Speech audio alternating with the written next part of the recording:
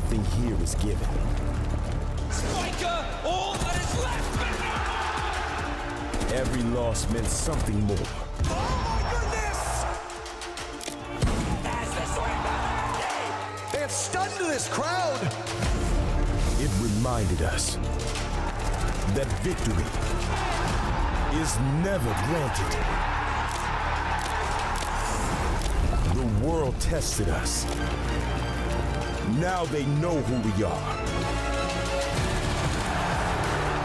Champions are made in North America.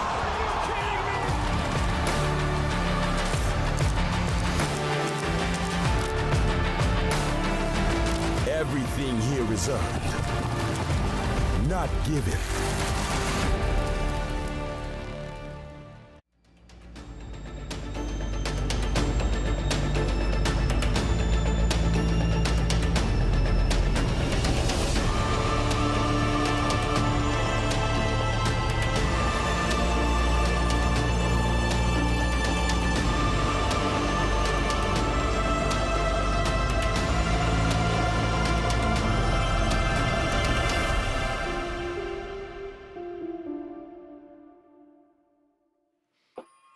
Welcome back to the North American League. So glad to have you with us, everyone. It is already week 3 somehow. We are flying through the group stage here in stage 1. The playoffs are on the horizon, so that's where our conversation is eventually going to lead to today. I'm Jonas Rillinger alongside Mint and Laxing. Guys, it is good to be back. Over the last few days, we've seen an interesting conversation take place on social media, and I want to get your thoughts on this.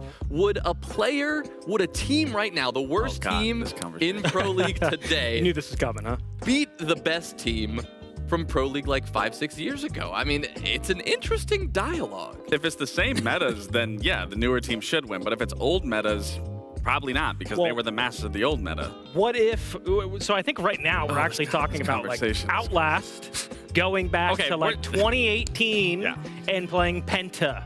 Prime Penta. Who's winning? I think we're reaching for straws at that point. When I saw people saying Outlast would win.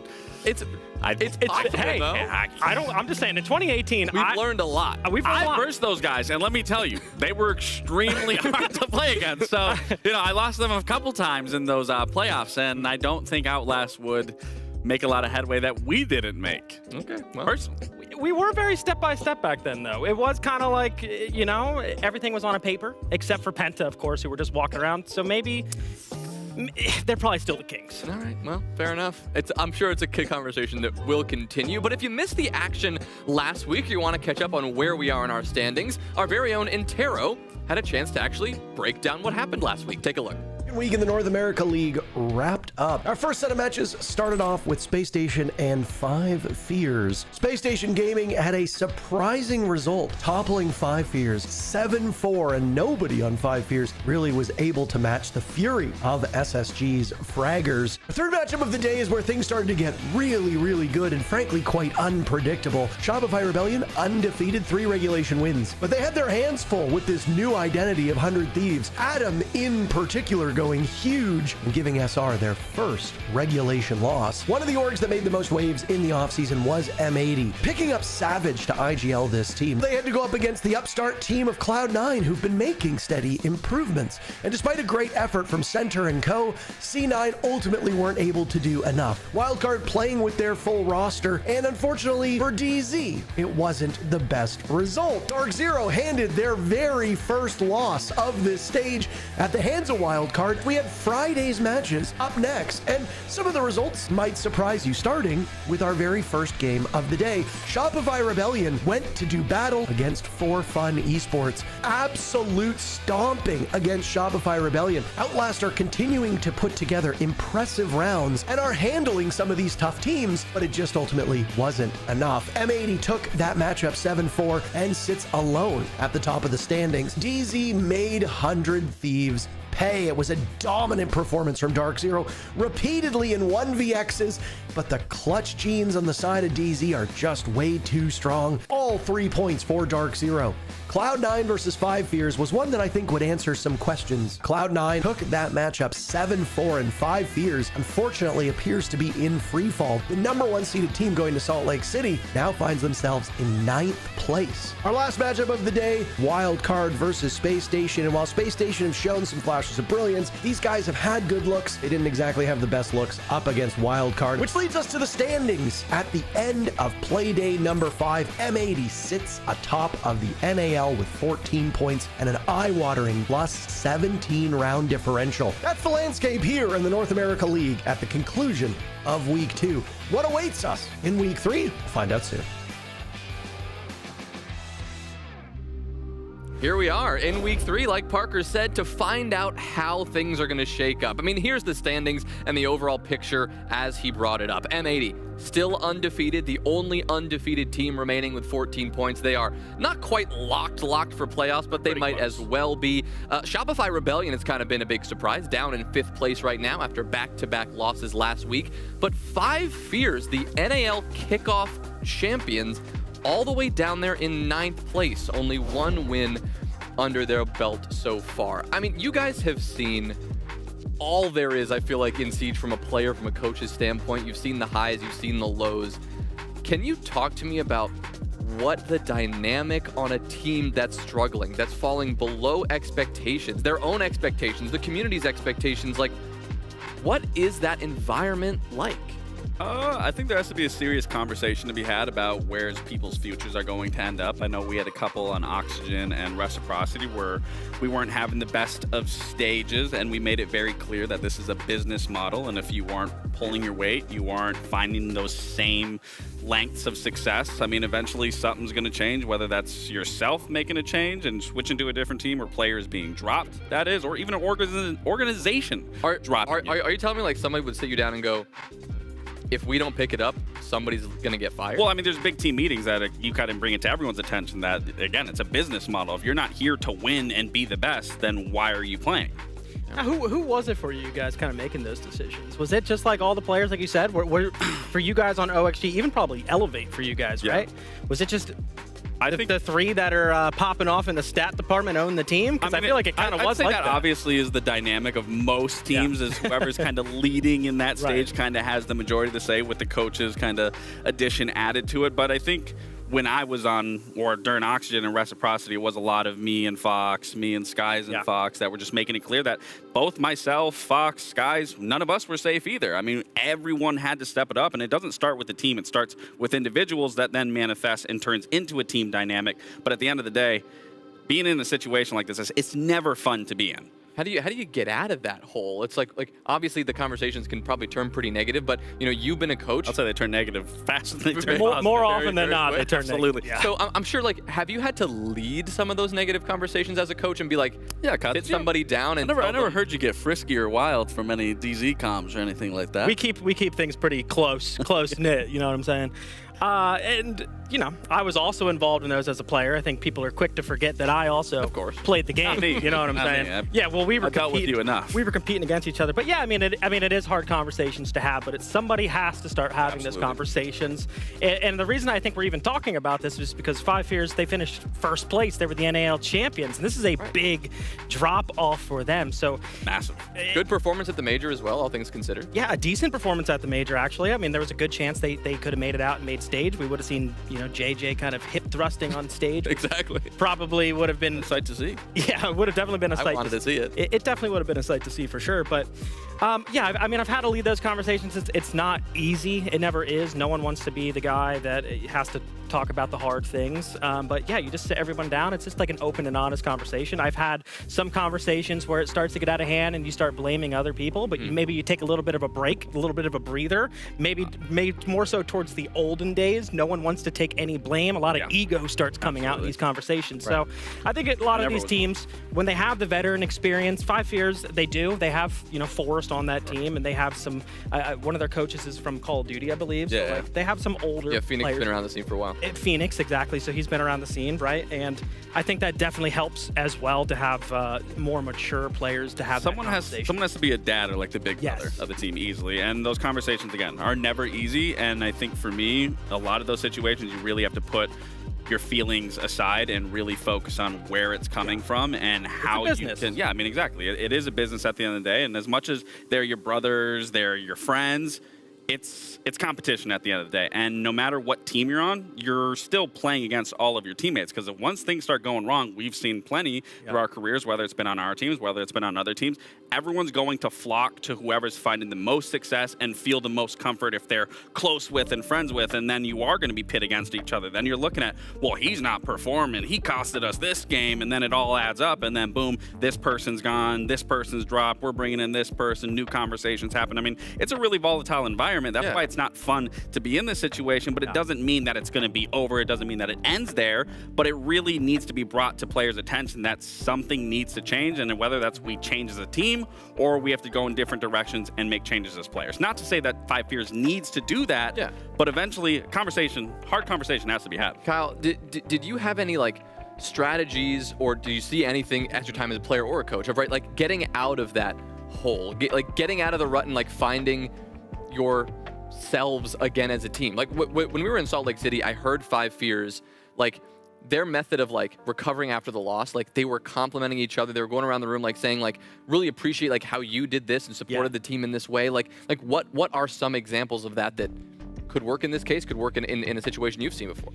Well, I did actually have one real good one back on my time on DZ. We're talking somewhere around the 2019-2020 era. So, back when dinosaurs probably roamed the earth for a lot of our viewers. Back before sliced bread. Yeah, Exactly. Our viewers, again, hey, I played the game. I'm going to just bring that up again real quick. And we had a time. DZ was always a very consistent organization. They're putting a lot of funding into their teams. They want to have international success. And at that time, we barely squeaked into being a top 4 team at that time, right? We had a very close series versus Sonics, who were not that good, and we scraped by beating them 8-7, and we got a very hard reality check from our owner, Zach, at that time, who was like, you guys shouldn't be proud of this, right? You guys barely squeaked into top 4, like we should be a top 4 team.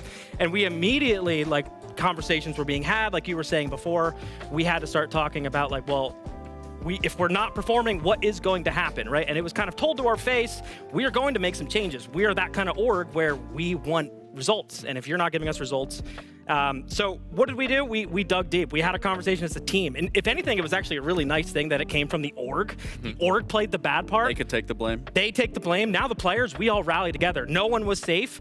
It was right around the time we started watching the Michael Jordan documentary, which was The Last Dance. Actually, just got dropped. So we ended up sitting together on our off days, and we watched that. We started like really having some deep conversations about how we can be putting in a little bit more time. And long story short, it did spark some changes into the team, and we went in and we dominated the mini major, which it was like that COVID mini major. And now I can say that I was a major champion because we did win that event, and I was MVP. Thank you very much. Of course. Well, I'm glad that worked out for you guys. And thank you for sharing this insight. Like, as someone who has not played at the high level, like, really interesting to see kind of how that dynamic plays out. Well, lots ahead. We'll get to see if 5 Fears can indeed get themselves back up the standings just a little bit. They'll play in our final matchup of the day against 100 Thieves, M80 and Shopify Rebellion. That is a big one to look forward to as well. 2 teams with tough schedules in the last 4 days. Still a lot to prove, especially for SR. But we start things off with Cloud9 and Outlast, a battle of 2 of the youngest teams in terms of experience that we have out here. Cloud9 especially, coming in, making some roster changes, trying to find that identity again. Lax, it's really seemed like this team has at least been trending in the right direction. They're coming off a good win against 5 Fears. Yeah, absolutely. It's definitely the trend that we wanted to see from this Cloud9 that we haven't been able to highlight really in any of the stages and any of the kickoffs, but now this really is the difference maker. And again, it's that veteran leadership from Pamba that this team just really lacks through and through. And here's their difference in terms of just their overall team's EPS from kickoff to now. You can clearly see it's at a far steady and increasing rate than what we saw during kickoff. And again, one of those, when you see the Playday 3, that was against Outlast. So, I mean, Cloud9 had their free win. And then even then, everything starts to taper off. Where currently Cloud9, everyone across the board is performing exceptionally well. We obviously seen it in the matchups. We have a lot more things to give them praise for. I think the biggest thing for me that we really want to see this team be a true contender really comes down to those shields. Right, the attacks have not been going well. This team, for the limited success that they have, the attacks have been really surprising and no success has been found. Yeah, when you look at the top 3 teams and how much they utilize these shields and how effective they are, Dark Zero being the absolute best, and no surprise there. But when you look at Cloud9 and even a team like Wildcard that we heard from Psyker, they don't use the shields unless they see it situationally making sense, and they're still hitting good margins. But for the side of Cloud9, and we already heard Mint talk about it, Center hasn't found a lot of success on those shields. He wants to remove him from those shields, and there's clearly a distinction as to why we don't want to see him on those shields, because they aren't even hitting above the halfway point of a 50% mark, where fact of the matter is, if they want to start finding that stride, start being a little more consistent and have something a little more tangible, someone has to be able to jump onto those shields and take those reins. Yeah, I mean, it's just a shame because I'm Center, and I hope I'm getting the lore right here, but he comes from Xbox. He's part of that Jinxie-verse a little bit, and he always was a premier Shield player, even with him switching over to PC. And I remember playing against him even on my T3 teams that I was coaching and just kind of messing around with that we would play against him, and he was always very good on the Shields. He's just not having success currently, but you are looking for a Shield player to be on the team. It really should be him. Everyone knows him as the cheese operator, the power-up operator. You know him as the cheese operator. Yeah, you put the big old cheese pick last time. To him. I did put the cheese next to him, and he's playing the Ying. He's playing the Glaz really well, but you're absolutely right. Like, they need to find success with the shields. They can't just rely on the information meta for their attacks. Let's talk about Outlast, though, another young team, as you said, in this kind of young-on-young battle we have here with the limited experience. Outlast have been struggling. There's no secret there. But the last matchup they played against M80 felt like the most improvements we've seen from them yet. In the interview with Gunnar, we asked him, like, what are you seeing out of your opponents today? And he said, it's actually surprising that, like, they were able to make us work hard. They got us into tough spots. It's a shame, though, despite that, we still haven't seen a result in the positive direction for Outlast. Yeah, we still haven't seen a result in the positive direction, but it's good to see that their opponents are starting to give a little bit of respect to them, right? Gunnar was pretty humble in that conversation, which I was a little bit surprised about, but it's good to see. And, you know, he gave props to them for actually being pretty good at defense. They were able to counter out one of their direct takes that we've seen on Fortress, which means they're doing prep work. And we also got to see them being very good at, like, setting up crossfires and layers. And I give a lot of props to Outlast, right? We like to constantly give them negative. That's the easy thing to do. And that's the easiest thing to do, but where have they been improving? For me, it's the fact that their defenses were very poor even when they were in T2, and now they're utilizing better operators like Clash, which we've seen in that SSG game be very, very annoying, the Tubarao, the Goyo. These are the operators that are going to allow them to display crossfires and layer up. Well, we've got the, what, is this the baby version of Outlast here? It's a young team. We know that. Does it feel like sometimes our expectations? Oh my God! Wait, he's just Morgan as an absolute. Oh child. Man! Does it feel like sometimes the expectations we put on this team are a little too lofty, that the community puts too much pressure on them to succeed? I don't think so.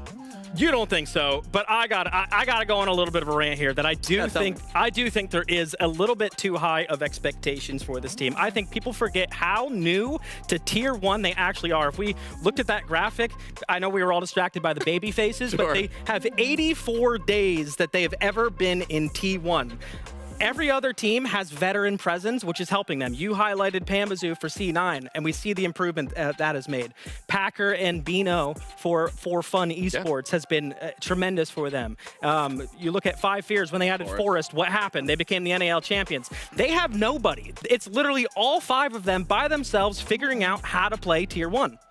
Well, when I think of it, even back when we started our careers, I mean, this is the moment for you to really shine and persevere and show something of your worth, which we have been seeing slowly over time. But I mean, do we want to give brownie points because they got a couple more rounds? Like, getting a win is obviously going to pay margins. Doing something like that is going to be something that's more tangible to hold on to. And then even in terms of your point to 5 Fears, we heard from JJ, even after the offseason, they all took together, they had a meeting, and they all focused on getting better, which obviously with the addition of Forest did make them better, but that was something that they all did together, that they realized they wanted this to be their career, they wanted to make those strides, they wanted to be a better team, and they did all of the things necessary to improve, and I feel like Outlast didn't maybe utilize as much time from kickoff until now, regardless of the 86 days that they've been in the league. All right, well, let's find out which map we're going to end up going to for this one between Cloud9 and Outlast. We're going to end up on Fortress. Kyle, what do you make of this?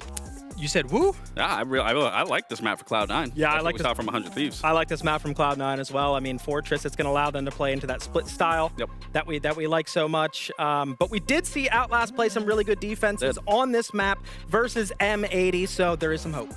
Well, we're going to get into the game now. Our players are ready to go, so we're going to pass things over to Lynx and XR Troika for game 1 of the day.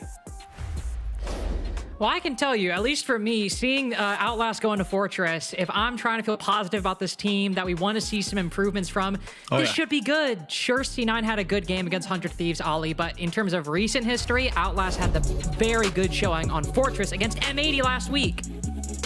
Yeah, I think it's a decision from Outlast to come here, and I don't know. I've got a sneaking suspicion about this game. I know that we went into last week's playdays with our minds very well made up as to what was going to happen, and we got that sort of slap in the face. We got that reality check of no, this is Siege, these are best of ones, this is NAL, and anything can happen. So for me, I'm going into this with a very open mind, but cognizant of the fact that Outlast gave M80 a very good half on this map at the very least last week. Now, if they can prove that they've worked on that and show us something on the attacks as well, they start to become a little bit more of the full picture that we've been looking for. And both these teams looking to make a more cohesive picture, Cloud9 as well. Basically, I'm not, they're in close contention for that 6th place spot as they're starting to become a gap between teams like Outlast and 5 Fears going into this game. Kind of a three-way race, between SSG, 100 Thieves, and Cloud9, all with about 2 victories to 3 losses. Cloud9 have also showed so much promise looking to break away from the rest of that pack, especially if SR start getting in the mix in the 5-6 place spot. Some potential room to even go a hell of a lot higher. Of course, given the nature of the ban phase, Outlast effectively picking this map as they banned the last map to get to the 9th one. Cloud9 will choose to pick the defense and start out on the advantageous side of Fortress. Slight issue, Ollie, when we're talking about how Outlast might do. They had a really good defensive half against M80. It was about a 3-3, could have been a 4-2. That C9 game between them and 100 Thieves, how about a 5-1 half defensive half for C9? Yeah, and this is where Outlast is going to struggle, right? We know that they had a decent showing on the defense against M80, but it's the attacks where we're really starting to question this team. Now, I'm not sitting here and suggesting that Cloud9 are of that same stamp, but Fortress itself is proving itself as a map that is a little bit difficult to attack on, and there's not a lot of teams at the moment that have got a good understanding of how they want to attack and successfully and repeatedly attack some of these sites. So we'll have to see how Outlast kick things off. Cloud9 definitely targeting the shields there. The Blitz and the Monty both being removed. Outlast find themselves a little bit of time in that later portion, getting rid of the smoke, and of course the harassment that can be a clash playing in any one of the corridors here on Fortress. A lot of these sites ringed with corridors, so something like a clash when those single doorway pushes start to become a thing, get quite powerful as well. So far, just a lot of setup, really. Getting a lot of that utility dealt with, whether it be barbed wire or Vulcan canisters. And really start to clear the way for these drones to move through. Nesta trying to find a bit of a line on the defender playing over in games. Typically see some focus on these old tower side takes.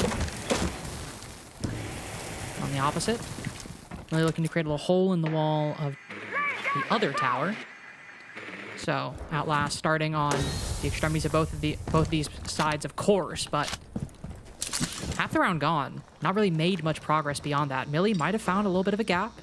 Creeping forward, can hear the Rooney punching in the wall, but Uzi swinging around the corner, spotted the backstab, and Outlast's initial play for some momentum falls flat.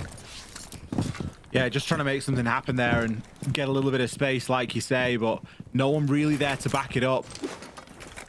Nesta, starting to think about a bit of a drop here. Dropping here as Glaz is, of course, very common. But Center is in the prime position right now. Warden Glass is activated. Amber even with a C4 just to deter anyone from making that drop, but The smoke canister's going to be the indicator. You've used one. Oh, I wonder when you're going to drop. It has to be now. Nesta, he takes a ton of damage there on the way down and, oh, finished off. Center doesn't even really need to try for that one. Yeah, he was barely even conscious for that second spray. I mean, just seeing the prone slide right into his vision. If you're hoping for a bit more of a showing from Outlast, this is about as poor a start as you can get, unfortunately. Barely any plays made, and the plays that were found out entirely. TrevMax spotting one, Eddie inside of the site. Ooh, but down. Nice trade by Monk. Take down the Twitch as she enters the site. Now Vronix in a 1v3. Won't find much of anything. Really not much to speak of in round one, as Outlast spend the first minute 45 seconds outside the building, and when they try to walk in, it's a bit too easy of a fight, all things considered. Yeah, and it feels like a bit of a shame, doesn't it? Because on paper, they've got the right tools there to make that happen. They've also got the right idea, and the pace wasn't too far off. It wasn't wrong. It was just one of those situations where they kind of telegraphed what they were trying to do a little bit too much. This main dropping force, there needs to be a little bit more going on at that time. You need a threat of someone at least walking up main stairs or something. It just didn't feel like they had a full idea of how they wanted to approach it after getting the utility cleared.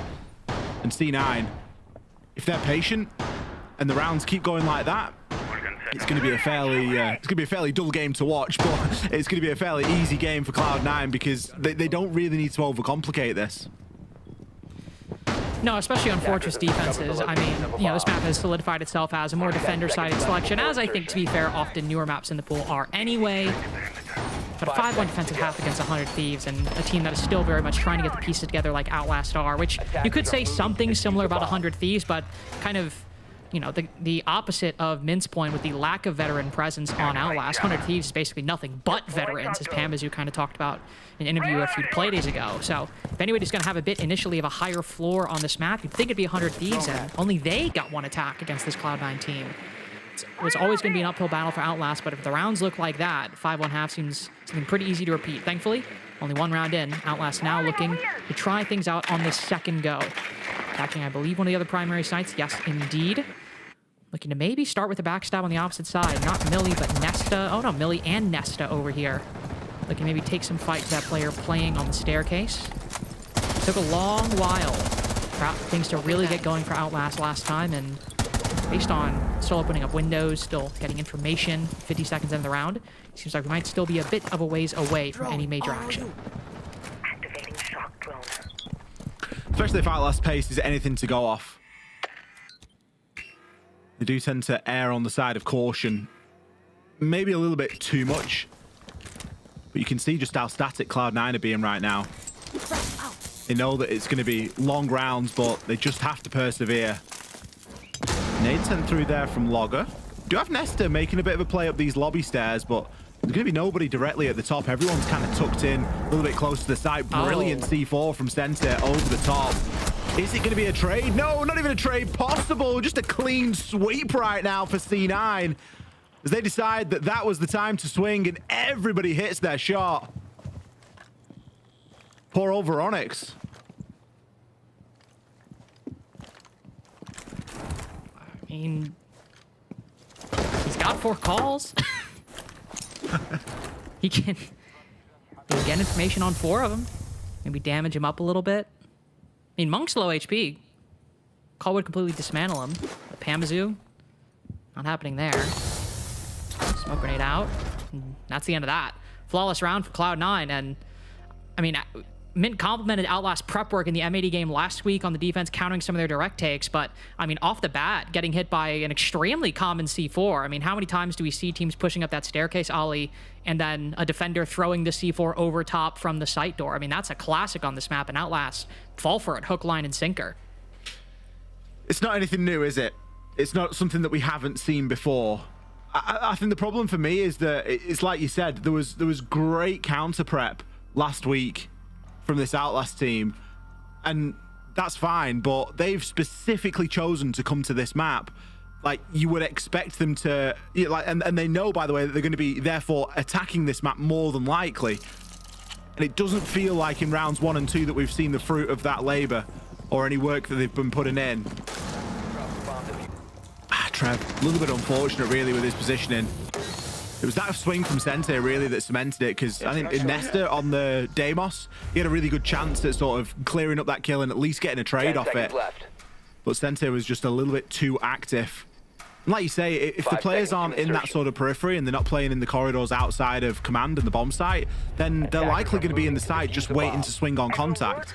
They're not playing like a real front-up style of defense right now on Cloud9 because they don't really need to. They know that they can just sort of play a little bit further back and give some space over, but immediately just challenge and pop up. Not even out of nowhere, just pop up out of the site. And I think it's the right game plan. You know, they're not overcomplicating it. They're playing very well off each other. They're setting up inside of the site very well to get those trades. And you look at the setup we have in round 3, and I don't think you could make a better lineup to win on that kind of strategy. You've got Tachanka and Vulcan packs to delay time inside of the site. You've got trap operators to get some late information. You, of course, have this Azami that's going to plug up any holes and keep Outlast at the gates. Cloud9 just not trying to give Outlast any, not only opening advantage, but any advantage whatsoever. No gunfights, no openings, just playing off each other, playing trades, trying to burn as much time as they can or force Outlast to burn as much of their time as possible. And it's been working so far. Minute in, Outlast still gaining information. Cloud9 all stationed around the first floor, reinforcing off rotate holes, just barely even a minute, 10 seconds into the round. Hardly gets more of a turtle setup than this. Finally, we start to see a little bit of shield play here. Just something that Cloud9 targeted quite heavily, and it's something that we're obviously expecting Outlast to bring. Now we see Veronix playing onto this Blackbeard a little bit. We've also got a lot of soft destruction going on, but Logan's positioning here inside a dining room. They're kind of knocking on the door of the site already. They've not committed to this full top clear, recognizing Cloud9 are playing quite turtled. If there's sufficient vert, it could force the Cloud9 defenders out of the bomb site. And there are a lot of places at the moment that they can't go because angles like this are being held. So if they start to flee, they might walk into the crossfires of these Outlast attackers, given the amount of progress that they've made. A very worthwhile consideration. Great drone from Millie inside of the site, spotting 3 defenders all within its vision. Nesta taking control of Hammam. This is such a conservative defense from C9. You have to be worried about what Ollie mentioned. And yet with 45 seconds remaining, Trevmax used those boogie drones. He is upstairs, but hasn't found anything just yet. We're still waiting for that bit of disruption that will push these defenders into the line of sight of either the attackers above or on this same floor. But now 30 seconds remaining. Trevmac clearly doesn't have any direct angles on these defenders. Otherwise, a kill would have gone his way at this point. Nobody from Cloud9 is moving. There's no Ying on the board. There's no Grim, nothing like that. If they were hoping for this Blackbeard to be the solution, now with Kiva's in his way, Veronix is running out of time to even look at 1, let alone the other 5. Nesta with the first kill, though. Nade banked around the corner, lands right at the feet of Monk, but the crossfire is still so strong. Uzi pieces up 2. Almost the 3rd with the Deagle. Lengthy pre-fire by Trevmac finds nothing as he comes down from the top floor, and Cloud9 net 3 in a row. Cloud9 doing their best to hold on there. There was a chance, I think, for Outlast. It was one of the better attacks that we'd seen so far, given the amount of setup that they were able to take, given the amount of map control that was there for them. They're finally starting to realize what's given to them and start to work with that space.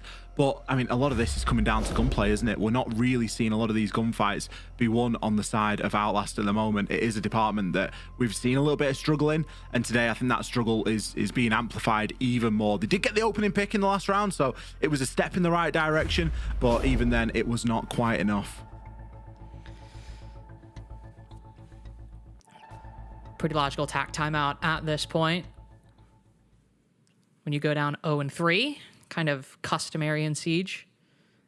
Even if, you know, things are still flowing decently well in the team comms most of the time, you're going to see that pause taken. Outlast, I imagine, trying to figure out what exactly they should do on their attacking side. And to be fair, if we want to kind of look at the record from last week, it was the defenses that were the main point of, you know, somewhat success we saw from that Outlast side. It was only 1 attack, I believe. And that 7-4 lost to M80. So this was going to be their weaker side, and now just when you start on it, you're always going to face a lot of pressure for that reason, especially in a best of 1. The opposing team goes up 6-0. It just takes 1 round for the entire series to be over. But Outlast struggling even to match that one-round scoreline they had against M80 last week. Coming out of the tactical timeout, they will look to try and make better on what we've seen so far, which has, you know, even including the last round, not been much of anything. I mean, Outlast have had 4 attacking rounds in the entirety of NAL up until this point. So it is a little bit of a stretch for us to ask for, you know, a good attacking phase on Forge. I'm not even sure entirely that's what we're asking for. We just want to see a little bit of reasoning as to why we're here again, because as we've said a couple of times, it's a map that they've essentially chosen. It's a map that they're consistently getting brought to. You'd think that the work was starting to be put in a little bit more and get some, you know, even some cheese plays. Get some, you know, really sort of one-time use only break glass in case of emergency sort of strats going out there that teams are going to look at and go, oh, we won't get caught by that again. Just something to give us a little bit of hope right now, because it does just feel like they're kind of going through the motions. Cloud9 certainly not really having to do anything spectacular. It's very equal contribution so far at the moment on that side. There's no one really stepping head and shoulders above the rest. I think you could point at Eddie and saying he's having a bit of a quiet game, but is he really having that much opportunity? He still only died one time at the start of round 4, so there's no one on the side of Cloud9 that you'd really look to and question at this point. They're definitely playing the game that is in front of them. We've seen some good information gathering from Outlast. I think the drones last time, spot the Goyo right there. Eddie, the player just mentioned. Will likely be a slow beginning, as it was before. Have to clear out a lot of this utility, open up a lot of these windows and walls. Fire some pressure onto the side. It is a games attack, as we can see. We've seen teams go for some kind of old tower direct. Might be the case here, but without the glass, it'd have to be a different strategy. Ronix bringing in the Ying to this lineup. Looking for disruption by another means. The pairing of that with the Blackbeard could be quite nice. Especially if there's no Warden present. The lineup brought by Cloud9. Candela's going out. Razorbloom's hitting not one, but 2 members of this attack. Trevmac put to very low HP. Ronix as well. Worse for wear. 2 very important operators you don't want to lose for any kind of execute. As Cloud9 pivot to a bit of a different strategy. Quite a heavy extension. They start paying for it. Ronix taking on Monk. In the first half of the round, Tubra now falling off. Eddie down for the count too. This 6-12. Lethal. In the hands of Ronix at the moment. Pamazu with a good trade because that Razorbloom softened up. Just 1 shot necessary against Trevmac. Those traps making good for C9 right now. Pamazu as well off this extended position will fall back as he's gained this advantage for C9. Starting to see a little bit of fight in Outlast now. It isn't one of the rounds where everything is just over in what feels like one gunfight. Center close with the shotgun. Ooh, nice D4 as well. Nesta will get out of the way of that one. Can continue to harass at this wall. He knows that he's going to be laid prone. There's a chance that Logan's going to be able to get something done, but what a swing from center. Gets them both there. I think he just got the shield break on the Blackbeard. He must have been at max range for that. Bummer, unfortunately, for Outlast at the end there. And honestly, MVP, I mean, Pamazu, yes, of course, getting that big double or triple kill across the map, but MVP for that round might just go to the Razorblooms, softening up both the Ying and the Capitao. Ronix got 2 kills on this entry right here, and all that's required 1 shot from Pamazu and 1 more bullet onto Trevmac as well. The DMR still hits like a truck, so don't get me wrong. Decent chance he'd still come away with those kills, especially the one onto Trevmac. But still softening up the attackers in such a key position when that extension was going awry. That was a 3v5 recovery for C9. And specifically a big multi-kill from Pamazu. Getting every bit of advantage they could get out of those traps. And of course, Pamazu, newly minted IGL of C9. So showing that the frags don't necessarily fall away once you take up the mantles of in-game leader. 4 rounds in a row now for C9. They'll move to the command site, looking to continue and maybe even achieve a second flawless site rotation. 5 seconds left before... Cloud9 just being reminded there that, you know, not all of these rounds are going to be a gimme. Outlast did show a little bit of fight, but it still really isn't enough to go off at the moment for me. They've used that tactical timeout. Cloud9 now can just continue to roll through these motions. Glass has been taken away, so we are going to look to something else on the side of Outlast to make that drop, and maybe the Blackbeard is going to be that thing. Veronix getting a good bit of information. Nesta already tanking a C4. Got himself dropped to that old tower side. at least they made more progress than they did when they were on the glass, but I just fear what's next in the strategy because you're still just going up against a shotgun in a single window. Oh, Logan down by a Razor Bloom on the way out. These traps really causing a lot of issues for Outlast. Pamzu swinging around, almost nails that Capitao with a bullet to the head. Ends up losing, dying to the frag grenade from Nesta. Good utility usage. Trevmac better be thanking his lucky stars he didn't just die there. Well, it's a good trade. Logan, your hard breacher going down, not really to Pamzu, but to a Razor Bloom. The only one Monk's thrown as well. Traps, big problem for Outlast at the beginning of rounds 4 and 5 as C9 pulling further back. Trying to play, again, closer to the site as they have throughout the course of this series. Last round being a bit of an exception to the rule so far. Outlast will just reset with half the round to go. Plenty of time for them to reset as well. Equal 4 versus 4. Get some of these flank drones set up. Understand where the remaining defenders are going to be and what space they're occupying. Start to get a little bit of this site open as well. Trevmac rocking the LMG on the Capitao. It's not a usual one, but whatever works. Still got full Capitao utility as well. There's definite chance for a plant here. Big problem being that Nesta's quite low. And obviously on the Blackbeard, he's the one that's kind of expected to move through and get that plant down, especially given that he isn't on full HP. He's not going to be great just running at people. Won't take much until he's fallen. Outlast have started to chip away at this utility, but they do need to be mindful of this clock. 45 seconds now. Trev primed and ready. Veronix, some valuable information on the Soliton scanner right now. That could be enough to start to move through for a plant. You can get the fire, zone off the area. It all depends on how upfront Cloud9 want to play this. Depends on how upfront, but Veronix with that line on the Uzi, good opening, but because that Vulcan gets popped so late, it's going to be a very low time execute for Outlast to actually push in. Center with an important cross as well. Will he catch Nesta as the Blackbeard pushes in? Only 10 seconds remaining as that fire dissipates. Him and Eddie, the last alive. Good check by Nesta. Great swing around the corner by Veronix as well. A 1v3 now for Eddie as he picks up the first. Bullets flying by his head to find the second. Oh, domes him around the corner! But Trevmac, a buzzer beater headshot at the end to get Outlast there first. That's why he took the LMG. He wouldn't have been able to do that if he'd only had one clip. He needed the maximum rounds available just so that he could keep firing in that position, keep the covering fire raining through, and give Outlast their 5th round in NAL Stage 1 so far. Could that be enough here on Fortress? There's still another round as the side's set at the moment as well. There's still another round for Outlast to attack. Like we said, going into this game with an open mind. Yes, we judge it on its merit throughout, but after this round, Links, we have to reset our expectation because the side swap and everything that we have seen kind of goes out the window a little bit. It's then on Cloud9 and the pressure is on them. So Outlast, a very important round in the offsite.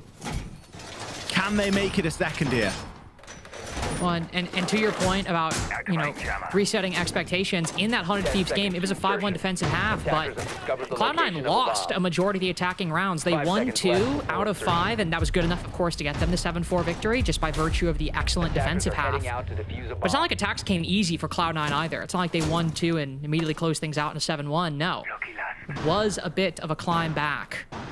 And so if Outlast are able to get a 4-2, and of course that's assuming that Cloud9 haven't made improvements on those attacking sides, or that Outlast's defense will be just as good and as well targeted against Cloud9 as they were against M80 last week. It was a hard-fought game for C9 to get that 7-4 victory against 100 Thieves. A 5-1 is obviously not great, but a 4-2 half for Outlast might just be doable at those margins, given the power the defense has on Fortress. Of course, as well, looking at Millie, both him and Logan right now, 0 and 5. If they start picking things up as well, these rounds should come a little bit easier for Outlast, especially since gunfights have been a bit of an issue so far.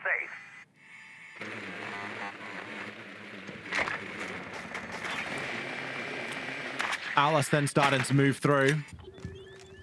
Got some decent information again. Veronix can provide a lot of intel from this Soliton scanner, especially with how compact we're often seeing these Cloud9 players. I guess they know they don't need to stretch their legs too far, but against a more adept attacking team, this sort of playstyle wouldn't ride for Cloud9 right now. They would have to contend far more of the map. You just see already the damage that's being done through those boogie drones and players just sort of running through with little consequence at the moment to get hatches and start to work on this upper level. So much vert open there as well. Starting to see those Selmas pop as well. You can see the silhouettes of the players that are in the site. They really are just trying to bunker down right now. Still a C4 in Uzi's hand. No smokes, of course, given that it's banned. Isn't necessarily going to be a problem, but if the focus is going to be on a late round plan, Outlast have shown that they are capable of pulling that off, albeit essentially coming down to a 1 versus 1. Enemies inbound. But the information from Veronix here is going to be crucial. He's going to know exactly where everybody is and, more importantly, which direction they're looking at. That Soliton scanner in the late round, always such a good tool. Outlast not really getting to the same positions they were able to last time. They had the site almost fully encircled by about this point. Now moving in at about the same time. Millie goes down early. Veronix, with whatever information he has, swinging wildly with a shotgun around the corner. Uzi still holding this position inside of Infirmary, not looking to move. Pamazoo good for one. Eddie just bopping up and down, taking the 1v1. Gets Trevmac inside of Dining, wins that. After the only round victory, Outlast about to lose another flawless against C9. The defense is second of this half, and just like against 100 Thieves a few play days ago, Cloud9 with another 5-1 on Fortress. 5-1 to start the game plan from Cloud9. Kyle, it's looking really clean, and it's working perfectly. Yeah, I mean, I want to give credit to Cloud9 for the 5-1 defense half. They clearly came into this game with a game plan against Outlast to utilize. Look at all 5 players right now on the side of C9. Once they read into the take, it was a direct take. Uzi reinforces off bathroom, and all 5 players are playing compact, bunkered up in sight. And then we could even hear their comms in the room. C4, boom, I'm going to get that kill, I'm going to get mine. And they're all just playing crossfires, which C9 does extremely, extremely well. And then we look at it in the next round after that. Same thing.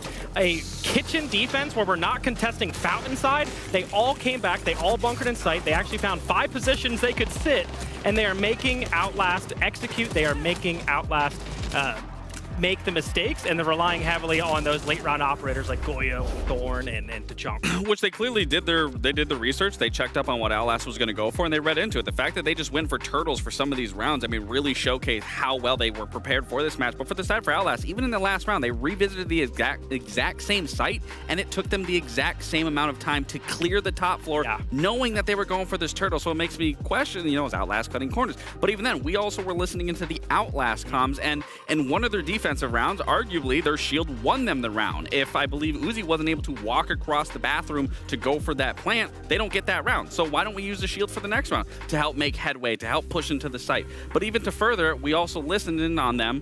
One round that they lost, they said, oh, if we got 2 more kills there, that would have been a really good round. Well, yeah, obviously, they would have eliminated the players on the map. But, I mean, kills don't necessarily equate to a 1 round. Essentially, you want to actually look good in the round, and then if it comes down to kills, great. But if you can turn the narrative and flip the script and now turn yourself on the defensive because you can get the diffuser down and now make the attackers go on the attack, that looks even cleaner than trying to just win a round based off kills. And clearly, 5-1, you're winning rounds off kills didn't pave the road. And it was the only round that they got those kills was the round that for some reason Cloud9 got bored and didn't want to bunker up, and they went for a little bit of an aggressive play there. So they're just experimenting. Yeah, we're experimenting on week 3. Hey, week 3, you gotta be battle tested. You gotta try something. Battle tested. All right, well, 5-1 for Cloud9. They are in the lead right now and look to hold it as they move to the attacking side. Now looking to hold this lead, and against 100 Thieves when they had something similar, only able to win 2 attacks, but given this scoreline, Ollie, a 7-4-1, wouldn't complain about. You get 3 points no matter if it's a 7-0 or a 7-5. But also, it was good enough against 100 Thieves. You have to ask the question, will it be good enough against Outlast? As aside from that 1 round that came down to an almost 1v3 from Eddie and a 1v1 acquired by Trevmac with barely any time remaining, how much do Outlast really have in these defenses? And will they be the same defense we even saw against M80 last week? I guess time will tell. Located by attackers. We know that Outlast have a decent defense on this map. We know that it caused M80 some problems. My worry is that because there's a lack of like veteran leadership on this team, you know, I don't want the scoreline to start getting into the heads a little bit here. Like, they really need to be going into this, you know, 0-0, all things equal, because that's where we've seen them do okay on this map so far. One round on the defense, on the attack, excuse me. I'm not saying that it's enough, but there's a good chance it might be. It's on Cloud9 to come out here and to really take this. And boy, have they got a lineup to take it with. They're bringing the Snake, they're bringing the they're bringing the Lion, and they're also bringing the Dokkaebi. Globals being the order of the day from Cloud9. They want that information. And they want it at the cost of hard breach. They aren't actually choosing to bring anything, not even a secondary tin opener, to get anything open here. So you better believe that their game plan is going to be move through for kills and to try and single these players out. So far, we do have a kill go through as a bit of a late trade there. Stenta first to be taken down. Nesta, I believe he was dealt with through the flames from a lingering Dokkaebi phone call. So all square into the second minute mark.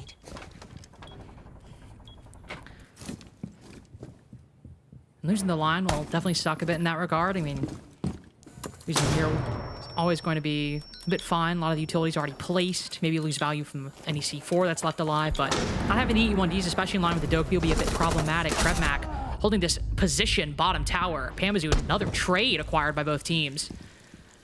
Outlast setting the pace a little bit, but Pamazu 1 HP after that Razor Bloom to acquire it. And the attack loses the Lion and the Dokkaebi at the beginning of the round, and all that goes down is a Thorn and a Mira. Outlast have certainly won the trade game, taking out important utility and also putting Pamazu to 1 bullet away from death. Uzi. Always iconic when you can hear that Soliton scanner just give the little sound cue. You know something is usually afoot. Got a good idea of where the player is, just tucked in behind Horse. Let's send the nade through. When the Kiva barricades are placed like that, nades can be very difficult to get it actually open with. Very often you'll end up just seeing players throw the nades and not really doing the desired job and having to shoot it out anyway. Pamba still got a couple of, well, still got a Rotero left, so he can at least rotate round and see if he can further gather or clear the way. Horse clear. And Trev caught out inside a bathroom there. Some important information at this point for Cloud9, because this round is by far from a gimme. Ooh, in the tub. I quite like this.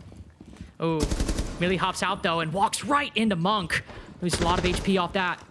Shotgun around the corner. Logan looking for his first, but full information on that position. Monk ready for it. Great intel gathering by Cloud9.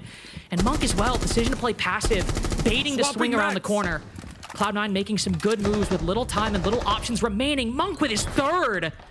Not even sure how he gets that one, but puts Trevmac in a difficult position. They know he's inside a bathroom.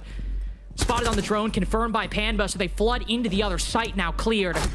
Monk spotted, and Trevmac doesn't even get off a shot. C9 coming back from a very close, down 3v3, to now move up 6-1.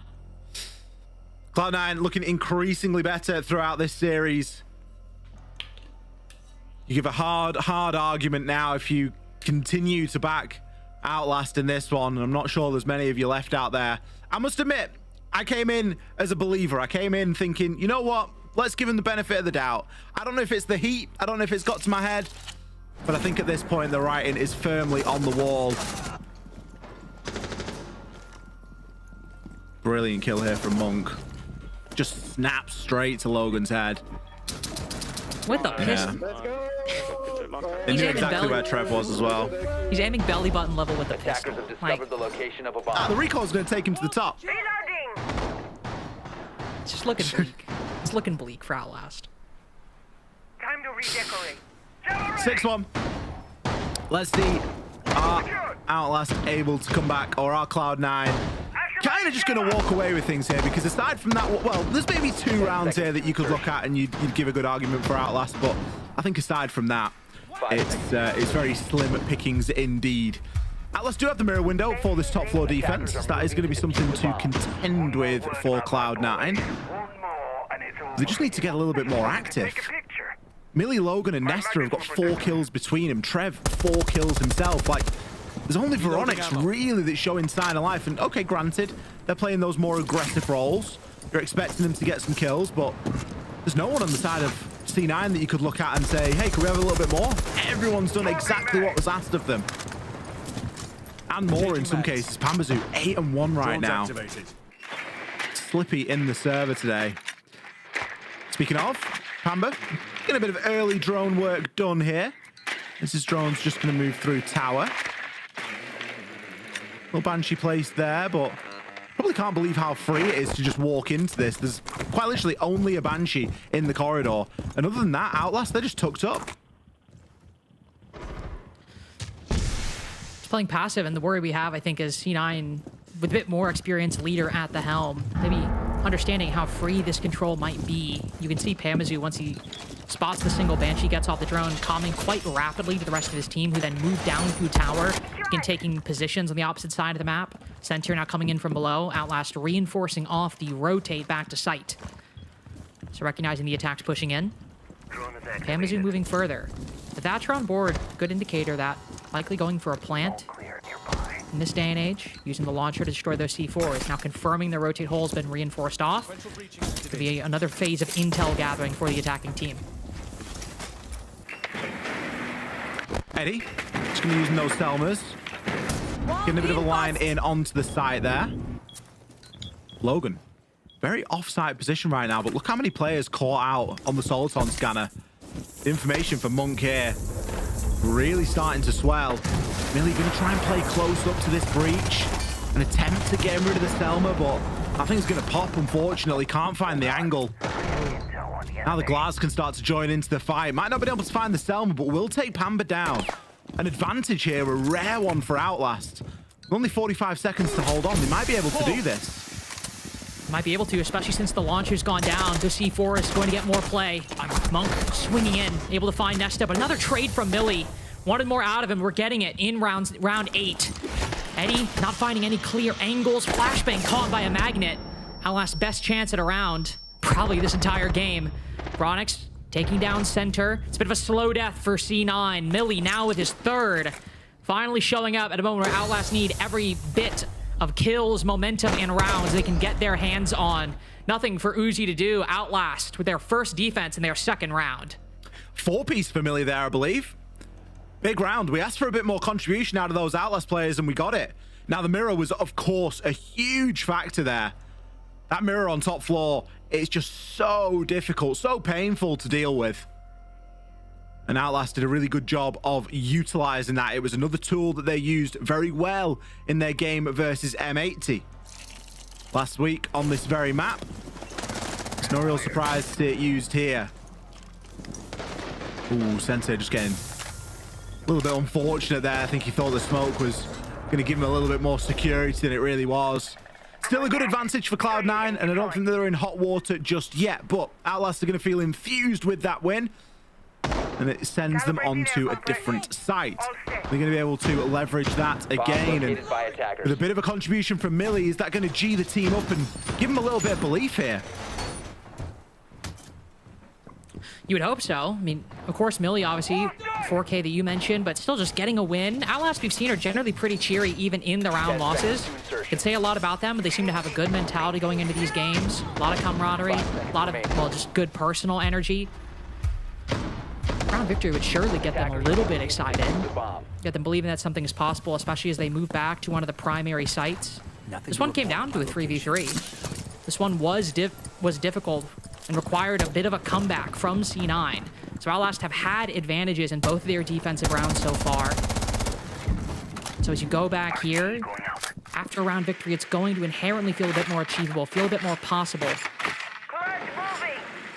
Either way, C9 looking to get the lay of the land at the beginning of round 9. Only getting their first attack on this half.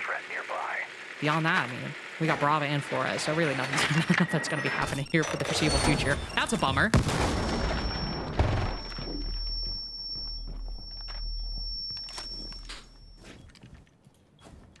Trev. Reload. Just going to be giving himself a little bit of an option for a C4 at a later point. Millie also holding the C4 here. Cloud9 have definitely slowed the pace down a little bit. They have got quite a lot to chew through, though. obviously, as soon as you start to introduce those mirror windows and the Azami and the Banshees, it does get a little bit constricting. They went for fairly sensible bans, really, in the smoke and the Goyo. Really targeting that area denial, as it's such a key component for any defense on Fortress.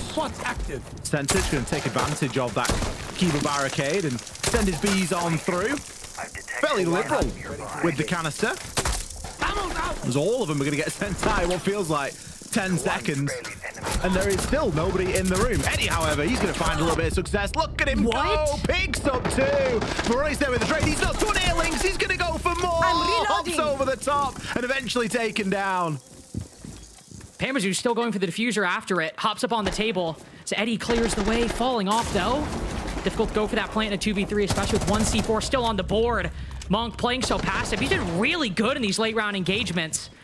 Big player back on that first attacking half in round 7. Pamazu now going for the diffuser again.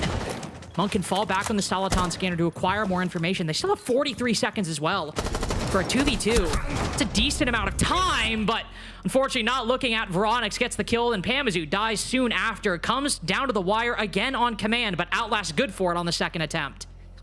Outlast are really holding on for dear life at the moment in this series. The start has not made the end easy for them at all. I think Eddie was just sort of throwing caution to the wind and going, you know what? We're just going to flood. We're going to see how far we can push this. He picked himself up 2 kills, and I think it was one of those moments where you've just kind of got to go for broke. The mirror will be removed here at the start of round 10, however. And Snake, very good ban from Outlast, recognizing that that's something Monk has been an absolute nightmare with throughout these couple of rounds. You really can't even fault Eddie. I don't even think it's an overheat. He just was feeling himself, wasn't he? I wanted him to start going mental with that super shorty and just clean up everyone else for the highlight reel. I think it'd have been fantastic, but it wasn't meant to be. Outlast were dug into bathroom in a big way. Logan particularly able to hold on there. Some great bans here at the start of round 10, both targeting fundamentally how either team wants to approach these rounds. Outlast, mirror windows, they have been a huge factor, and equally the Snake from the side of Cloud9 and Monk in particular. It's been a big win condition. 10 seconds remaining. He really has been. Really quite impressed with it. Also, I think, I don't know about you, but 5.52 is just one of those guns that I love seeing plays with. Monk popping off like that, always a good thing to see. Especially as the stat line for Cloud9 really is quite good overall. Again, lends that feeling of inevitability to some kind of victory, but Outlast now being good on both primary sites. This is the moment in which things might really become problematic for this C9 attack. Not able to win the tertiary site, likely forced to take a tactical timeout. And Outlast then at least matched the scoreline they had against M80 last week. Still ended up taking the loss there. It's better than how things were looking at the beginning of this game, at the beginning of this half. It's early information gathered by C9. Just looking to breach and hop into the single window over on the old tower side. Usually you see the teams acquire some verticality within the first minute. That's exactly what will happen here with the boogie drones on board. We'll see Uzi activate those just a minute in. Yeah, Cloud9 not really wasting too much time here. Top floor is pretty much given to them. And they're going to get straight on in there and start ripping open that floor. Breaching charges, boogie drones, you name it, they will have it. Good bit of information and utility getting pinged out down below as well.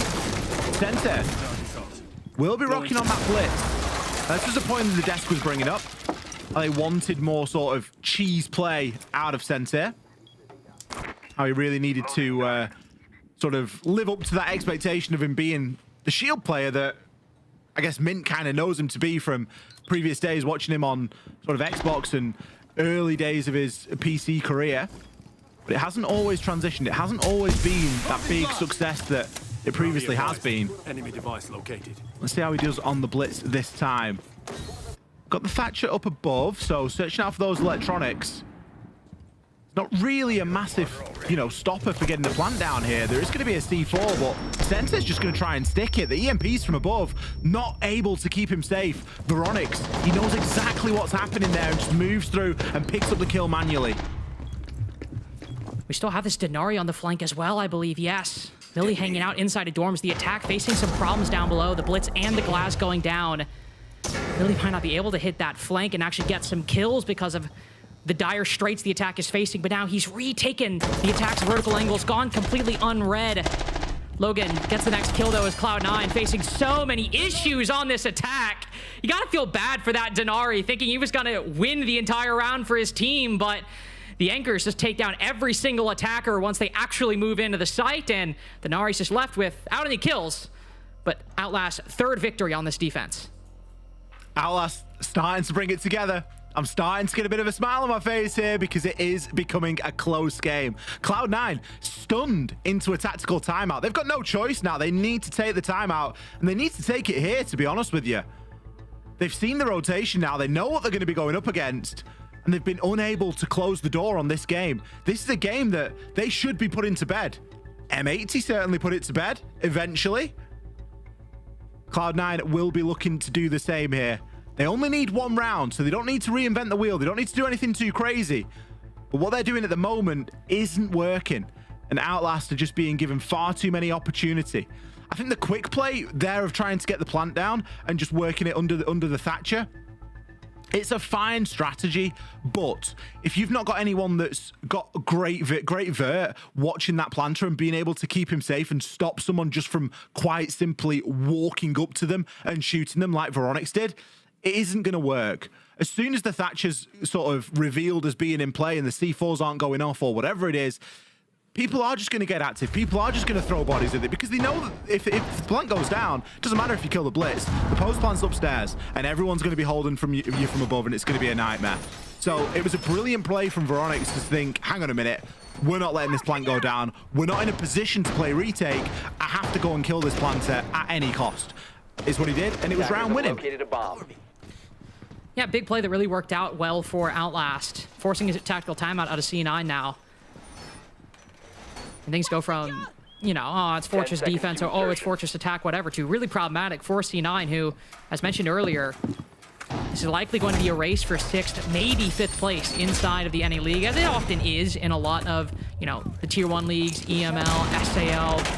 And so, as you have this situation in which C9 at 6 points, close competition at 5, even dropping 1, maybe 2, going to be a real problem. Or at least could be a real problem going forward, even if they close this in OT. Outlast now repeating primary sites, dorms and games. Bandit was hidden during that prep phase, by the way. So Veronix hoping to get a leg up on C9, but with Thatcher in play and so many charges in that launcher, won't be the case here. A bit of a quick take as the E1D goes out, center sprinting in with these nades. All utility being used by C9, looking to win this one as quick as possible, coming out of the attack. Veronix locking onto the gridlock, one down around the corner, makes this effectively a 2v2 with Monk. On low HP, player really to get active. Pambazu shot through the smoke. And if we've needed Monk to be a clutch late game player, he's got to get one now. That nade indicator's a lie. He's very safe from its reach. Diffuser a world away. Yokai spotted. How much information does it have on this gridlock? Crack Stinger's going to close off the flank as he spots one. And Veronix doesn't hear him. It's a bit of a crossfire, but can Monk find a way to isolate these angles? Will the bandit move? Does he hear him go prone? Information on long. Will he pre-fire the one short? Bullets don't land. Veronix has long since given up that specific position. Moving up close. Does he hear? Yes, he does. Pre-fire lands. One bullet, all that's required to take down the bandit. And what information does he even need? Monster play from Monk. Peaceful, meditative 1v2 to shut down Outlast. Big play from Monk on gridlock. It was a little bit nerfed when they banned a snake, and it took Cloud9 a couple of rounds to stabilize there. Some of those attacks, maybe ones to forget, and a very clutch 2 versus 1 to close the game.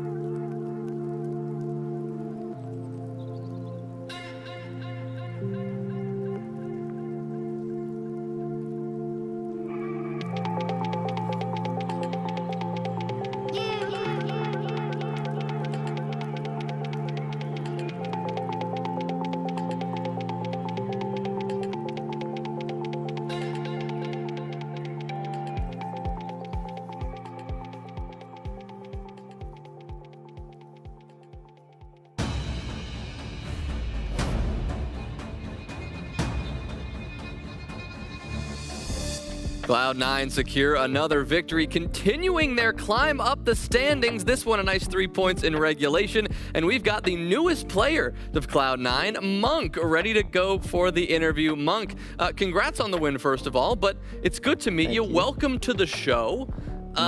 You guys get the win, and you do it with style. You get a nice little 1v2 clutch to end it. Can you walk me through? You got him smiling. I know, this guy. Can you walk me through the end of that round? What's going through your head in that clutch? So basically my team gave me great info. With the bandit standing on the door, and then Tub was misselected in the headles. We didn't know for sure. And so I just trusted the call, and then, you know, trusted my aim to get it done. I mean, your aim definitely. I mean, you trusted it right here with a quick little tap on the milli. I mean, wow, that was beautiful. Well, we also heard the comms that you were a little nervous jumping into this interview, so I'm asking you a pretty heavy-hitting question, and I hope you give me a good response. Expose him like that. You can't do that. I'm just messing with you. Something I like to do with all the newer players coming to league, I kind of want to ask your journey here. What was the hardest thing about getting to this point? And then now that you have been here, you've had a few of these play days on, you got these wins. What's something that you're trying to do on a day-to-day to improve? Damn. Oh gosh. Okay. Questions. So one thing I'm doing to improve is, you know, I'm just logging onto the game every day, and I'm trusting my teammates to guide me. Whenever I make mistakes, they tell me one way to fix the mistakes I make, and then so I don't replicate it. I look-y forgot the first part of your question. Don't worry, I'll ask it again. What was the hardest thing about your journey of just making it into the league? Just getting recognized would probably be the hardest. I don't have that big of a following, so I'm glad Vivid reached out to me and recognized my talent. What sets you apart from the rest? I think I'm a great teammate. I think I'm like, I think whatever team I'm on, they improve. I make the people around me better, hopefully. There we go. I think Cloud9's looking good so far, and so it's working. It's working. I think he's feeling like he's on Cloud9 right now, huh? Yeah. Monk, I got a follow-up question with that. Were you into watching Pro League? And was Mint your favorite player? And who? What? No, that's not the question. Now let's come on. Now, it's not the Mint show. Who? Do you have like a favorite pro right now? Currently? I Maybe like a favorite watching team Laura. you watched a lot? Yeah. Probably Brazil. That's what got me into Siege. Was watching like the W7M comeback against FaZe on Labs. That's what made me want to play comp and take Siege seriously. Wow. And that's definitely the region I like to watch the most. That is awesome to hear. So when they make EWC and they end up going against any of those guys, he's gonna be ready. Yeah, for it. write that one down. You're right. Wait, that's good for the narrative. But that's I think something as pro players we never realize too. Like when we're in those big matches, how like the younger generation is watching it, and we might inspire somebody that one day they're going to pick up.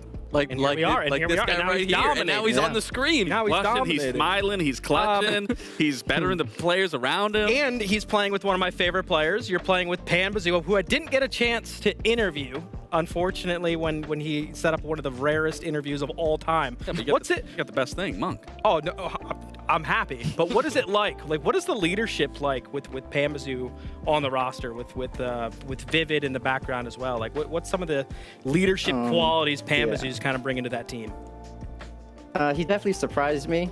I didn't know what to expect. Me too. But he's been a great leader, a great IGL.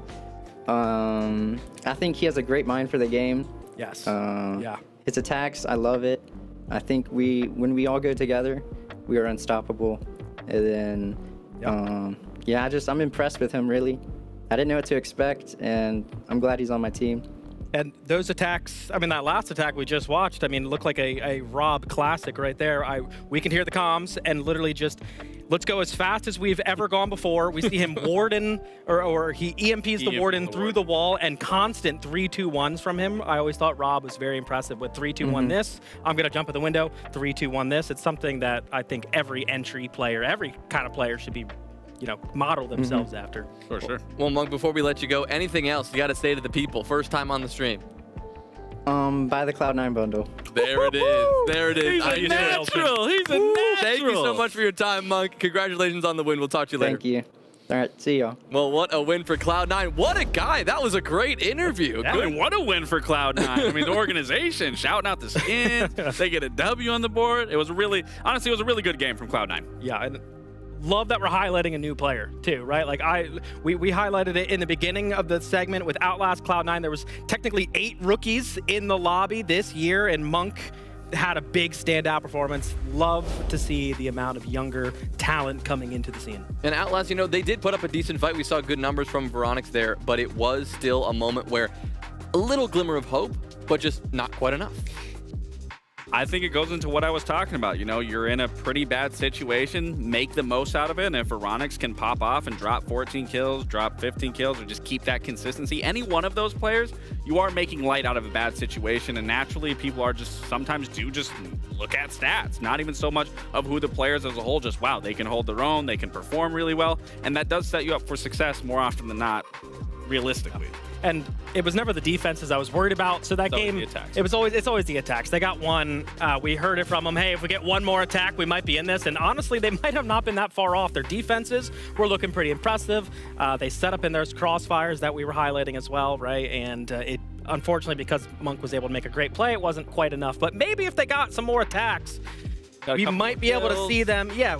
Got a couple kills. Yeah, we might be able to see them kind of put it together. Give their defenses a chance to win the game, but they're just not giving themselves a chance. Well, the battle of our youngest teams here today now wrapped up. We move to some of the most experienced teams we have out here. It's M80 and Shopify Rebellion, and a big deal for both teams here for a couple of reasons. M80 are coming in undefeated. They have to take on the major runner-ups. They've got their work cut out for them here. There's no question about it, but you have to wonder, have they had a relatively easy schedule so far compared to what's coming? Well, you're looking at me. I mean, Min was the one that made that claim, that bold claim. He puts them in A+ tier where I put them in S tier. But I mean, I do agree with Min. I don't think that they've played the upper echelon just yet. Well, not I don't think. They haven't. But today will be the definitely decider of that. They do go against SR, the runner-up at SLC. And then even when you look in further into their schedule, they do have 5 Fears. However, 5 Fears isn't looking too great. But then they have DZ and then I believe Wildcard for their last play day. But fact of the matter is, if they get an important win here today, I believe that solidifies them in playoffs. I don't think it locks them in top 2, but I'm pretty sure that does put them in playoffs. So obviously that's great. Me and you both know you just want to qualify playoffs. That is the biggest factor here. But if they can get a win and they can keep pushing and get first, there's nothing wrong with that. And I just want to say, yes, I put them in A+ tier. Last I've heard, if you get an A+, that's a pretty solid grade. Good. But not too bad. I never got them. I'll move them up to S tier. Yes, they've been untested technically as of this standpoint, but I do think everything meets the eye test for me. I think they've looked very good on defenses and with their role changes and everything that we've have kind of been highlighting. My only question mark is if they are going to let their foot off the gas. I don't know about your time,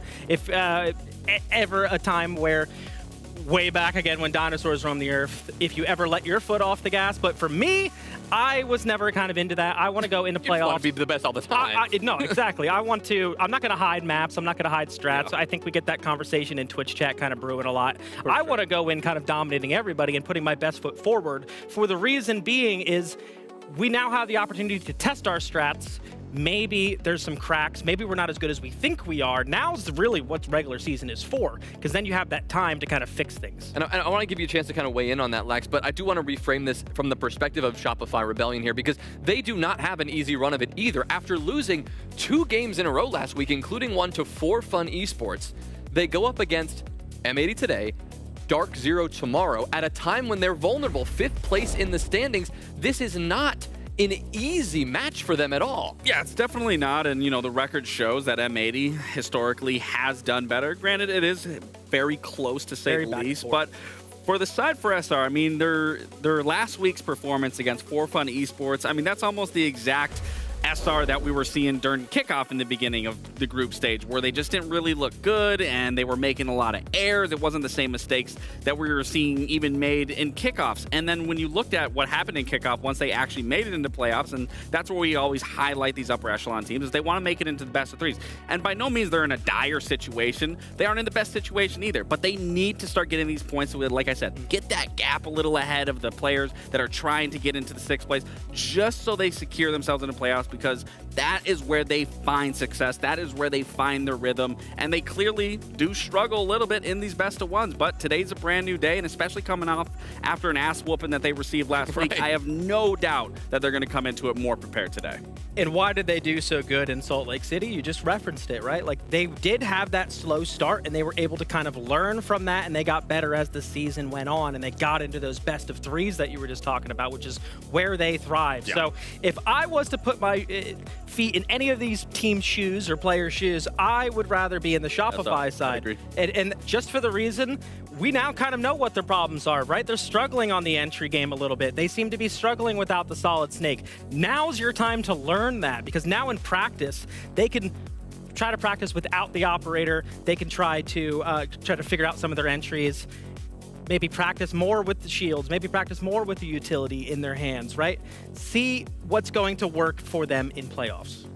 These two teams have heavy hitters on both sides. I mean, it's so tough to predict who's going to come out in a match like this, because sometimes it just comes down to which team is going to see their star fraggers having success. I think in the top 15 players right now in the NAL, these teams have, like, M80 has three players in the top 15, SR have 2. Anybody can pop off at any given time. Yeah, they're pretty evenly matched, but when I'm looking at this series as a whole, I mean, you already know what's going to be expected, especially on the attacks and what's going to be at the forefront of that. You're going to have what, Ambi at the forefront, you're going to have Spoid at the forefront. What I'm looking at is you're going to have the flex support players. Gunnar really hasn't been hitting those strides that we're used to him seeing. Even Diffuser, I mean, he's having relatively better games than Gunnar, but it's definitely not been the Diffuser that we've seen time and time again throughout the stages and throughout his time in the league. And then even for the side of Surf and Rexon, I believe this is going to be a very flex support heavy side where as long as the attacks are finding their success, it's really going to come down to those mid to late rounds where these flex support players really can open up, diversify their play, and really take rounds and swing them into their team's favor.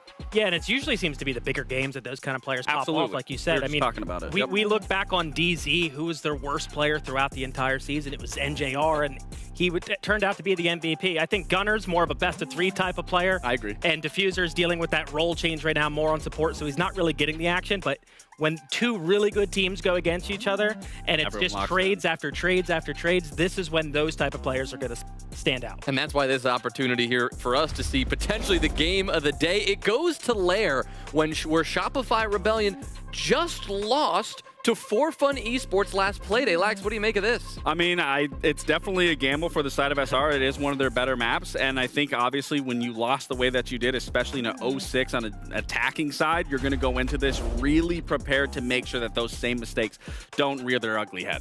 Yeah, and M80 didn't look that impressive on it last time they played it either, right? Versus 100 Thieves, a game that you said they were in control of, but you learn more when you lose. You do learn more when you lose. I'm thinking Shopify, the Rebellion, are able to bounce back here. But I do want to see M80 again. I want to see everything. I want to see the entire playbook. I don't want to see the same takes I've been watching. All right, Shopify Rebellion, M80, the heavy hitting affair we know this can be, starts now. And we know this can be a heavy-hitting affair, Ollie. They've had plenty of close games over the years, but the only heavy hit we saw last week was Forfun hitting Shopify Rebellion with a 6-0 start on one of their marquee maps. I will say, and I think you and I might be of different minds on this, I believe that the Rebellion have put their nose to the grindstone and really tried to work things out. But at the same time, with how close things have been, M80 being flawless, this is a do or die moment for the Rebellion. See, I would have come in with that mindset as well, if not for the fact that last week, SR didn't just lose to Forfun, they also lost to 100 Thieves. So I think we came into the Forfun game thinking, oh, SR lost to 100 Thieves yesterday, they won't let that happen again. And then look what happened. Forfun wiped the floor with them 7-3. And it wasn't even close. And it was on this very map of Lair. So, okay, there's not 24 hours in between the game. It's been a week now. So we've seen, or it's been 6 days. So we've seen a more full sort of reset from this SR side, or at least we're hoping we're going to see more of a full reset on this SR side. So M80, as we've mentioned, It's a very close tie-break that these two teams hold over the years. Of course, back from the inception of both of them, it's different rosters, different IGLs, different everything. But still, there's a little bit of legacy coming into this one, as these two teams have played against each other a heck of a lot inside of North American League, and of course at international events all over the place. So last time they played this map against each other, it was an 8-7 victory for the Rebellion. But I don't think that they'll be clutching onto that. I believe this is going to be probably the game of the night, in all honesty, Lynx. I mean, it's got to be. Not only with the pedigree of these teams, as we said, M80, only team still flawless in the NA League. Shopify Rebellion, Salt Lake City runner-ups, falling to Dark Zero in that grand final. Also, Canadian's birthday yesterday. Everyone wish Canadian happy birthday. Turned the big 3-0, I believe. 5 seconds left before insertion. It's a big day, a lot of things going on, but also, I think most importantly, the state of the standings could not be more dire for Shopify Rebellion, especially if this result doesn't go their way. Of course, there's still games to be played, and for all we know, they could end up, in the top 4. But after that loss to Forfun and 100 Thieves last week, Shopify Rebellion at 9 points presently, C9 at 9 points after that victory over Outlast that we just saw. And if Shopify Rebellion, God forbid, drop 3 points here, suddenly we're getting into a close race, but for 5th and 6th for Shopify Rebellion, which is also where they're kind of at currently. And yeah, including this play day, there's 4 play days left, right? So there's 12 points available. So anything quite literally is possible at this stage. No one's too far away and no one's too far behind. But if this game goes the way of M80, their lead increases, which means that they're more difficult to catch. And SR just get themselves into a really weird, scrappy, middle-of-the-pack sort of standing, which isn't where we expect major runner-ups to sort of hold themselves. I think there's a lot of pressure on this fixture. It just so happens that for SR, it's against M80. Oh, Surf currently looking to win this whole round against M80. 2 big kills to start. Soliton Scanner in hand. Shopify Rebellion having a key tool in their arsenal left up by M80. Opted to ban the Deimos and the Dokkaebi instead. Wouldn't be shocked if we see that final intel operator gone after the first 3 rounds. But it's not Ambi, it's not Spoit who opens things up. It is Surf on that flank to get 2 big kills. Diffuser and Ashen down. The Rebellion were pitiful on the entry last week, only getting 1 opening pick in that first half and still losing every round. Immediately turning the tables on that, getting ops control quickly. This is exactly what we need to see. Can start to get rid of that electrification and further this advance on this ops side. Ops wall being open is, of course, crucial. It gives you a really nice, thin angle in toward the bomb site. The diffuser, not the easiest thing to recover right now. SR are going to take a lot of care to make sure that they don't get caught out advancing through to pick that up. Ambi can start to move through as site wall is going to get opened as well, but the 2-brow, Gaveni will be able to just slow this down a little bit. Got another couple of Zoto canisters as well. Toxic Babe canister, a C4 behind the desk. This could be devastating for Ambi. Might not even expect it. With this low on time, you expect an Azami playing here, but of course the Rebellion banning it out. Gavini, C4 lands right at Ambi's feet, tries to hit the shot. Gavini detonates it, but now he's stuck behind the desk. There's really no good way out of here. Flashbanged, hit by tons of utility, but the smoke gives him cover and just slips the net. Makes it out as the fire propagating to the right side. Gavini now peeking around, 10 seconds to go. M80 doing so well, wasting this time. Gunner now looking to retake with nobody directly watching. Gavini instead finds the kill. Gunner around the corner. Completely shuts the Rebellion out. Good for the final kill. M80 take the first. M80, really good stabilization there after losing those first 2 bodies. It's never ideal to go down even 1, but to go down 2 is usually the end of the round, quite simply put. They didn't overreact. They dug into that utility. They were kind of fortunate in who it was that got taken out, because it wasn't as if they'd lost a really key operator like the Smoke or something like that. It was things like Thorn, things like Warden. Okay, Razor Bloom's maybe already out there. Warden, yes, that would be really nice to look through the smoke, but fortunately there was no smoke, and more importantly, no sense brought from Shopify Rebellion, which is of course something that the Warden will be looking to try and take a little bit of advantage of. So for me, I think it's a great stabilization there from M80. They really did a good job of trying to hold on there. And I mean, what about Gav? Playing that C4 to perfection, getting himself into a really nice position for that. Yeah, playing behind that desk super well. And you can also understand, I think, you know, we see the Tuber out there instead of the Azami, understanding why the Rebellion banned that operator so quickly. I mean, the Azami in the hands of Volsper last week in Forfun was one of basically the components of the defense, messing them up. Not only Volsper's individual performance, but the Azami playing extremely well in ops, denying them early control. The Rebellion just take it completely off the board, and that forces Gavini to play in a bit stranger of a position without having the benefit of the Kiva barriers to place on the desk, but still making great work of it. Now after winning R6 room off the bat, and maybe continue with, I feel like this team has, this orc has always had some a bit weirder site rotations. Instead of going to basement, going to Bunk's briefing as the next site, which basically means we're back in R6 room 2 rounds in a row. As you mentioned, a top floor hold more than required here. And given that SR kind of struggled to get a meaningful foothold in that top floor, you're going to feel fairly comfortable as M80 holding on there again. Different tools being brought this time, though. Canadian will be rocking that Monty in an attempt, I'm sure, to try and bully through and get a plant down. I don't think that it's going to be used to clear out the top floor. That's not really how we see the Rebellion like to use their shields. It is usually more of a fact-finding and getting the plant down capacity rather than a, you know, sort of aggressive roam-clearing way. Seeing this push through bunk corridors increasingly more popular. Players and teams are opting to go for this very much a half clear, and just sort of hoping that they can try and utilize that Thatcher to disable a lot of the denial from above. Diffuser, of course, the big point of denial that you're kind of looking toward there, thinking, okay, the Solace, they're going to be able to see the plank going down. Sometimes a Warden brought as well in an attempt to see through any smoke that could be being placed, but for now it's just going to be Rexon. Try and sort of tap away at that upstairs hold. It's incredibly difficult to find defenders on this, though. No Warden has been mentioned, but a Solace, so Canadian does need to be cautious. Okay, he's got to be careful. Surf, good backup, takes down the Tachanka through the smoke. Diffuser now trying to get in the next line. Surf, lethal so far for the Rebellion, looking for his third. A fourth avails himself through the vertical angles. Surf just decided to make up for any shortcomings from last week on his own. Diffuser only missing that second impact grenade. Not a whole lot of impact to be found as the plant's already gone down. Ashen, we've seen so many quick peeks these past few play days. Him and Diffuser both getting some nice picks. Looking for this retake. Around pillar, Monty sheltering that Diffuser as best he can.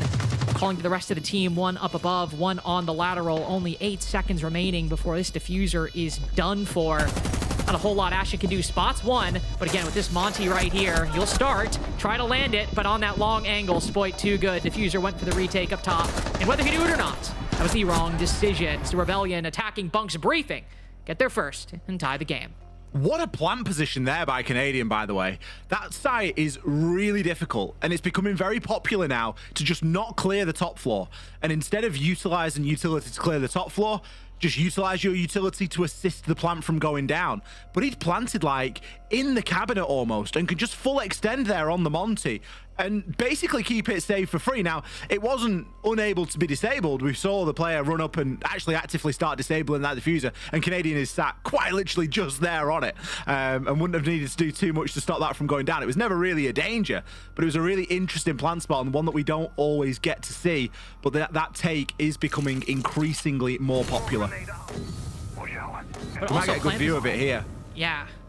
And as you can see, a plant position that is basically entirely enabled, I mean, partially by the shield, but also Surf doing so well on this cover. Able to facilitate, get his way in, but then Gunner might be able to throw down some smokes beneath that and completely choke Canadian out from that position. But Surf, who has been lights out these past couple rounds, and is a player that, you know, I think gets a lot of talk on SR, but hey, this initial shit is attackers have located naturally a lot of the focus gets placed on Andy, on Spoit. Surf often mentioned as a clutch late round player. But about these rounds, Ollie, it's been the early game or the early execute for Surf. He's opened both of these up, win or lose for the Rebellion. It's why they're a dangerous team, isn't it? Because it doesn't matter who it is, but someone's going to perform. Whether it's Spoit, whether it's Ambi, whether it's Surf. Just so happens that it's a Surf day right now, but you better believe that Ambi and Spoit have both got at least one crazy round in them, because they always do.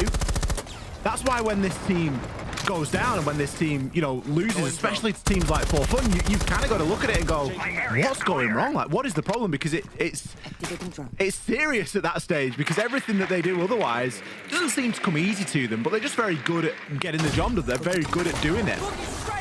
So it is always a little bit of a shock and a little bit of a surprise. So far, they've responded with a very good and convincing second round. That Bunk's site is one where the plant is the entire focus, really, of the round, and that's something that suits the Rebellion quite well. They won't have that same fortune elsewhere on this map, though. You don't necessarily always think of top floor and always think of basement as sites where the plant goes down consistently. It is much more about the clear, and so far, that's really what they've struggled with. Surf just using the rest of his boogie drones, trying to make as much progress in that clear as possible. Getting some good information inside of the site. Ooh, Ambi. A lot of HP on this clear of the backside. Good information on one. It's the Goya around the corner. Tries to spot another. His diffuser behind this deployable shield. Whether appearing on the Soliton scanner or not, Ambi well aware of his presence. Gunner with the backstab, flanking on the mute with the shotgun, looking for another. Only tags Surf in the shoulder. It's good for the trade. Him and Rexon both locking in. Loading new map. Ladder, that highlight player for Shopify Rebellion at the desk. Wanted to point out before we got into things. Ashen now down for the count as well. Surf landing every shot. 2 double kills and a triple so far. Unbelievable plays. Make that another triple for Surf. If anybody showed up to play for the Rebellion today, it is Surf. Chip on his shoulder and fired up. Surf with a point to prove, it seems, coming into the server. Obviously feeling himself as well. I wish we'd hear the comms and what he's yapping about there. But SR good for a round on the basement as well. So far, it's only really been the top floor that has eluded them. Let's see what we're getting our round 4 bans. I imagine the focus is maybe going to be a Monty. Oh, they're going to take the glass away, actually. Okay. I mean, that kind of works as well, because if you take away the Monty, a different shield is going to be played. But the glass was pivotal in getting that plant down on Bunk's briefing. So removing that is going to make that just in itself a lot more difficult, and you're going to be a lot harder pressed to go for that direct take without the glass for that specific site. M80 knowing that they can feel as though they can run the top floor back and be fairly safe and sound up here, given that they were able to win 3 versus 5 in round 1. The smoke taken away as well. More of that area denial. It will force a Tachanka to be played here. I say force, it's part and parcel of this top floor at the moment on Lair, is to bring a Tachanka for this defense. Interesting change in the lineup as a whole, though, is where Gunner's found himself. He's actually gotten himself onto a clash now. So they've not got the Azami to defend CEO Desk. Azami banned out in the first round. And CEO Desk is obviously directly opposite the door into site. So it's somewhere that you like to contend as a defender. Azami is brilliant at it. Other things are okay. You just end up sort of proning behind the desk and praying that no one's going to chuck a nade or a flash over at you. And we saw Goveni play that position with a C4 and do quite well. Got himself the pick. But I think that the clash really sort of opens that option up a little bit. You can play a little bit more aggressive at top rocket. You can play on Mez. You can stop players from just walking in through bathroom. You can stop players walking in through ops. It really gives a little bit of flexibility, and I think anything to chip away the time here for the Rebellion is going to be a good thing for M80. Agreed, and given how early congestion over by ops was a big problem for the Rebellion last week, M80 trying to channel some of that this week. Could be a good idea. We'll see how it goes. Ambi losing that Deimos, bringing the buck to try and put pressure down below. Sneaking in right beneath that clash. Starts ripping up those floorboards. Doesn't do any damage to Gunner for the moment. EMP hits the clash. Gunner facing a lot of pressure within this first minute as the other extended shield moves around the corner. Gunner can apply a little bit of pressure, shock a little bit, but it's only so much that M80 can do. Off the back of that Monty, the Rebellion able to clear out ops in a much more meaningful way than they were able to last week when they didn't have that shield available or weren't able to make consistent use of it. Gunner also just not having a gun in hand makes that an entirely different beast. Cade now looking to rotate, opening up some doorways on the opposite side. Do you see the bandit taken care of? So the wall now can be opened. Or at least it could be, if there were any heart breach. SR choosing to attack this top floor without any heart breach? Like, I'm triple checking this, but it really isn't there. Oh, Clash caught in a really unfortunate position. What a swing from Savage, and Rexon takes him down. Diffuser down to 1 HP, finished off as Ambi starts to walk through the site. Starts walking through, gets another kill before he's taken down. Pistol out against Gunner. Having a laugh about it in chat. Gavini now holding on for dear life in the middle of R6. Shielded right in front of him, Spoit from behind, getting the next. Gavini, where do you go? They have control of A site. Walking right into the nade and trying to run away from the cross. The Rebellion land 3 in a row. No need for Surf to pop off as the entire team just floods the site. Ambi just slipping in out of nowhere. I mean, he was downstairs like last scene, wasn't he? You know, he was playing on the book. He was getting rid of the bandit on the wall, starting to, you know, put a little bit of pressure onto the Clash. It worked out for the Rebellion in the end. They were able to make it work. I thought with the focus on getting rid of the bandit and sort of baiting out that upside, I mean, it baited me as well, and I could see everything that was going on. But M80 invested fairly heavily over in that upside defense, and as you can see with the amount of rotates, vault wall left soft, there's a lot of holes in this Skybridge side. Canadian with a brilliant call to, or assume Canadian with a brilliant call to change things up there and just go for an opposite push. M80 will stick to a side rotation though, but it's getting toward those panic stations. You're expected to get a reasonable split on their defenses. Well, and especially since the Rebellion just looked completely locked in compared to that Forfun game last week where they were scattered, struggling in the early round. I mean, no such struggles here. They've won the opening engagement 3 out of the 4 rounds we've seen, and even in round 3 when they didn't, they were able to recover from a 4v5 deficit. Really great stuff for Shopify Rebellion so far. M80 who are constantly trying to switch things up. Now introducing a Valkyrie into the lineup, getting a bit more information. They tried Bunk's briefing again. This is going to be the real kicker, I think. Without the glass, if the Rebellion are able to still win this attack on Bunk's briefing, M80 going to look real problematic, not only because of 4-2-half guaranteed for Shopify Rebellion, but they'll be adapting and sharp in a way they quite simply were not in the Forfun game last week. Ambi, same pathing as last time, but instead of the Buck, on the Nook. Looking to get good information on players who might or might not be present on these lateral angles. C1, Savage on the Valkyrie, weaving his way through the Armory Hall, but now creeping down into the basement. Might butt heads with Ambi, but won't be now. Ambi plays these lurk positions really well. Such a difficult task being sort of isolated from the team. He's getting a bit of support here now, though. Razor Bloom from Ashen, Alliance Scan to try and stop Canadian from pushing in onto him. Canadian can just bait it out anyway. Rexon, he'll see the opener. Because without that glass, a direct approach isn't going to work here. It needs to be a clear. Gaveni, he's going to find 2 of his own. Make it 3. Gaveni on the highlight right now.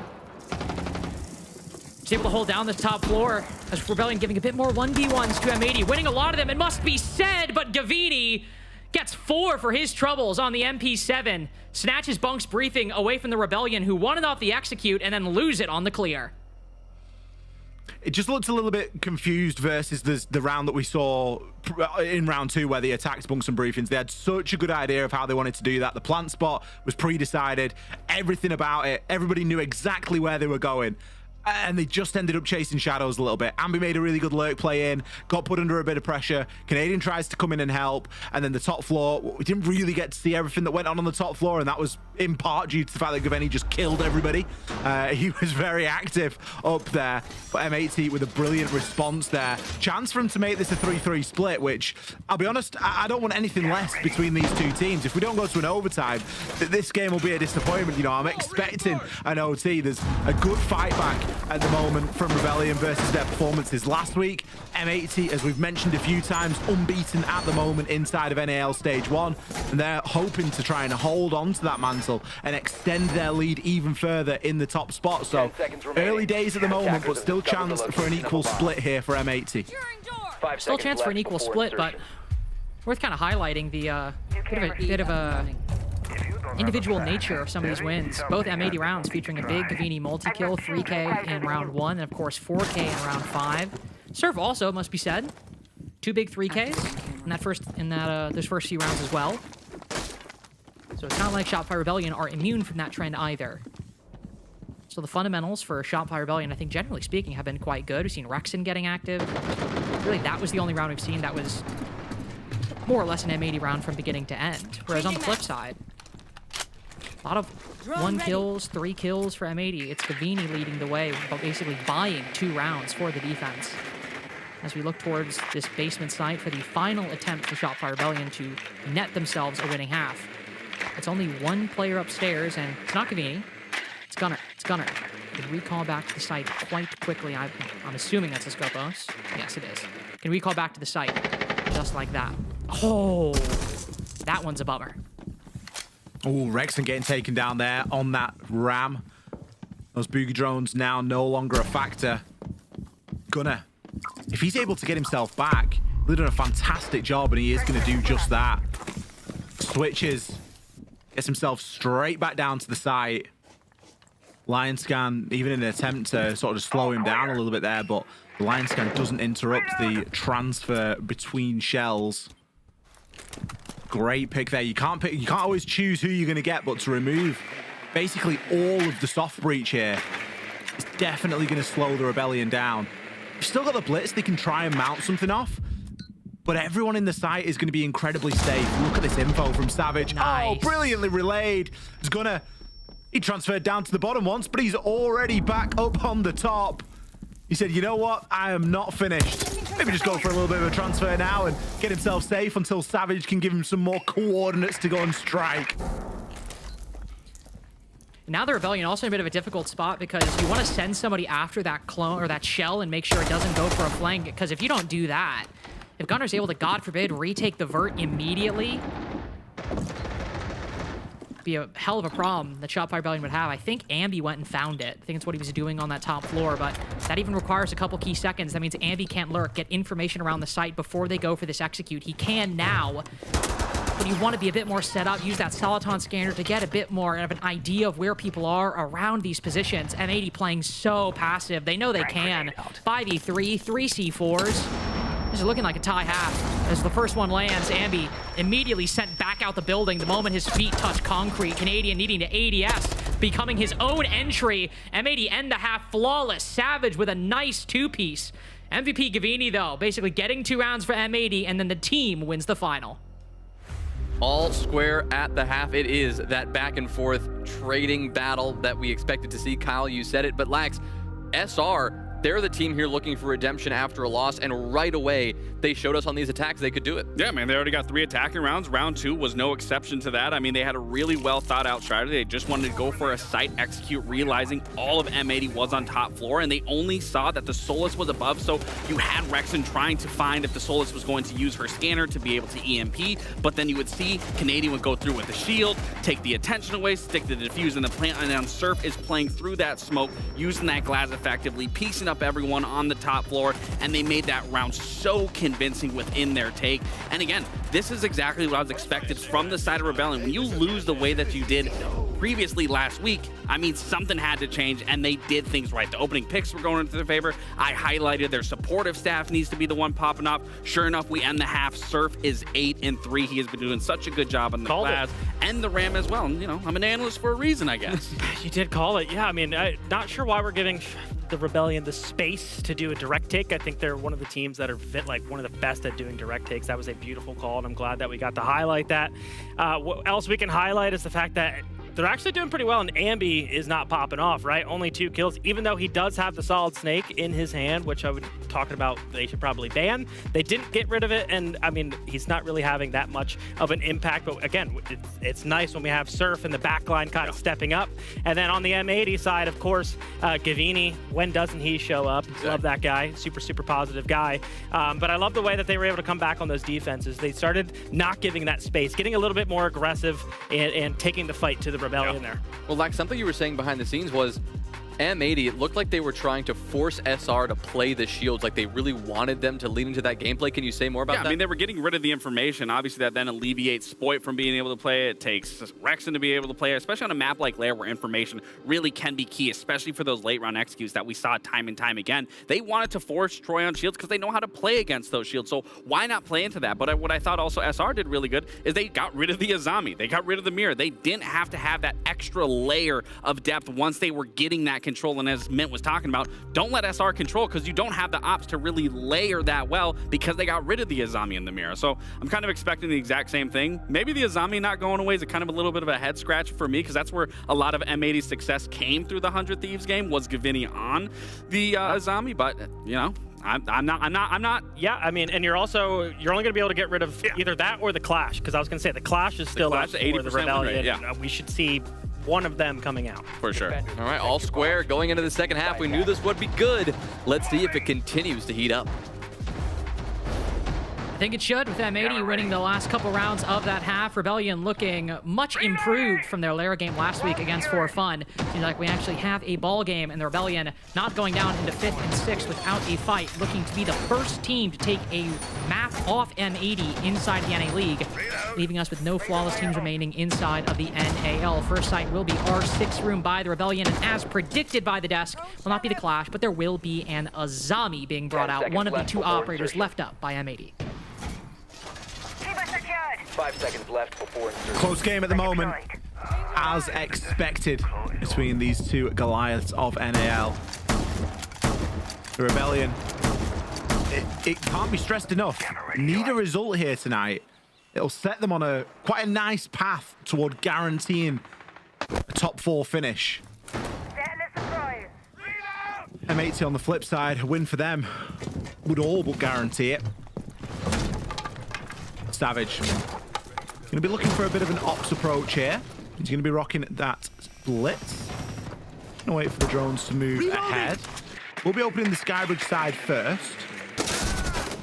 I'm sure the intention is going to be to move over to that ops side eventually. A bit of a scrappy engagement here as he does tank the Thorn. Goes to the ADS. Another Thorn gadget. Surf sends him to the cameras. Ambi with a big kill onto Gunnar as well. That's the heart breach gone.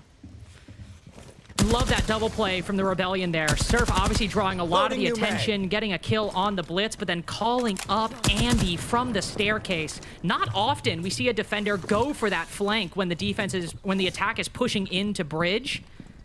For the Rebellion with a little bit of a pocket play, looking to directly counter the entry from the blitz. Love that work from this defense. You can see the problems. I mean, they're self-evident for M80. Blitz down, hard breach down. Basically stunned the attack into a bit of stagnation early on, and this pre-play C4 as well. Information, all that's required to send Diffuser to join Savage on intel gathering. Nothing will happen right now, though, as M80 still have a lot of time to reset.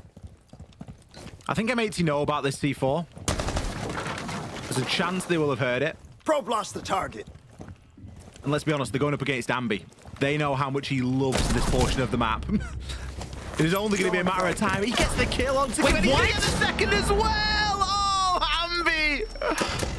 A life shot that he hits there. Didn't hit the player that he was in the gunfight with. I mean, he hit the player he was aiming for, I'm sure, but the gunfight that was happening on our screens looked a little bit different. It took a second for me to register there that it was actually Ambi that killed the player over the shoulder.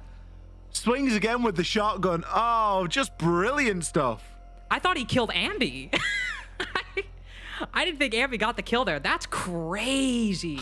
That was one of the most confusing engagements because there was two players for M80 that were pushing in at the same time. So Ambi's obviously seen that. I guess he would see the player that he killed first because they would have been more exposed on the door.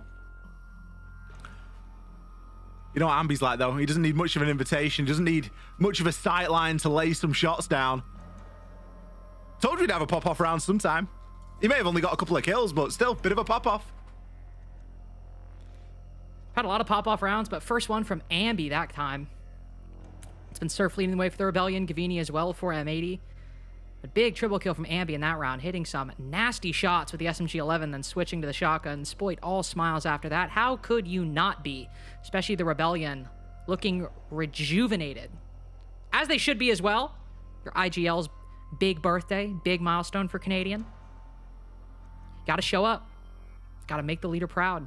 They're doing it so far. 4-3 against M80, winning their first round on the defense. They were able to win 3 against Forfun last week. It was a 6-0 half. They didn't win a single attack and were able to win 3 defenses. Then it was that crazy attempt at a power on the shield top green that resulted in literally everybody dying. But it still overall looked like that could be a competitive game just off the Rebellion's defenses alone. So even though it was a dominant loss last week, this half for the Rebellion looked promising. So M80 definitely after that one with Ambi getting in, a flawless round for the Rebellion to start this half. Definitely going to be feeling, maybe not worried, but definitely have some cause for a little bit of concern after round 7. I think it's becoming a bit more obvious as the game creeps on. The SR have got, you know, quite a dominant upper hand in the matchup at the moment, which is strange to say at 4-3.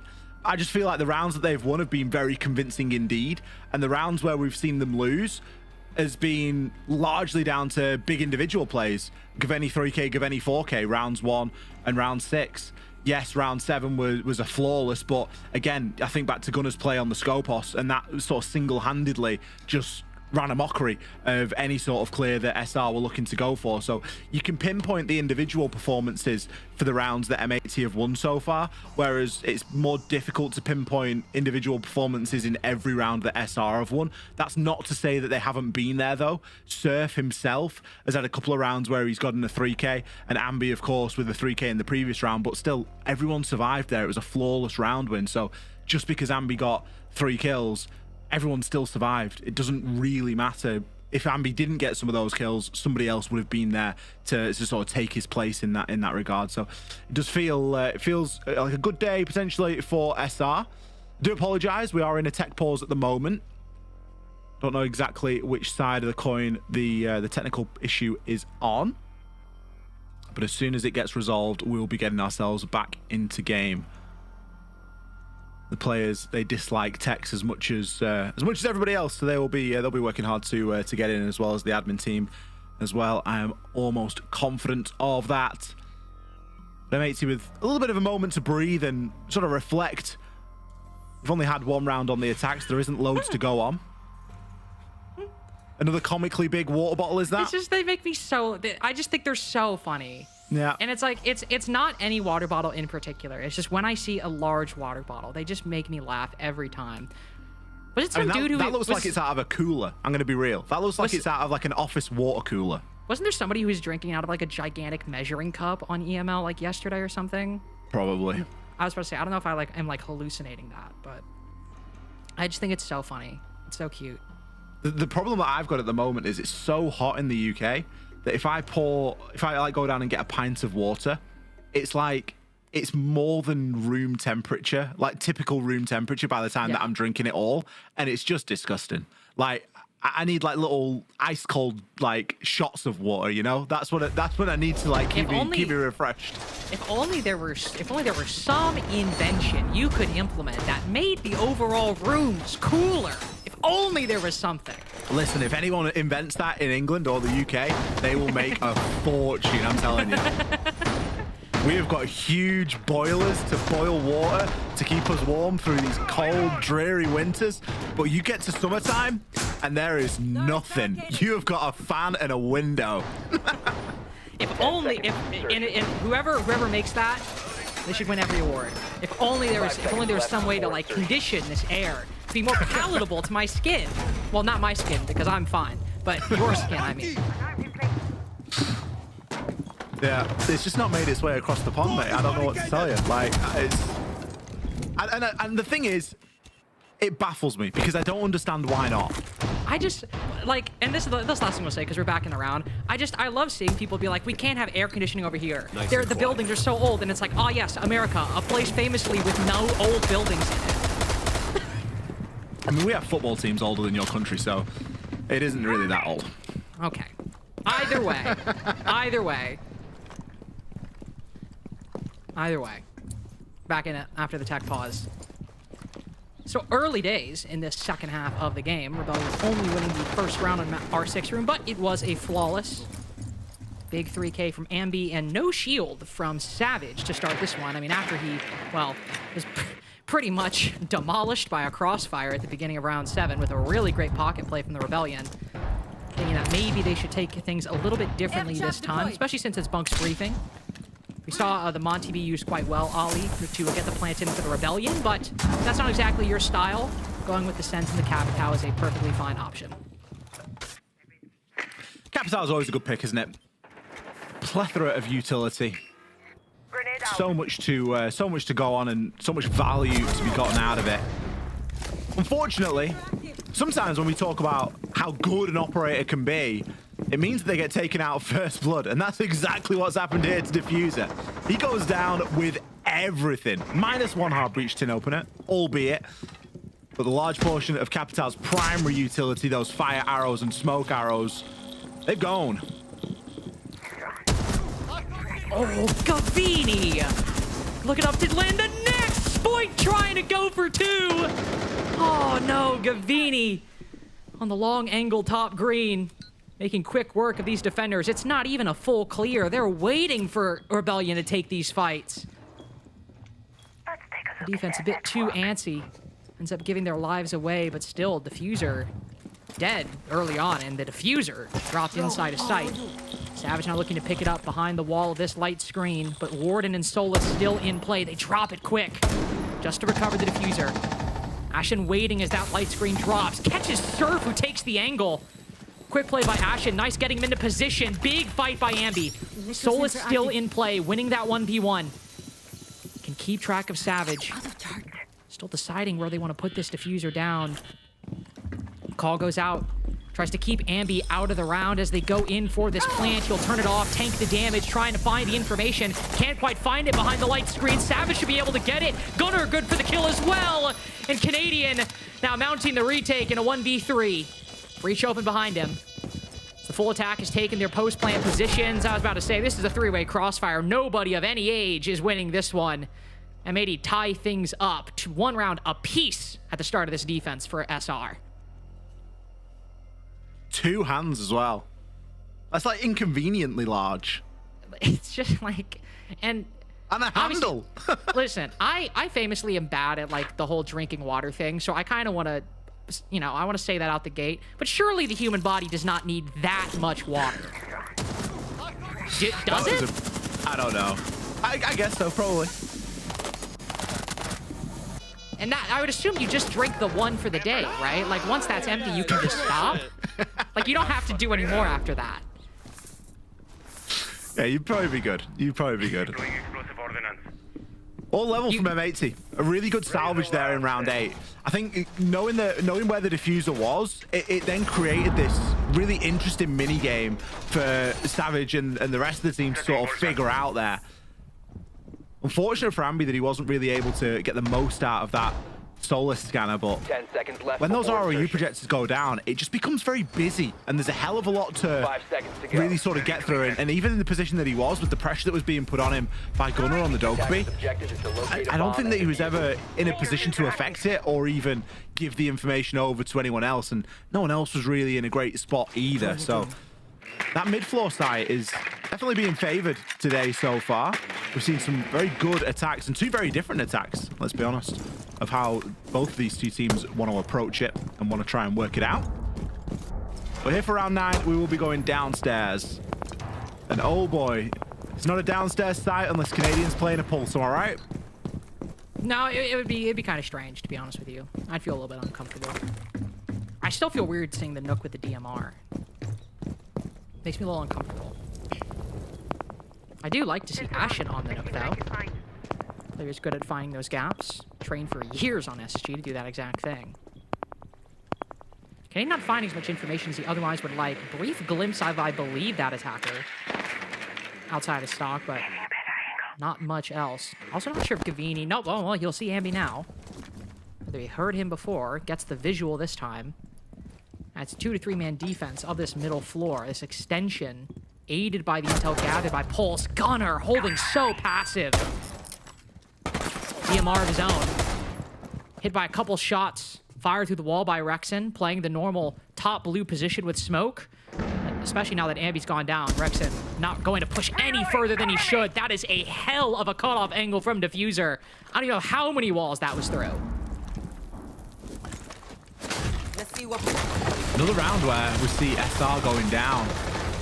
And M80 not rushing to get this prep work done. They've still got time to work this, especially with the advantage that they've gotten themselves in that they've got 2 kills. Boogie drones can start to open up that floor.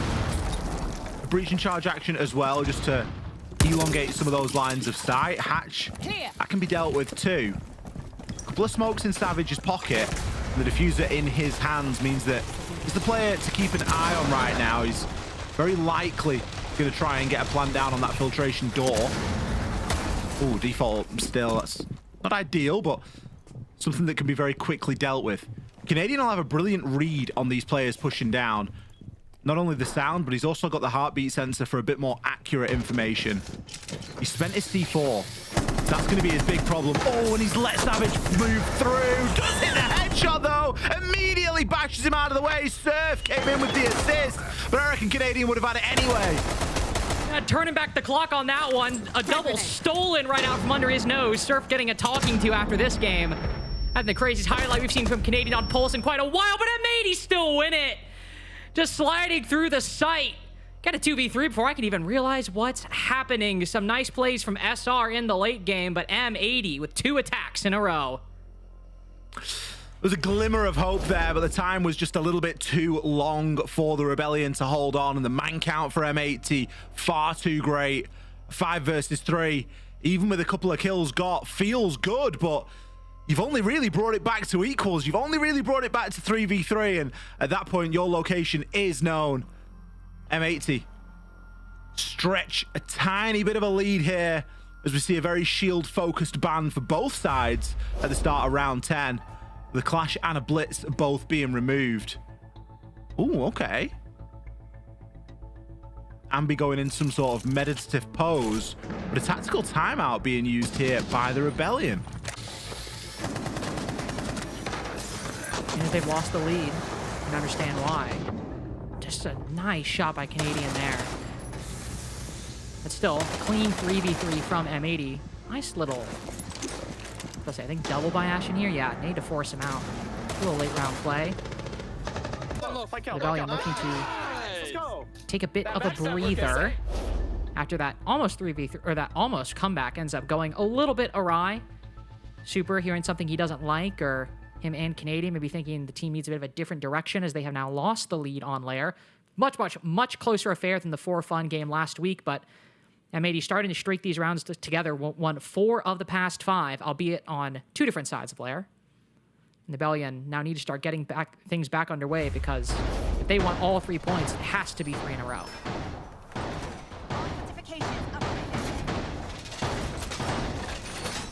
That's the reasoning, isn't it? An overtime win. It's not that it's not good enough here, but they need 3 points out of it more than they need to go to an overtime. That's what's going to separate them when push comes to shove, especially given that it'll be a tiebreak advantage against M80. I believe round differential could be one of the first. Oh no, it's usually head-to-head, isn't it? It's usually head-to-head. Not that M80 are going to be worried about any sort of head-to-heads, given that they're going to be top and likely will remain there at this point. Ooh. The old Azami snuck through, hasn't it? Bandit and a Mirror Band to start us off. The Mirror making loads of sense. The Bandit too in a lot of ways. But Nazami for a top floor hold is very difficult, especially in this more aggressive position that Sploit's adopted inside of Ops Room. Couple of Peacekeeper barricades. Even if all he does here is do some good drone hunting, he's got a really easy out getting himself back down to that Ops door.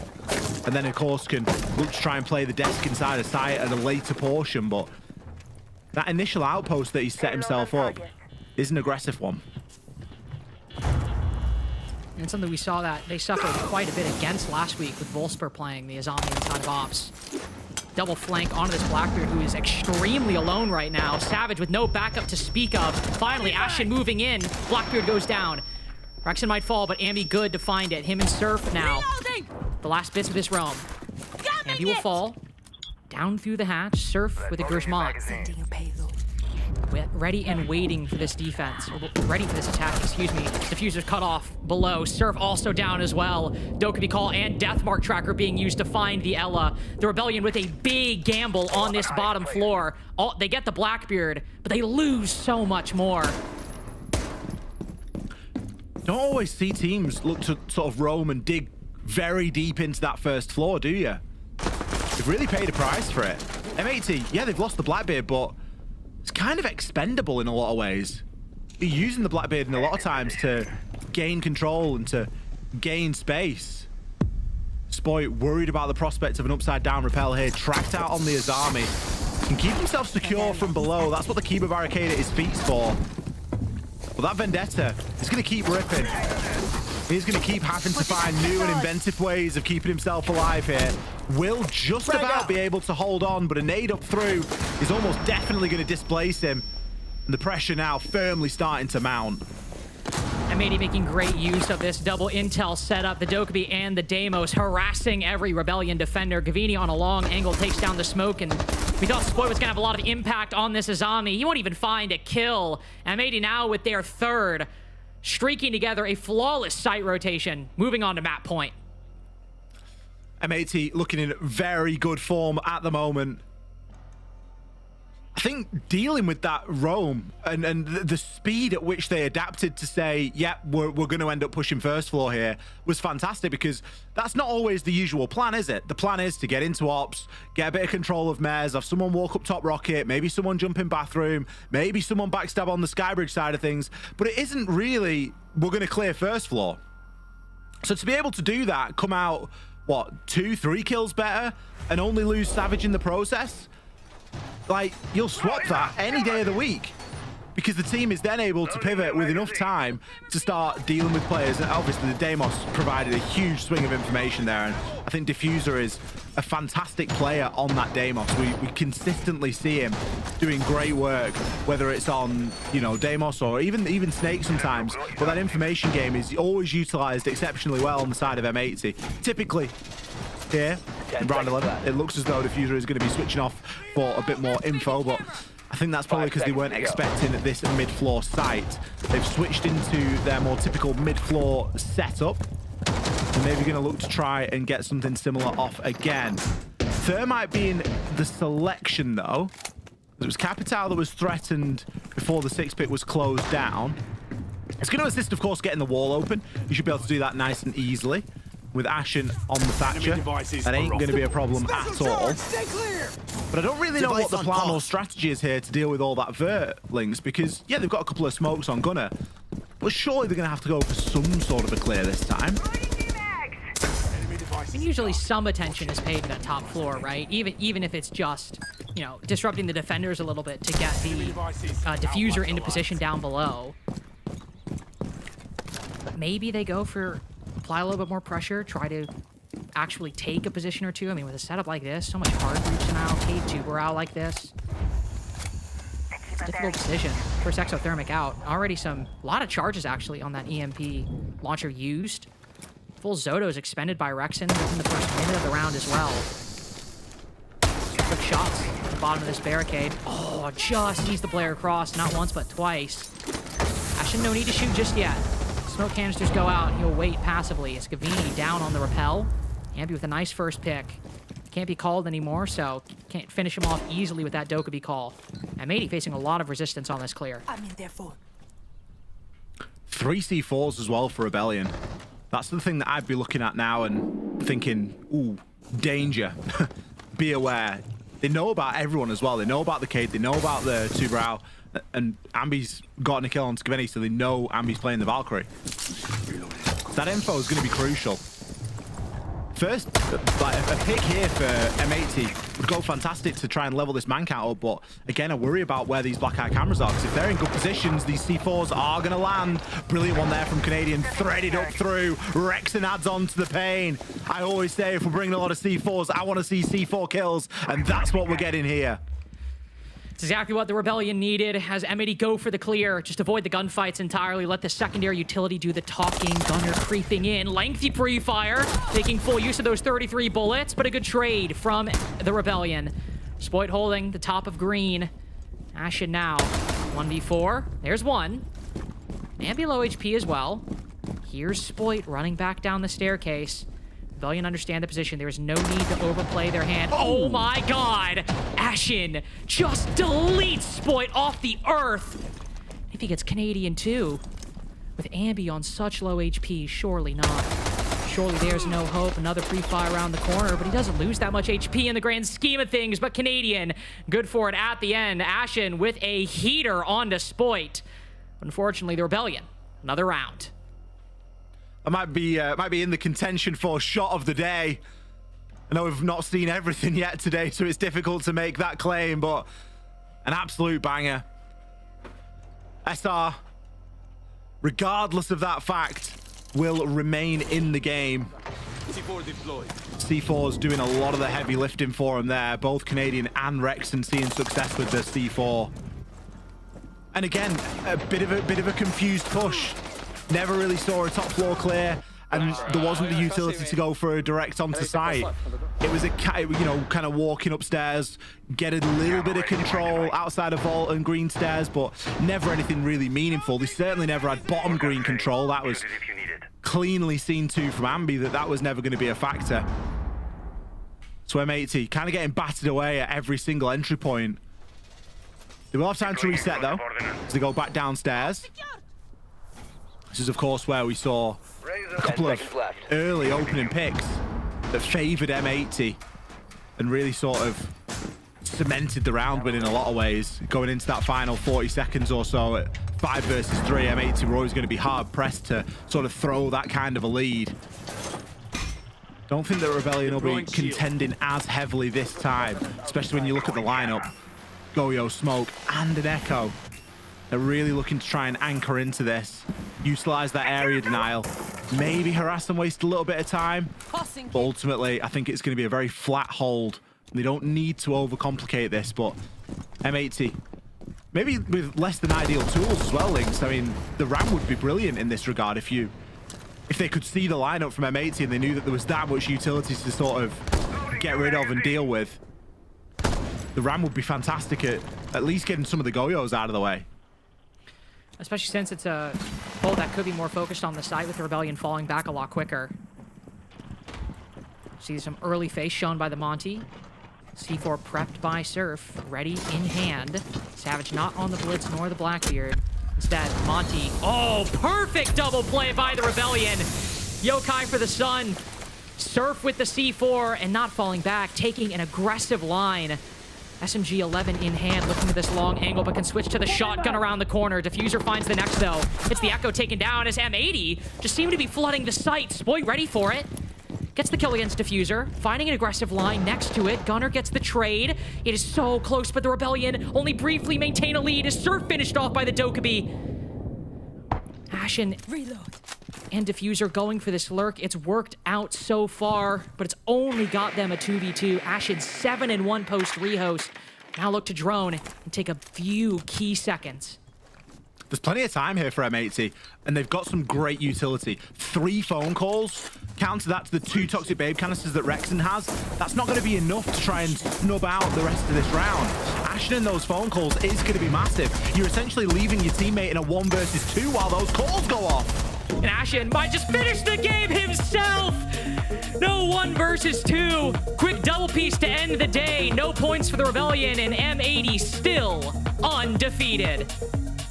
A big result there over Shopify Rebellion. Still struggling for points here in NAL. Another playday where points will elude them, and M80 extend their lead at the top. I think the question now is, are M80 going to make it to the end of the stage? There's a very real possibility that they will, and they will still be unbeaten. We'll be right back.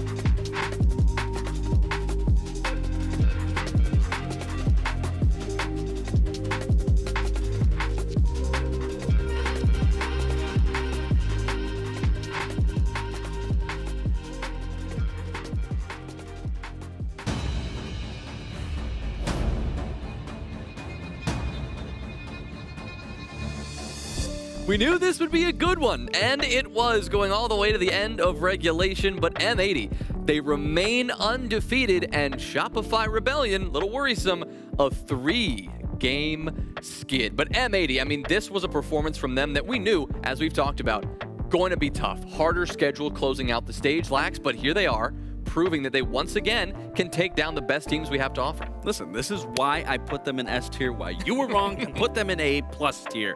No, I mean, they came prepared. It did get a little dicey on that defense. I mean, SR did inherently look better than what we saw, but that's when we saw M80 start to come into their own. Then they started to realize the game plan. They realized that they need, as you were saying, they need to take those fights head on and then play back into those layers. And then once they got to that attacking side, I mean, we also heard in the comms of just, okay, we need to slow down. We need to go pace by pace. We need to take space by space, isolate these players out, and that's exactly what we're seeing do time and time again. And SR was either getting too overzealous and moving too much, or just being too indecisive and not deciding when they needed to leave, stop fighting for certain pieces of control, and to just stay perfectly still. Every single time M80 was just absolutely pouncing on them. Spitting bars over there. I love it. We have Savage ready to go, so we'll jump into a quick interview with him. Savage, congratulations. You guys are still undefeated here, and it seems like Shopify Rebellion, I mean, even they couldn't touch you. I mean, as you guys have developed and as you have grown more comfortable with this team, what would you say this team's strength is right now? Probably the individual. Like, I mean, I think the game today would probably show that like it wasn't the cleanest game for us for sure in terms of scrappy rounds, but I think the individuals pulled through at the end of the day, and like it's FPS, so we also need that. I was going to say, do you contribute the scrappy rounds that you're claiming more so on you guys making the mistakes, or was it SR just doing a good job capitalizing on certain situations?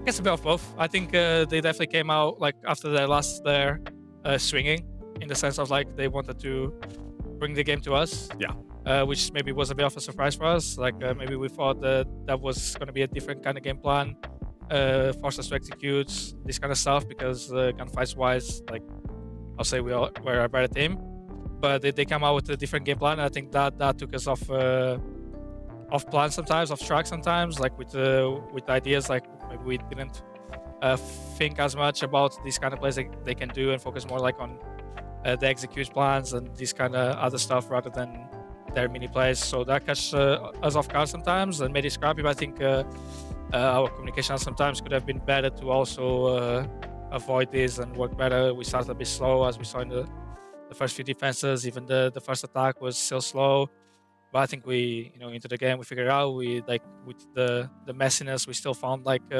our rhythm and what we had to do to win the rounds. Yeah, absolutely. And just kind of a follow-up question. Obviously, you guys are undefeated. You've had very good seasons even prior in EU. Do you worry once you guys once you guys come into a final, like an experience, a loss? Obviously, when you're winning, even if games are close, sometimes you see teams, once they get that first loss, and from experience as a player, sometimes those ones hit even harder regardless of having a flawless stage. Do you worry if that first loss does eventually happen before playoffs?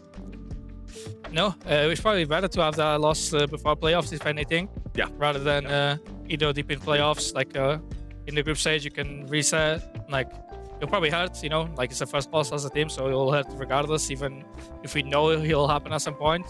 But if anything, I'd rather it happen now, so we can learn from it. We can reset. We have some time until the playoffs. We can. I mean, every game, I think, even this game, every game that we win, I think we're still learning, and we still know, like, we still take things even from the wins. So I think that'll be like the main thing, to be able to get something out of it that will help us with the next game. Love it. Well, your former team is sure learning how to lose right now. You were their secret. I see what you did. Well, what's kind of been the biggest difference for you between IGLing over in EML and NA? It's just different mentalities, maybe. Like, I mean, it's different because I grew with that team, right? So maybe I learned my way into IGLing as they learned my way to IGL. So like we both grew together, rather than here I'm like more like teaching them in a way, not that I'm smarter, but like the way I see the game, and they are teaching me the way they see the game. So it's like it's been a different experience in that way, because like there's a lot of things that you doesn't even focus about, like the cheesy kind of stuff. The NA does a lot more. So like I'm learning in that regards to them, and then I'm also trying to every day show like how I think the game to my teammates, so that's like once I like call for something, it's a lot easier that they I call something on the fly. It's a lot easier for them to pick up on what I wanted to do, and like they can position themselves better. But it's still like we're still learning. Like I'm still not 100% happy with the way we are. Like I think we still got a lot of room to improve. A little give and take. Yeah. Savage. We really appreciate your time, my friend. Congratulations on the win. Undefeated, so maybe we'll see you again tomorrow or next week. Hopefully. See you guys. Thank you for having me. Yes, sir. Well, M80 take the win here. I mean, he highlighted the individual performances, and that clearly was shining through. Ashen, Gavini, both playing out of their minds here. Yeah, I mean, Ashen, known to be kind of a little bit of the rebellion destroyer, and then when you got also Mr. Gavini, who arguably right up there with Ambi. I mean, that's a constant conversation we're having every single day. Which one's the best fragger? And, you know, I heard Fett actually, you know, a little shout out to Fett. I heard him kind of dig into this, and he thinks it's Gavini, and I might be a little biased as well. I think Gavin, there's just something to him, and he showed up today. Yes, he did. I was going to say, you know, in some of these rounds, there was only one player that was able to shut down Gavini, and it was Ambi. I mean, there was one round in particular where Gavini hits like a thread, like a needle, gets 2 crazy kills, and it was just beautiful. And Ambi, of course, was the only one able to close it out. But this round in particular was very beautiful. It was round 12. Really loved the use of the Yokai drone and the Monty in sync with one another. Really able to expose the shield, get that pick. However, everything falls apart after that. It turned into a team deathmatch. You called this round in particular to take. It was just going to turn into a scrappy round, team deathmatch, eccentric, and then what you would see that 2v2 unfold. Now, I would maybe rather see some of those Capital bolts Smoke be able to use a little more effectively. However, they did use those Dokkaebi calls, and of course, Ashen was the one leading that charge, just jumping in there. I don't even think Gavini was able to trade in that situation. I think Ashen just went straight for those 2 kills and cleaned it up and got it done in a 7-5, and another 3 points on the board, and still flawless. Yeah, I love that minutia of Siege, right? Those tiny little details, the echo drone, the timing of the C4. They make a difference. It's so important when it comes down to it. But our third matchup of the day tonight, we've got 2 teams kind of just separated by a single point on the standings. This Wildcard and Forfun Esports, this matchup is with 2 teams who have been trending in the right direction. Wildcard especially. Kyle, we talk about this team as one that has struggled domestically for some time, but they've been on the up and up, coming off a big win against SSG. We know that Baby Shark is someone in the spotlight all the time. We highlight him and his potential to be a team maker, a playmaker. Bay was also performing incredibly well against SSG. I think he was in double-digit kills. This duo is, when they're playing well, this team is unstoppable. Yeah, I don't want to beat a dead horse. I feel like we've talked about this enough, but at the end of the day, this team runs through Bay and Baby Shark. They are the 2-star fraggers for Wildcard, and why do they perform regionally, and when do they finish in the top 4? It's when Baby Shark actually shows up and he becomes that Robin to the Batman of Bay, because Bay is the more consistent fragger for the team, and we saw him have a great game on that border, dropping 14 kills, and Baby Shark right there with them, also having double digits as well. And you actually go back and look at all of their games regionally, when they are actually beating the world beaters, it is when Bay is all, like Bay and Baby Shark are both performing. And there it is. There's the dynamic duo, Weapon 94 as Batman and Baby Shark as his Robin. And yeah, we look at that last game versus SSG, obviously Bay 14, Baby Shark 10.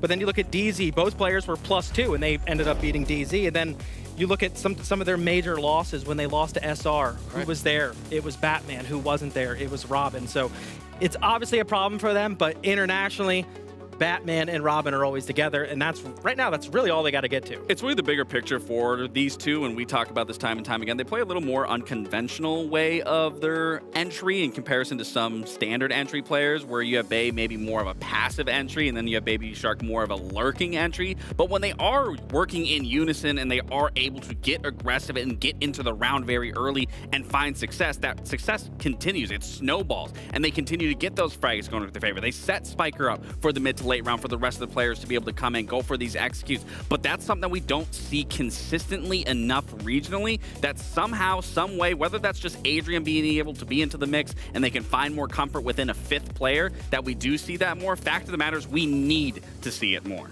Well, as both of these two teams are clamoring to get some more points, they're also clamoring to go to some familiar territory for Wildcard. As far as I understand it, they like Fortress, although they have not played it yet this stage. Yeah, I mean, for Fortress, this is a great map. Wildcard was the first team to really pioneer the map Fortress in all of the NAL. And even when we saw it showcased at SI, they were beating big names. I believe they beat FaZe Clan. I believe they beated Furia a couple times, I think, throughout their series. They understand this map very well. Now, their attacks aren't that pretty, but one thing that they definitely like to do on this map is get rid of those cheese operators, get rid of the glass, get rid of the ying, get rid of any of those site executes, and they'll deal with whatever's on the forefront. Granted, the meta has shifted a little bit, so maybe that's why they haven't tried things out. They're seeing how teams are playing. They're seeing what's working in scrims. So maybe we'll see a little difference in their operator bans, but I think on their defense, I do believe they still want to get rid of some of those cheese operators. Yeah, I mean, Fortress, I talked about Wildcard needing a home ground, and Consulate they're never going to be able to get that. That is like their home turf. Yeah, that's Fortress is as close to that as they can get. They were 4-0, I believe it was, at SLC during the major, or I guess it was during SI when Fortress was debuted at this point. Whatever it was their home turf, so I would like to see them kind of get back to it here. Awesome. Well, Forfun Esports, we know that they are confident against every single team in the league here, but another big opponent who's recently taken down some big teams. Let's get to it. Well, and if M80 Shopify Rebellion didn't disappoint, given Forfun Esports being on the upswing, Ollie, I'm about just as excited for this game as I was the last one. We'll see what the scoreline ends up being, but Forfun Esports have really shown up inside of the NA League, and Wildcard still continue to be a great team in their own right.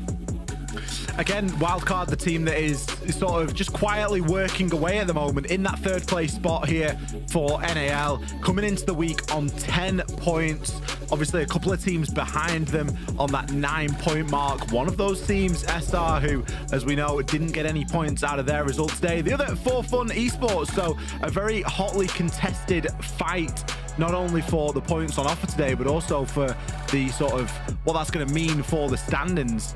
The ramifications when we look a little bit deeper into those, of course, at the end of the week and at the end of this stage. So Wildcard getting a very favored map here, Lynx, I think it's fair to say. Fortress comes out as the pick, and I'm surprised because Forfun, we don't necessarily think of them and think of any map in particular, but I certainly don't think of them and think of Fortress. It's their 9th preference map. They've played it once at the start of this stage and they lost it 2-7 to M80.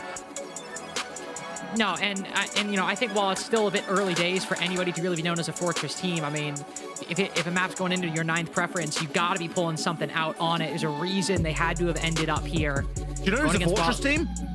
Wildcard. It's their second preference, and it's one of the newer maps in the pool. Like, that, it just stinks of it being a map that they love to play on. Yeah, there's 6 games that you can go back and look and try and pick something apart, but I don't know. I don't know if I believe. Well, we'll just have to find out. Wildcard with a high preference, Forfun with a low, and Wildcard getting the benefit of starting on the defense. Could make for a rough start. We've seen a couple 5-1 halves on Fortress throughout the NAL so far. The defense getting the better of those two numbers. We'll see if this ends up being one of those occasions. A lot of swaps in the Forfun attacking lineup right before we end up moving into the first round, switching to a lot of important execute and disruption operators, Ying, Sens, and Capitao being brought, as they likely realize, and I imagine influenced a little bit by the site selection. Wildcard starting off here on the defense. They've chosen to ban away a couple of shields from Forfun. Forfun themselves have chosen to give themselves an easier time with regard to electrification. They won't come up against any obstacle with anything that they want to get open. And that usually means you can be a little bit skinnier with what you choose to bring. You don't always have to bring a full out-and-out hard breacher. Oftentimes, you can get away with that secondary utility. Jino and Mike W both bringing tin openers to help get things open. Big play here from Packer. He's got the drone ahead of him. He knows exactly that he's there, but oh, Baby Shark's better. He might hit Packer. Can't hit a drone to save his life, though, but didn't take a lick of damage in that opening engagement. And Baby Shark, player the desk was highlighting, want to see him show up, him and Babe. duo that when they get going, Wildcard are a difficult team to stop. Baby Shark just with a couple shots levels the Ying in the first minute of the round. I mean, Forfun Esports can still get this vertical. They've got the boogie drones, which I have to say, Ollie, in the kind of the games of Fortress we've casted, really feels like, well, this vertical makes sense to get. It often feels a bit impactless when attacking this side. I don't know if you have a different perception, but it really feels like it makes that much of a difference in the games we've cast. I think the impact is difficult to see without being the player that's constantly looking through it, right? And I agree, you don't see loads of kills on that vert. It just removes areas to play. And the idea is that you've then got players in the site and around the site that can take advantage of these fleeing defenders. But yeah, we never really see loads of kills come through that vert. It can be a great tool to use to get rid of some utility if there's any kicking around. Goyo canisters, bulletproof cameras, banshees, razor blooms, things of that sort of nature. But it does more than often feel like a tick in a box.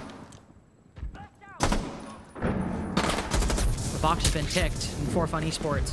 Not checking a whole lot more beyond that. Volsper down. Baby Shark getting his second. Silent now just looking to open this off kills. Wildcard looking like they'll start things off flawlessly. Going to the off-site as the first pick. They don't drop a single body to take their first. Everyone just lining up for him there, really. Like you said, the vert had been opened and players were ready to start catching. Kansan was one of those sort of moving and disrupted defenders.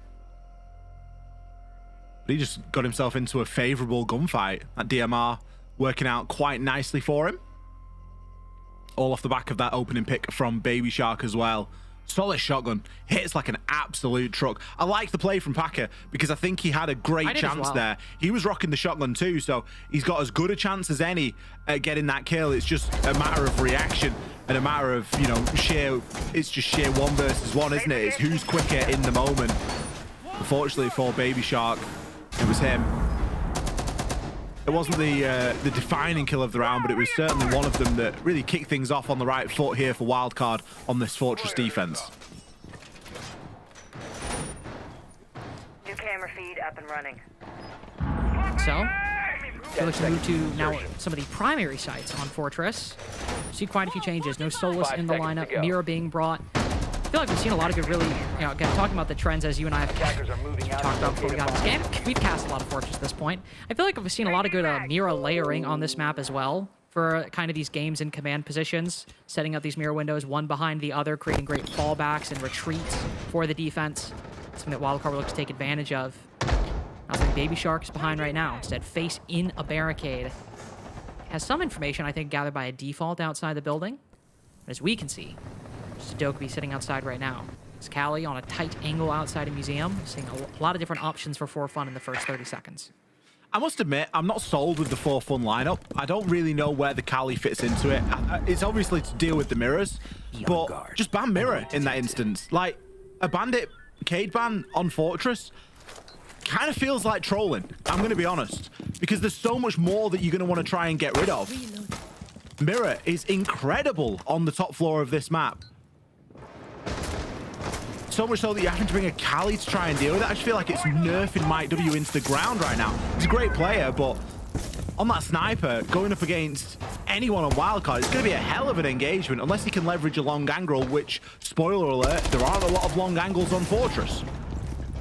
Well, I say that. Yeah. Mike W is going to get the opening pick. It was not a long angle, though, was it? Let's be honest. No. And honestly, the fact that he got that sniper shot off, you know, potentially 12x on that angle when the mirror's like 2 feet in front of him, really impressive. That is an that's an unwieldy gun to use. So find it, Volsper, a bit easier with the F2 and the Soliton scanner. Spots ahead a couple times. Bay down somewhere. Mike W really making you pay for it, putting in so much work on the Callie right now. Finished off by the Dokkaebi call. Have a surplus, he can make that work. Now Wildcard in the difficult position. They reinforce off the rotate as Forfun Esports have taken all the ground they can. These first 2 minutes of the round, another Dokkaebi call goes out.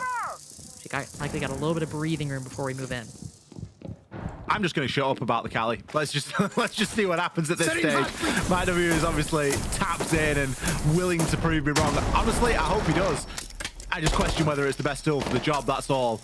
Spiker, he's going to be caught inside of the site. Still got 2 Toxic Babe canisters, but there's a lot of bees restricting the movement right now. Toxic Babe canister will be detonated. Adrian, 16 Shumikas. That should be enough to limit the flood of these attackers. Pending that they're all used, he needs to get them out there. Needs to start denying some of these zones, especially as the time gets low.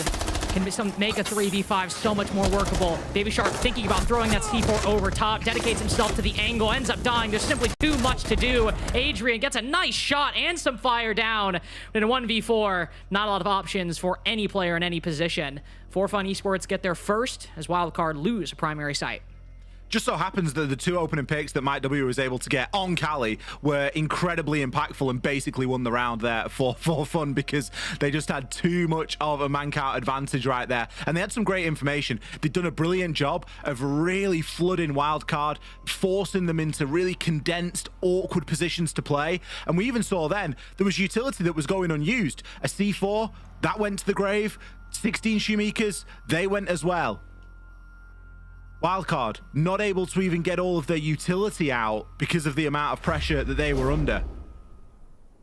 Not an ideal position to find yourself in as defense when you're bringing a lot of utility. You want to make sure that that is getting used, but Forfun able to keep up quite a high work rate, really restrict some of that defender flow. Level things up then at 1 round apiece. We will head downstairs here for round number 3. Get ourselves into Commander Office. Excuse me, upstairs. Well, I mean, Command isn't on the downstairs floors. Commander's upstairs. We are upstairs. We are upstairs for round 3. Wildcard just going with the reverse site rotation. Normally it would be that this go around, but instead doing a primary site second, losing it. Now they go to command for a bit of the reverse. Will involve defenders in a lot of similar positions to what we just saw. We saw quite a bit of presence from Wildcard on the museum side when they were defending games just now. See, given the success that Forfun had in that early game, whether or not we have as much of aggressive games presence. We see some defenders over there right now. Not completely abnormal either. No Cali, though. And that'll be the difference maker. I mean, if they lose this round, get the Cali back in, you know? every round after this. Maybe that was the secret sauce. It was funny how it was brought for the mirror windows and Mike W still gets 2 kills out of it. I mean, he's been highlighted a few times as a really good player on this Forfun roster. I remember the Des did a bit on him last week. Drone up and running. No, he's excellent. Always been he's not really not a new player necessarily anymore, but always been one of my favorite players to watch, even when he was in T2. Very, very, very proficient. Finding some information. Adrian got some good info on a couple players outside the building. The one he lacked, Volsper, catches him off guard as he goes to shoot a drone around the corner.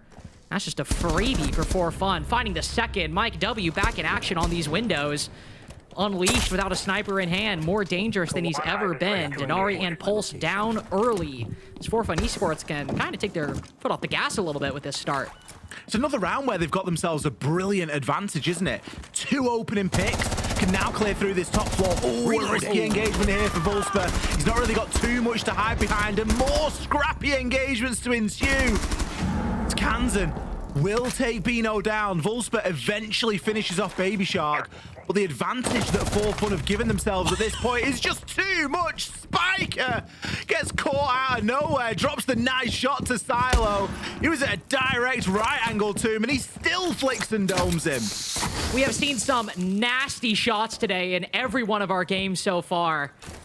Treated to a mechanical show today for the North America League. Packer with a sigh and a fist pump as Forfun take the 2 primary sites, and weird to think that this started off with a wild card victory, because while the tertiary is the one site they've lost, given the success we've seen in these early games, doesn't feel like a lot has to change for Forfun to win likely the reattempt of waiting. It really doesn't. They've been lethal on this opening pick. They will get rid of these. I'm so surprised to not see them get rid of the mirror. I know that they're up. I know that they've dealt with it. But I am really surprised to not see that mirror targeted. Oh, that's so unfortunate. Must have just been out of the range of the scanner for Adrian. He's literally just come out of the scanner, so you've got to give him the benefit of the doubt there. The players Swift so bad. Good stats, Nate. Vibe sounding pretty good. Someone talking about stats. Wolfsper maybe. KD player perhaps. 4-1 at the minute. I mean, he had a great game last week. That SR game was really something special from Wolfsper. I mean, even if it was just an 8-3, it might not be the most impressive scoreline of those defenses, but it was really quite high on him as a player coming out of those defenses. And 4-1 right now, doing quite well on the lurk. Mike W as well, some good window play. But really for Forfun Esports, it just feels like these early games, this control and the team play overall from the attack is very solid so far, and on a side that can be quite difficult. Now the fact that they've won both primary sites, and it feels based off the trends that they're applicable to all sites on this map, not just command, not just games. Feels like winning 3 attacks in a row is very well within reach for Forfun Esports right now, and you might see Wildcard take a tactical timeout at that point. If the best you can get is a 3-3 defensive half, could be problematic. We'll see what happens though. Forfun Esports did struggle last time they were here with a similar lineup. Ying sends Capitao back in. In fact, I think the only change, they switched out the vertical destruction, just Buck instead of the ramp. So Forfun Esports, at least in terms of the operator lineup, bringing the same tools to bear. Baby Shark getting ready for this walk up that he is more than likely expecting. Drone come across as well. Oh, is just able to cross. A couple of shots will land though and puts him low. He'll be happy playing this position with the shotgun, but at reduced HP, it's definitely not ideal. Doesn't want to contend any further than that halfway point of the staircase for the time being. Some of this vertical angle again being opened up, but nothing directly coming from it. Mike W gonna try and buddy up with Wolfsper here. Nade to deal with that barbed wire, and Traxting is just to secure the flank. Baby Shark flushed right down to the bottom of Hammam at the moment.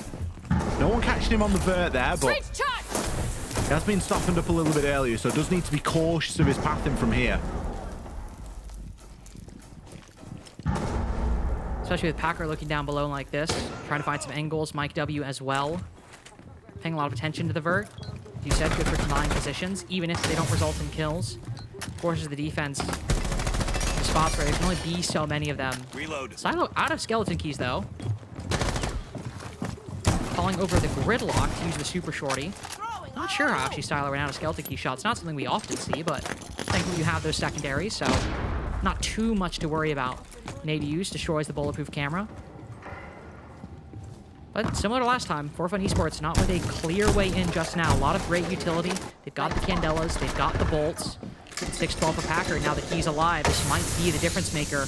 Close quarters weapon, an excellent disruption utility. How can Forfun Esports get in? Kansan on the long angle, snipes Silo across the map. Mike W hoping for the trade, but Kansan not biting. Wildcard again, just stopping Forfun Esports from getting any kind of momentum. Will it be another flawless for Wildcard on this defense? Thought Forfun might have a better opportunity, but as Wildcard just bunker for control on the site, they can't get anything. Wolfsper now outside of Infirmary. Bottom of Old Tower. Wildcard just waiting passively, burning out the clock. Diffuser in hand. Might be their second round, but both of them have come flawlessly. As I guess Waiting Room is not the site you want to take Wildcard to on Fortress. It seems not, doesn't it? It's their best site by far and away. There's no comparison to it. They're exceptionally good at defending down here. If they could just transition and transfer some of that ability they've got on this site elsewhere, they'd be having a fantastic half of Fortress right now. As it stands, it's still a very close game. It's still tied 2-2. And that's the basement, or that site on that first floor, locked out for the rest of this phase. The safety and sanctitude that they've been finding down there is gone. No longer. They're going to have to find wins elsewhere. And so far, it's been Forfun Esports that have been good at that regard, getting themselves into great positions. Big man count advantages when attacking this top floor. Still, that small factor of the mirror will remain here, and Kansan will be bringing it for round 5. New feed active. But the picks that Forfun have been able to get from outside to in have just given them too much of an advantage when they've come down to that execute. So much so that last time we saw this site, there was a lot of unspent utility that went down with players sent to the cameras. that could have really assisted Wildcard in holding on for a little bit longer in what was quite a close round end.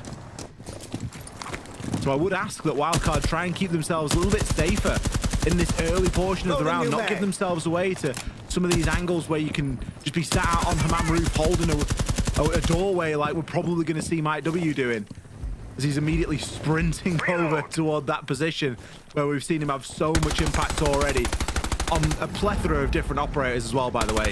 Kali, Grim, and now the Ying in this same spot. Yeah, it's operator roulette for Mike W. Unfortunately, very cowardly decision not to pick the Kali. Taking that gunfight with a sniper at close quarters. Come on, what are we doing? Sweeping perimeter. I need to see that again. I bet he's playing the 6-12, isn't he? Like a loser behavior. Like a real crutch player. Scanning for electronics. Playing the meta choice on a meta op. Come on, man. What are we doing?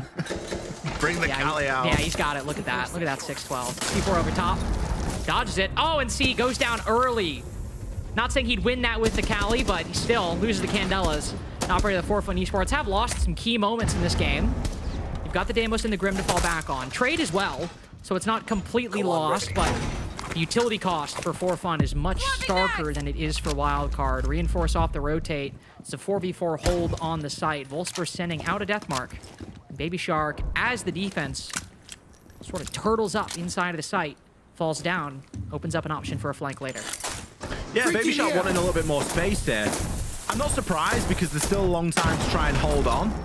And given the operator he's playing on the Valkyries, well placed at the moment to get out there on the roam a little bit. You probably don't want to lose the DMR. You also don't want to be removing any of your area denial ops. So it makes sense for everybody else to remain and stay. Spiker, nothing's going to be able to do about that mirror window. But he's still been able to keep hold of all three of these toxic canisters. So he should be able to cut off this doorway quite nicely. There will be vault holes through these reinforcements, though. Not only the tin openers, but also the ace Selmas will be making large enough holes to transition. But Bay with a big kill there onto Paka. Bay and Baby Shark. Batman and Robin getting a nice double towards the end of round 5. Bino and Bolsper not even to make their own duo happen. Stopped by the smoke, though, with a shotgun around the corner. Seems quite unlikely given their current positions, but Bino gets one. Another long angle fight might avail itself as Baby Shark, low HP. Tachanka as well looking to challenge. Does he check this boosted angle? No. Wolfsburg, the off spot, getting the best of him. Spiker gets the next. Wildcard, for the first time since round 1, take the lead.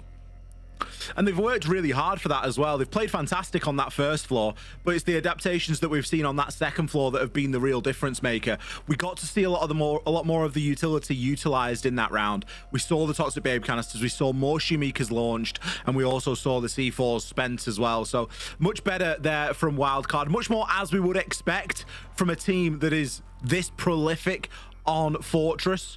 We'll remind everyone it is their second preference map here, so we're expecting a big performance out of Wildcard. It's slowly but surely they are cementing themselves as one of the top 4 teams inside of NAL. It's a hotly debated area and topic. But we are expecting a good performance out of them here today, and it's nice to see them start to transition some of that good play we've seen downstairs into one of these second floor sites. If they come away with a round here, I think we can brush off the couple of Forfun rounds as, you know, great rounds for Forfun and not taking anything away from them, but Wildcard have really got warmed into this one. Now they have started settling in. Forfun with some really good showings on the primary side, but Wildcard now moving to a much stronger bunker setup, which really has been kind of the success for them on those waiting room defenses. Posing some issues for Forfun, who now look to adapt with the last round to go. He's back on the Kali. My man. See what he does. See what he decides to do. Not you the just sight. Handshake yourself. Yeah, I did just dap myself up. I did just dap myself up, to be honest. I heard like a handshake and I was like, hang on a minute. Leslie sat in their room on their own, by the way, dapping themselves up. Yep. I did just dap myself up. That's true. Brilliant. But bringing the Kali, not on dorms like he did last time. Instead, it's command office this time. But I think we'll probably see him play some very similar positions, playing around that museum window, playing around some of these single windows with that sniper, and of course, bringing the lance can be quite useful. And there he is, back on this balcony like we saw before. Wolfsburg on the Deimos will also look to get activated. Second time he's played this operator so far this half, the first time in the last round. wasn't able to find a lot of success. We'll see if it changes here.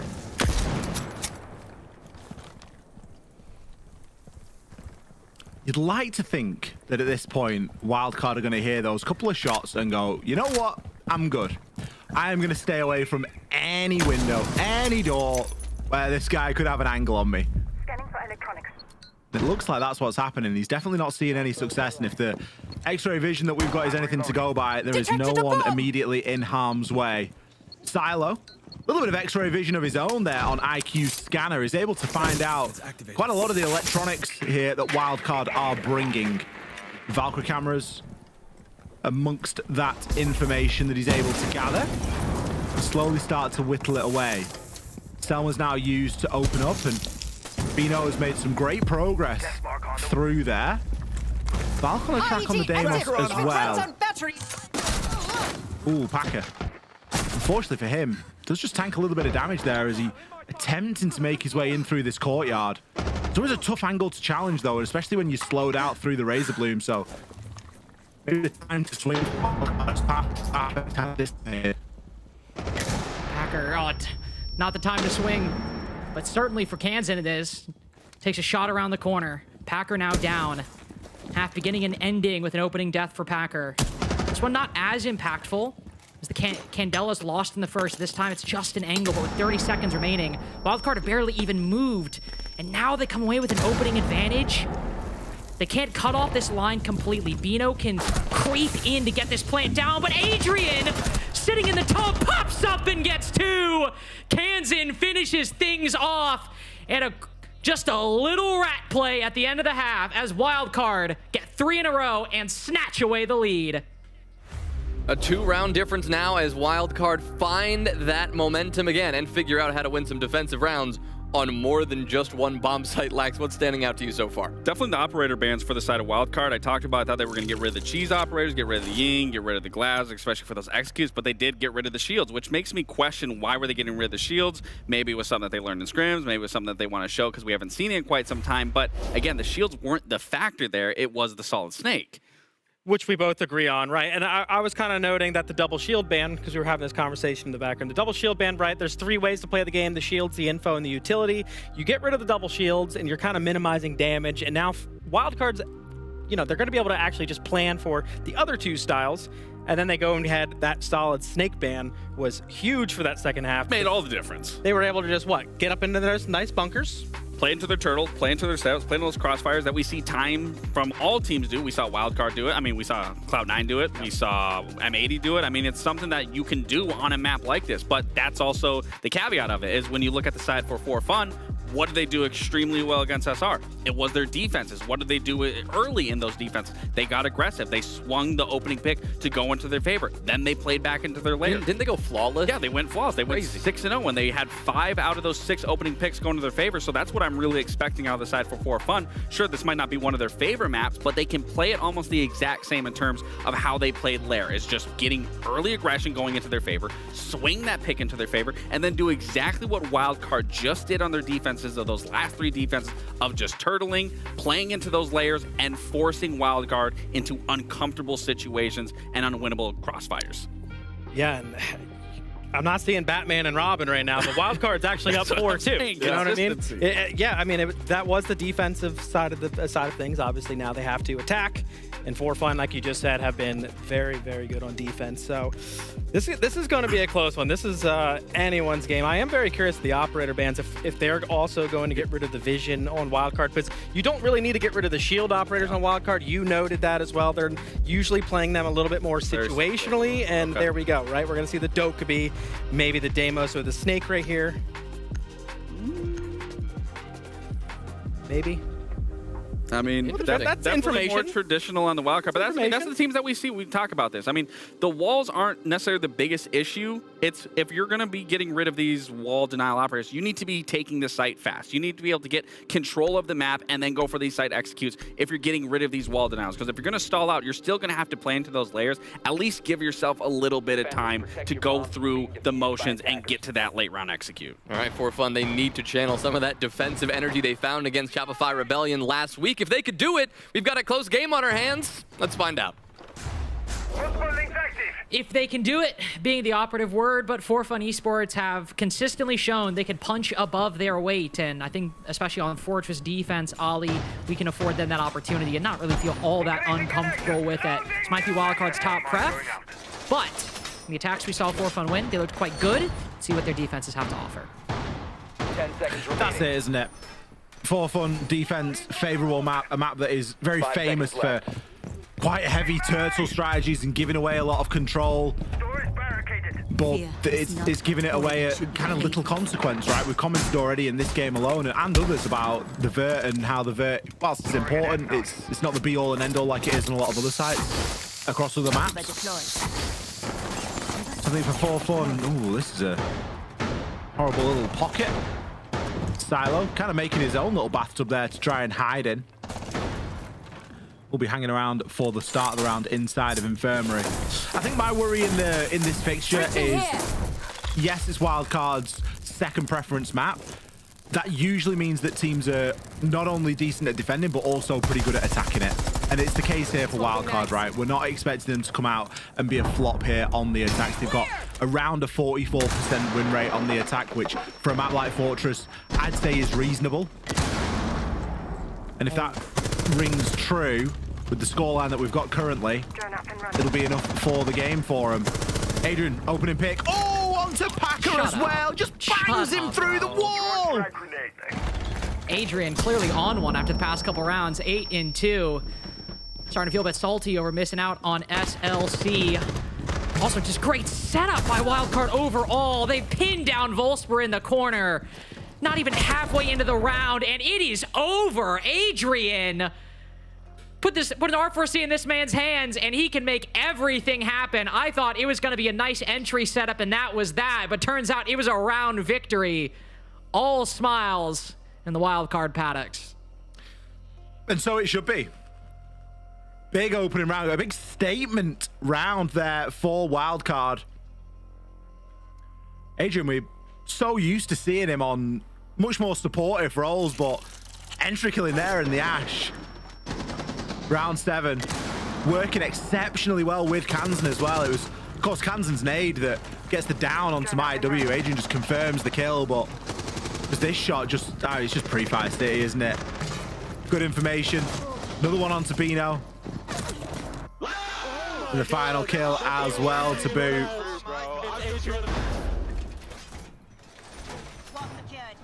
Give Adrian Ash. Get him on the Ash and let him go. See what he can do. 5-2 now starts to feel like an extremely comfortable scoreline here.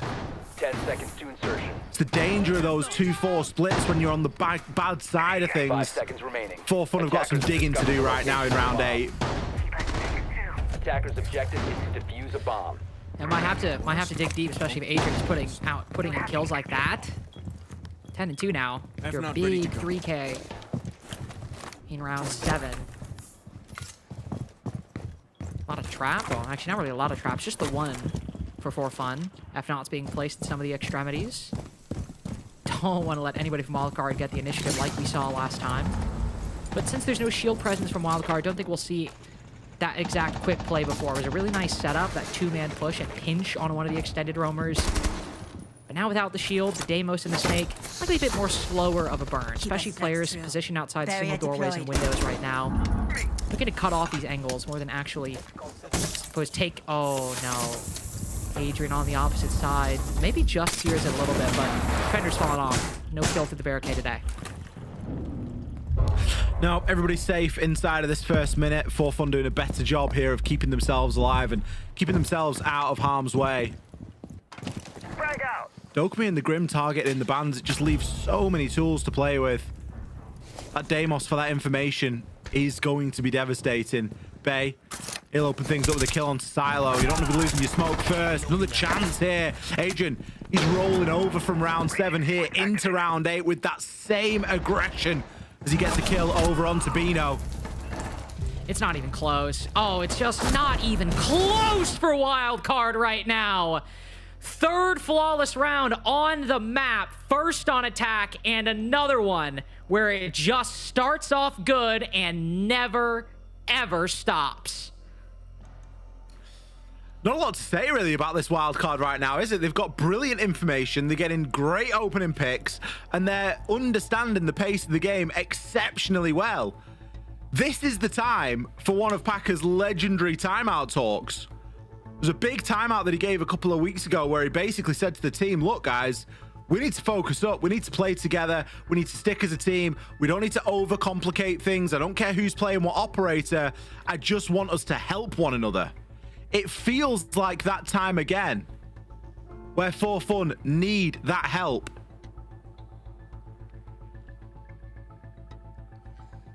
I need something. Not sure if it's help, not sure if it's just rethinking their plan, but Wildcard have, I think, come out much quicker and much stronger than expected in these first couple rounds. I mean, them winning it is not necessarily the surprise, but it's felt effortless so far. I mean, Adrian, I think, just had the one kill in the middle of that one as well. So it's not even like one player just showing up and taking over. Kind of like we saw from, say, like Surf for the Rebellion in the first couple rounds of Lair. He gets a big 3K in round 1, sure, but there's no big multi-kill. Maybe a couple double kills here or there in round 8, but just good intel gathering, good positioning, and a great understanding of the pace and the setup that's required on a Fortress attack. Packer starting to get frustrated towards the end of that timeout. Maybe just entering and dipping our feet a little bit into a Packer crash out. TBD though. We'll see if any impact comes from that attack as down 4 rounds and Wildcard looking unstoppable on these attacks. Forfun have to dig deep and find something and have to do it 3 more times. 5 seconds left. Yeah, time is running out really for Forfun. Timeout being used there as well is... I mean, there's a question whether it's going to have the desired level of impact. They're asking for a lot here, 4 rounds in a row. Wildcard, they themselves have been able to just take a breath and go, yep, we understand that we've had 2 rounds that have come to us very easily. Wildcard are a team that are capable of a scrap on this map. So even when things get a little bit more difficult, don't count them out. It does help that they've got 2 players that are standing head and shoulders above the rest. I mean, maybe 3 players really. Spiker as well could be included in this conversation. 6-2. Kansan 8-3. Adrian 11-2. Really putting in some work here today. The information has been the real driving factor so far, whether that's off the back of a shield pushing through or off an operator. With Baby Shark on Solid Snake, it feels like it's only a matter of time until someone's caught out on the scanner. Oh, Vulsper, drone at his feet, and Bay with the swing. Just smooth. Like a hot knife through butter, that one. Crosshair placement perfect. Information right on point. Bay times it behind the drone perfectly, right as the defender's shooting it. It just does not get better than these entries we've seen from Wildcard. 3-0 on the attacks, but everything set up around it is just as beautiful as the kills themselves. Now Bay gets this control over by command. Next looking to take the fight against either, I believe that's Mike W. Well, it is Mike W. Next up to the plate. So I believe that's the Denari that tries to go for the swing. Nice C4 by Packer. Takes down Kansan. Bay loses a lot of HP on that engagement. But these entries by Wildcard have been a thing of beauty. I mean, kind of just gets worse, doesn't it? From here on out, kind of just gets worse. Spiker finds his kill onto Stylo. Bino, 2 toxic babes left and 4 players to stave off. Bino, a game to forget at the moment. 1-7. Is he going to have the full weight of Wildcard bearing down on him momentarily? Stunned out. Needs to find something. Will pick his first. Adrian getting a little bit too ahead of himself, but it's the Storm to finish things off here for Wildcard as they maintain a great performance on Fortress and snag another 3 points. And really not much to say about that game. Once Wildcard get to the attacking side, it seems nobody could have stopped that team that we saw on the attack. There were kills, there was beautiful control. We've got the desk with more right after this.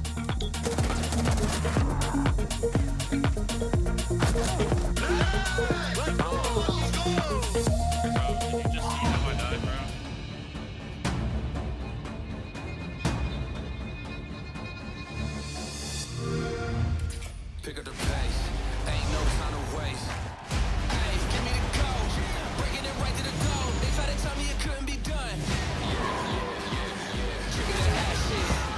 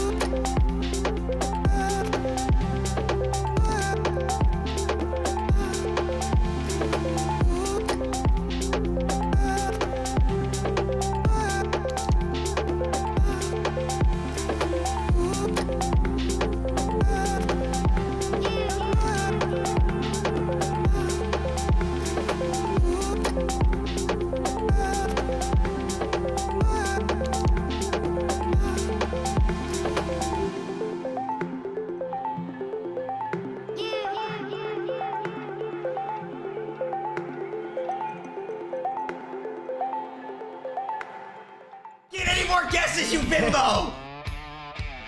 This is 5 fears with Outlast, and we're doing Guess the Operator. If our team is up, you get 1 guess. If you get that guess wrong, you're done. If you get it right, you can keep going. Okay? Is the defender a dude? Yeah. Did the defender at some point have an ACOG? Yeah. Oh, now this is where it gets tricky. Is the defender Jaeger? Yeah. Ah! Wait, why did you ask so many questions, JJ? How did you get so many? If you get it right, you can keep asking. Is it a girl? No. Oh. Is it hard breach? Yes. Is it ace? No. Hard breacher. Is it thermite? You don't get any more guesses, you bimbo! Is it thermite? Yes. What? That's bullshit! You said nobody cheated! Yeah, is it a defender? No. Is it an attacker? Yeah, it would be an attacker. Is it Finka? It's not Finka. Well, it's my turn now, right? No, it's Millie's turn, you bimbo. Is it a male? No. Does it have a DMR? No. Are they a part of the original release? No. Is it Nomad? Yes, it is. Bang! Is it a defender? Yes. Are they male? No. Would you consider the defender a roamer? Yes. Is it mute? No. Is the defender Thunderbird? No. I was about to go for a crazy full. Is the defender soulless? No. It's a 3-speed, brother! No, they're not. Is it a female? Yeah. They have an MPX. No. Azami? Yeah. Okay. Ah. All right, we gotta lock in. Wait, JJ. who's winning? They're winning? We're losing. We're losing. Attacker? No. Are they a trap? No. Is it a male? No. Is it part of the original release? No. Do they have a shotgun? Yeah. Is it a secondary shotgun? Yeah, it has a secondary shotgun. Are they 3-speed? No. Were they bald? No. Is it the Mira secondary shotgun? Yeah. Okay. I just gotta take the guess at this point. I'm gonna set someone else up if I don't. Melusi. No. Hello, darkness, my old friend. Is it Mira? Yeah. You said mirror shotgun. I was like, bro.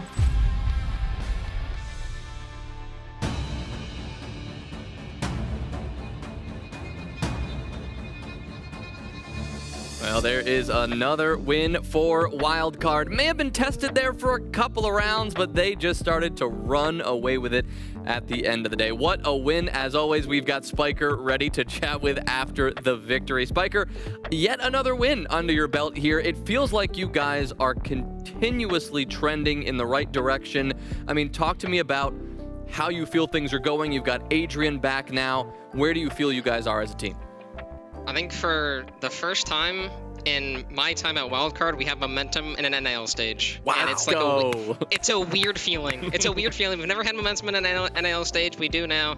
So, you know, things just like are clicking. We fixed a lot of our game day issues, especially the last couple games. Like we had a team talk after like our Shopify, like our Super Week. And then since then, a ton of our game day issues have just been smoothed out, and it's great. Well, I'd love to hear that, Spiker. And obviously, I mean, I'm happy for you guys. I mean, as you said, this is the first time you guys had momentum. You always wait until the very last little couple play days where you actually have to fight for your life to clinch playoffs. Yeah. And then sure enough, you end up making the major and being the best.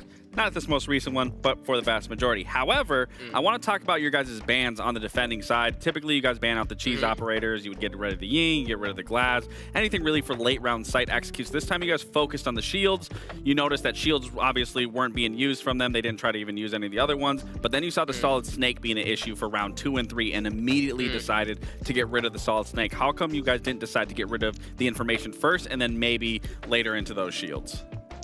It was just kind of the way we were feeling about how we wanted kind of the game to go. And then the splits were being a little bit more annoying for us today, so we just decided to take the snake away. No other option really being annoying. We feel like they were kind of crutching the snake info, especially for their splits those last couple rounds, so we just took it away, and then, you know, their splits weren't working the same way they were before. Absolutely. Spiker, congrats. 3rd win in a row.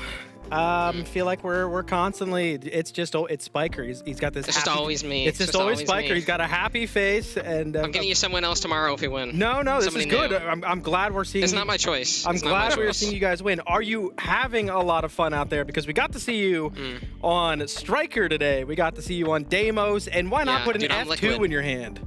I'm liquid, bro. I'm liquid. Don't worry about me. I'm getting active. You are getting active.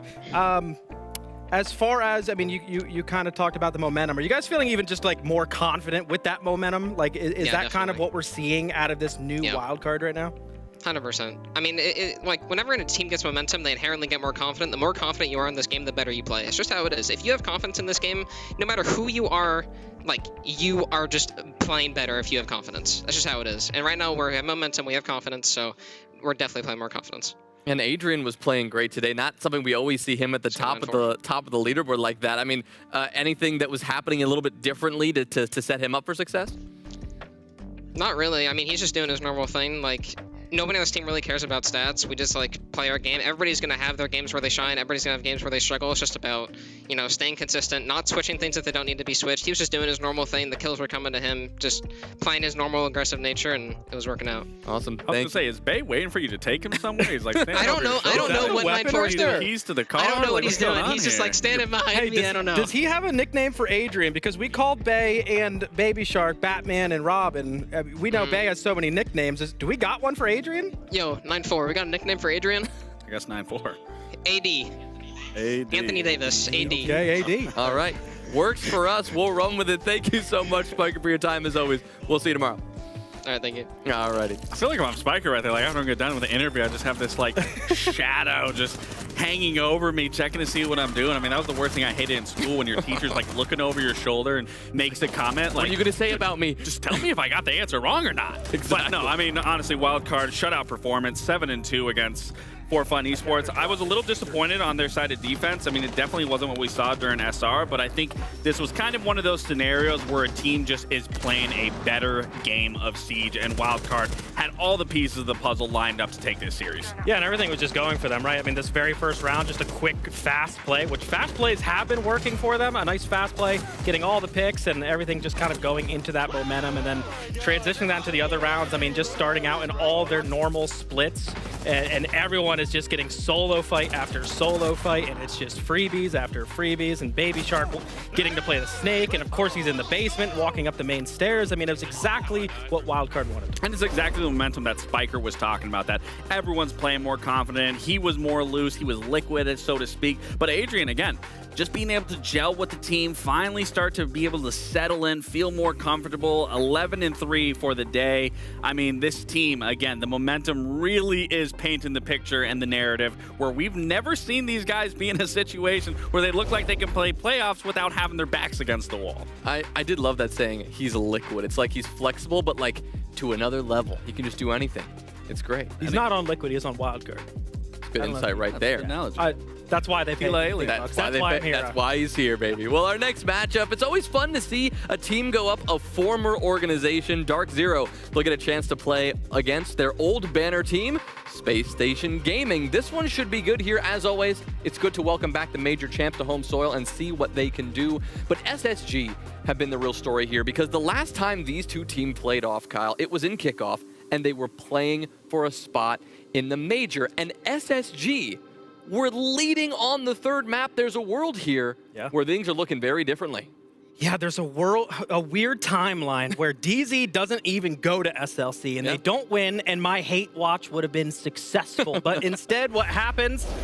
Well, we got to see them lift the trophy, and tears were falling, and happy tears, of course, from all of their family that were in the crowd, of course, and they definitely deserved it. But yeah, SSG, they were that close, and I think a lot of people forget that they were that close to even being at that game, right, at that major. But this is a chance even for revenge. I mean, the last time they played them, that ended their run, and today we're kind of talking about something similar. SSG have been struggling, they have been asleep, and they desperately need points. And really, we're in a situation now where if they are to fall to this Dark Zero team today, we could be talking about them missing out on playoffs. So to go from one extreme to the other, again, almost making the major, to now, what is going wrong, and how can they not even make the playoffs? Right. Yeah, I mean, the prep needs to be there. I mean, we saw their game in 5 years. We started to see that resurgence. We started to see, okay, that's the SSG that we all knew and loved, that we were getting behind, especially during kickoff, what you just highlighted. One game away from being able to knock Dark Zero, and then it's a different conversation. But then we jump into this stage, it hasn't looked like it. And then to go against Wildcard, looked like they had a plan. They clearly want to take them to border.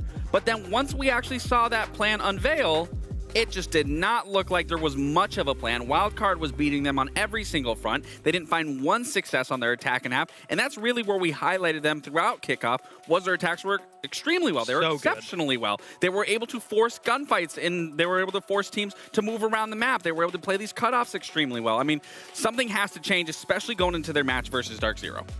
Attacks, they have not been good. As Lax highlighted, it seems like there are moments when, and like all the teams here at the bottom of the standings, there are glimpses of hope. They're the bottom of the standings. There are moments where we've seen them shine. Absolutely. The attacking side has not been one of those things for SSG. It has not, and you know, we keep talking what's going wrong with them, right? Aiden Tax asleep, I highlighted that. Well, now we're gonna have Dream, and there's a little bit of a problem going on. I dug into the stats. Dream is the most left alive player in 1vx situations by 15 of them. So that is a huge problem, Lax, as you know, because that is also your support player. He's the player being on those shield operators that are going to initiate the executes. And there's so many rounds in the past. We go back to that Outlast game for a second. He's just outside of Jacuzzi when the rest of his team is ready to go for an execute. I feel like there might be a communications issue, right? Because that is the only reason that I could possibly think that he would be last alive, because he has to be initiating. So maybe before they go for the 3-2-1s, I've seen way too many times you see Raid lurking up main, and then Aiden going down on the windows or something like that. So everyone is kind of falling around them. We call that the bleeding problem at a high level, right? When right before the execute, everyone's like, it's like dominoes. They all start falling.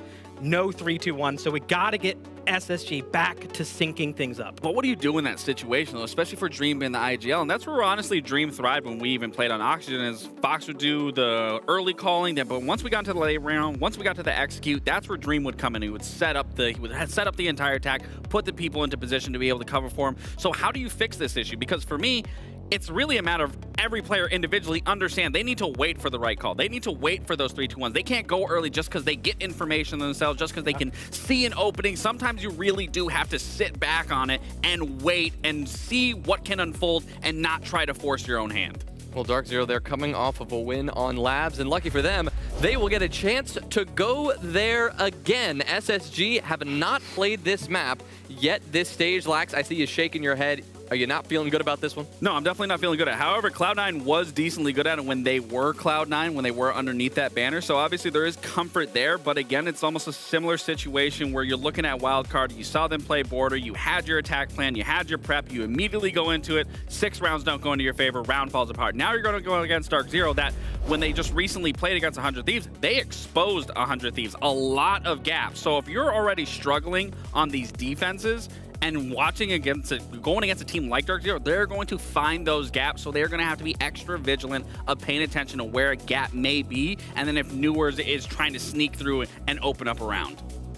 We obviously saw this team, Dark Zero, perform at a high level at the major, and it was NJR who was leading the way. What we've seen now throughout Stage 1, J90 has been taking the lead. Not something that we normally see, but we know he's capable of it. But he is the #1 rated player in all of Stage 1. Yeah, I mean, and literally any of them could be the #1 player. Absolutely. That's the big thing. Like Dark Zero, we're talking about J90 right now, but the entire team is stacked. We already know what Kino can do. Last stage, he had that resurgence with the Dark Zero roster, and then going into SLC was a huge part of their win. You got NJR, who was the MVP of the entire event. So I think right now it's just J90 is kind of getting set up in the right positions, but he has absolutely been flourishing as that flex support, whatever you really want to call him, because they don't have traditional entries in the way that they kind of play the game, but he's definitely getting set up right now, and he's definitely making the best of his opportunity. All right, well, an opportunity here for SSG to get some more points. Dark Zero look to keep climbing up the standings. Let's see it. Lynx and XR Troika, over to you for our 4th game of the day. An opportunity for more points, but one that I think is going to be the most difficult to realize of any game they've played this stage. It really, the most unfortunate thing, even if they end up winning this game, is that at a time when SSG's playoff hopes seem the most dire, they have to face the best team in the world. Fortunately, not statistically the best team in NAL, though. That would, of course, be M80, who we've already seen play today, but they've still got to go up against an absolute Goliath in Dark Zero. And like you say, Lynx, currently sitting in 8th, coming into this Playday week on 5 points. SSG need results, and they need them quickly. It just so happens for them that they've maybe had chances at easier points earlier on in the stage. I think about games they played against Forfun, for example, an overtime win against Outlast. That could have been a full 3 points. There's been opportunity for them, and they've got a run of very difficult games coming up here. Obviously, they've got Cloud9 tomorrow, SR next week, and then they're going to round things out with 100 Thieves. So it doesn't really get easier. This is probably as hard as it gets, but it doesn't get much easier for Space Station. So let's see how they perform here tonight. Dark Zero on the flip side, obviously coming into this stage as major winners, successful in Salt Lake. They've not disappointed, really. They've had a little bit of an off day. They've had one blip where we saw them lose 5-7 to Wildcard last week. Aside from that, it has been plain sailing for Dark Zero. And I'm sure that they are going to want to continue in that manner here tonight. We're going to Labs. It's a new map for the night. Thankfully, no Fortress for this one, as they do all just start blending into one a little bit. But Labs we will go to for our fourth game here. Dark Zero versus Space Station. Dark Zero starting things off here on the attack. SSG on that defense side. I want to keep an eye on something that Mint brought up, Links. Dream being the last alive, left in a lot of these positions. I think it was a problem more so on the attack than the defense, but it's something to keep an eye on as this game develops. Well, especially if players like Rival on that Zombie, Giddy on that Pulse aren't able to have like sufficient impact. If Dream, who often is on like important operators in terms of utility, but not necessarily operators that are going to enable himself to get a lot of play. They're very much team operators. Mute being a good example right now. You're going to have a very difficult time of it. I mean, and already SSG likely going to have a difficult time in this series, ignoring the kind of, you know, standings gap between the two teams. We saw DZ play this map quite recently and just absolutely pummel 100 Thieves on this map, and that's sort of SSG's competition right now in terms of the standings and the competition that they are losing a little bit. X-Kairos used early to open up a segment, and a couple of segments, in fact, of the IT breach. So we have a 0 in the lineup. Shout out Sam Fisher. Welcome back. As Giddy, with the heartbeat scanner in hand, intel of his own, getting good information on, well, the Dark Zero attack, but probably just finding that so far it looks like a standard IT push at the moment. Yeah, IT and electrical usually the order of the day here. Giddy was an attempt there to try and hide himself away on the Pulse. Deploying heartbeat sensor. Reloading. There is an expectation that there will be C4s coming over this generator in electrical. NJR is here for kind of that reason and that reason only. Those air jabs are likely going to be placed inside of electric. We see a lot of different ways that teams want to try and deal with this. Whether you play a clash a little bit more front up, or whether you try and, in this instance, use a pulse to give you a bit more live active information. Bit of an unfortunate keeper there from Rival, just catches the wrong side of the surface and will deploy flat. There is a book below as well. One of the air jabs has been sent out, but NJR knows better than this. He knows better than to play against the window. What a great shot there from Fultz. The mirror window has been popped in an attempt to deal with those X-Kairos. C4 sent out, but the flames do the work. He's got 2 kills and he's only shot 1 person. Dream, not the last alive, but taken down by some beautiful play from Fultz, gunplay, and the utility. Capitao doing it all for Dark Zero in this round, still with 45 seconds remaining, using that time to get some vertical destruction. Jino with 14 skeleton key shots left. If he really wanted to, he could apply more pressure to Giddy. Flashbangs out, facilitating this entry. Rival with a good shot, direct line onto the breach. Even as Dark Zero seem to get everything they want. SSG finding just a little bit of up-tempo. Newers with a couple kills to finish things off, though. 1 body dropped for 5 gained. Dark Zero take the first. Not really coming up against much obstacle there. We could see how Cloud9 wanted to try and keep hold of electrical, but for DZ, it didn't really become too much of a factor. There was a big focus through connector. Fultz had some great play, was able to pick up 1 kill. I'm not sure if it was communicated that the mirror window had been popped or not. My guess is that it was popped either from below or in an attempt to try and stop the X-Kairos pellets from going off, but the X-Kairos pellets were still on there and it was only 2, so the assumption there is that it was popped from below. There was a book below that was sort of firing up into electrical a little bit, which isn't something that we always see. There's a couple of kills that Fultz was able to get. Flames doing all the work there onto Dream. It wouldn't have mattered too much because it wasn't like the C4 was definitely going to hit anyone. The C4 was a real long shot in every sense of the word.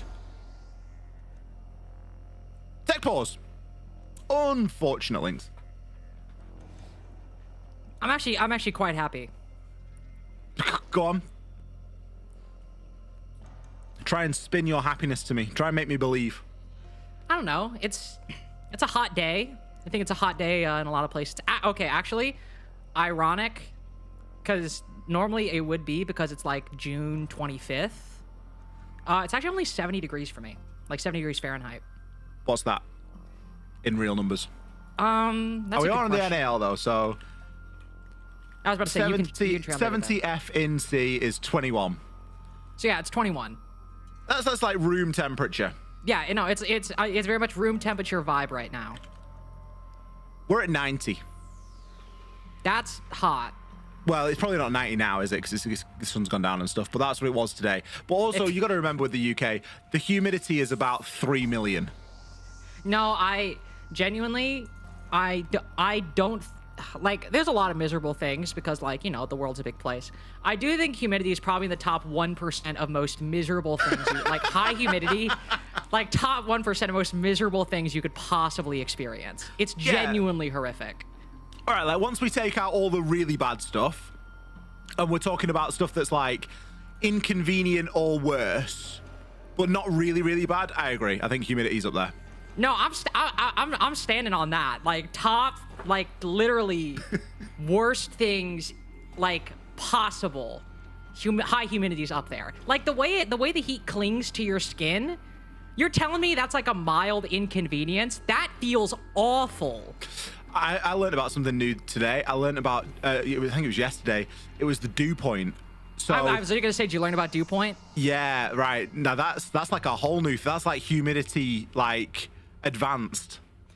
For those who don't know, and I might mess up the science on this, so feel free to correct me. The dew point becomes relevant because I believe when it's too high, basically it means that, like, there is so much water saturation in the air that the water that's, like, condensating or perspiring on, like, plants or people can't actually evaporate into the air. It's got nowhere to go. Yeah, it's got nowhere to go, which basically means, yeah, literally the air is full. Like, listen, I've just checked in. There's no more room. There's no more room in the air.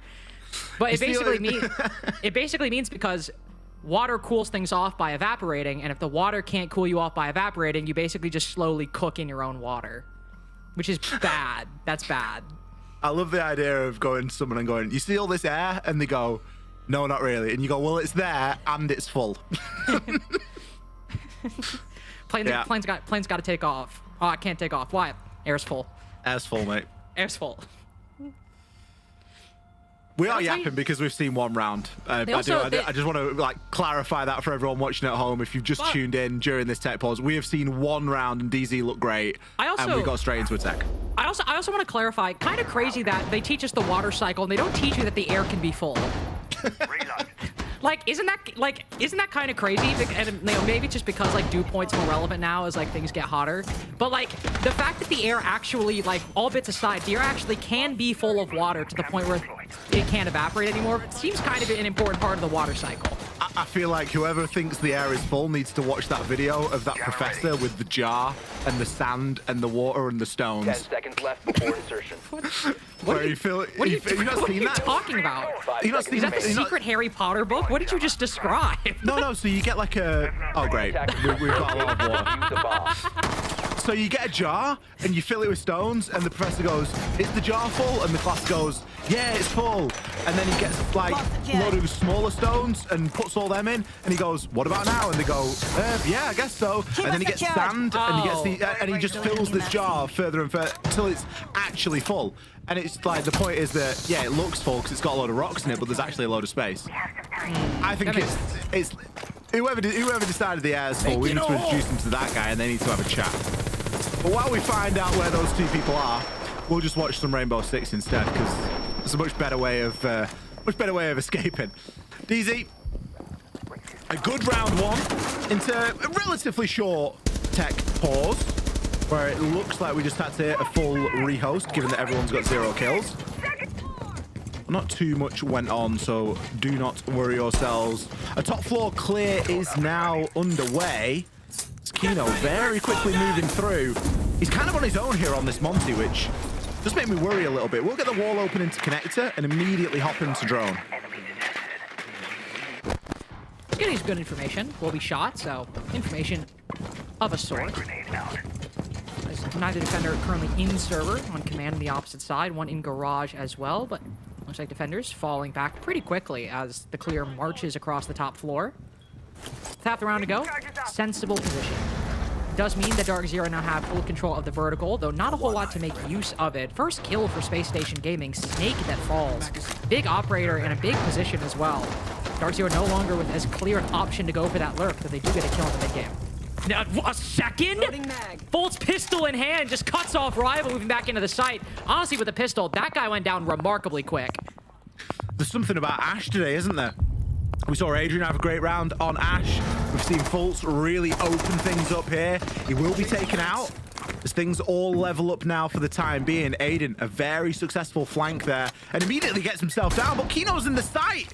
Aiden needs to wake up a little bit. A C4 from below, that could do it, but no, he's the other side of the wall. The plant will go down, and Jino gets himself off. And not only backs up, full shield extended, blocking the defenders, trying to keep them at bay. NJR up top, needs to go big. Jano kills Jino, what? NJR down as well. Jane, I know, now at a 1v2 of his own making. We saw him clutch one on this site just last week, makes it in, but dies in the process. Aiden with 4, Dream with the counter defuse. Might be a load-bearing team kill, still early on, but DZ might have just snatched their own round away. Kind of feels like it, doesn't it? Jino getting himself into the... I mean, you think about Kino's pathing in that round. He was upstairs, he was downstairs, he was getting the plant down, he was all the way up in connector at the start, and then has somehow managed to transition himself back down toward the site and still be able to get the plant down. And he got past Aiden as well, because Aiden flanked up those very stairs and got the pick onto Nuas. Kino's just slipped by out of nowhere. Still not good enough though.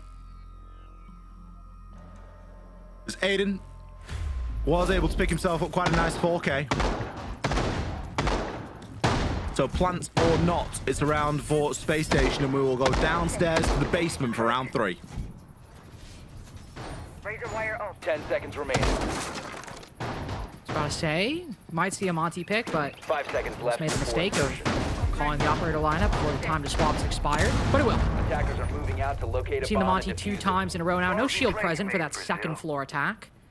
Kino will bring it once again. We'll see if it's a direct or a full clear. They've got the intel ops, really they can make good use of either. Saw a nice direct play from Dark Zero last week, but it was a bit more of the nature of an in-round call rather than a set play. I think especially seeing 2 mirror windows on these breaches. Yeah. Dark Zero going to the top floor, likely aiming for another kind of full clear. Especially since it seems that we've got a fair bit of SSG defenders playing around this middle floor. Might be worth taking at least some attention to that position early on.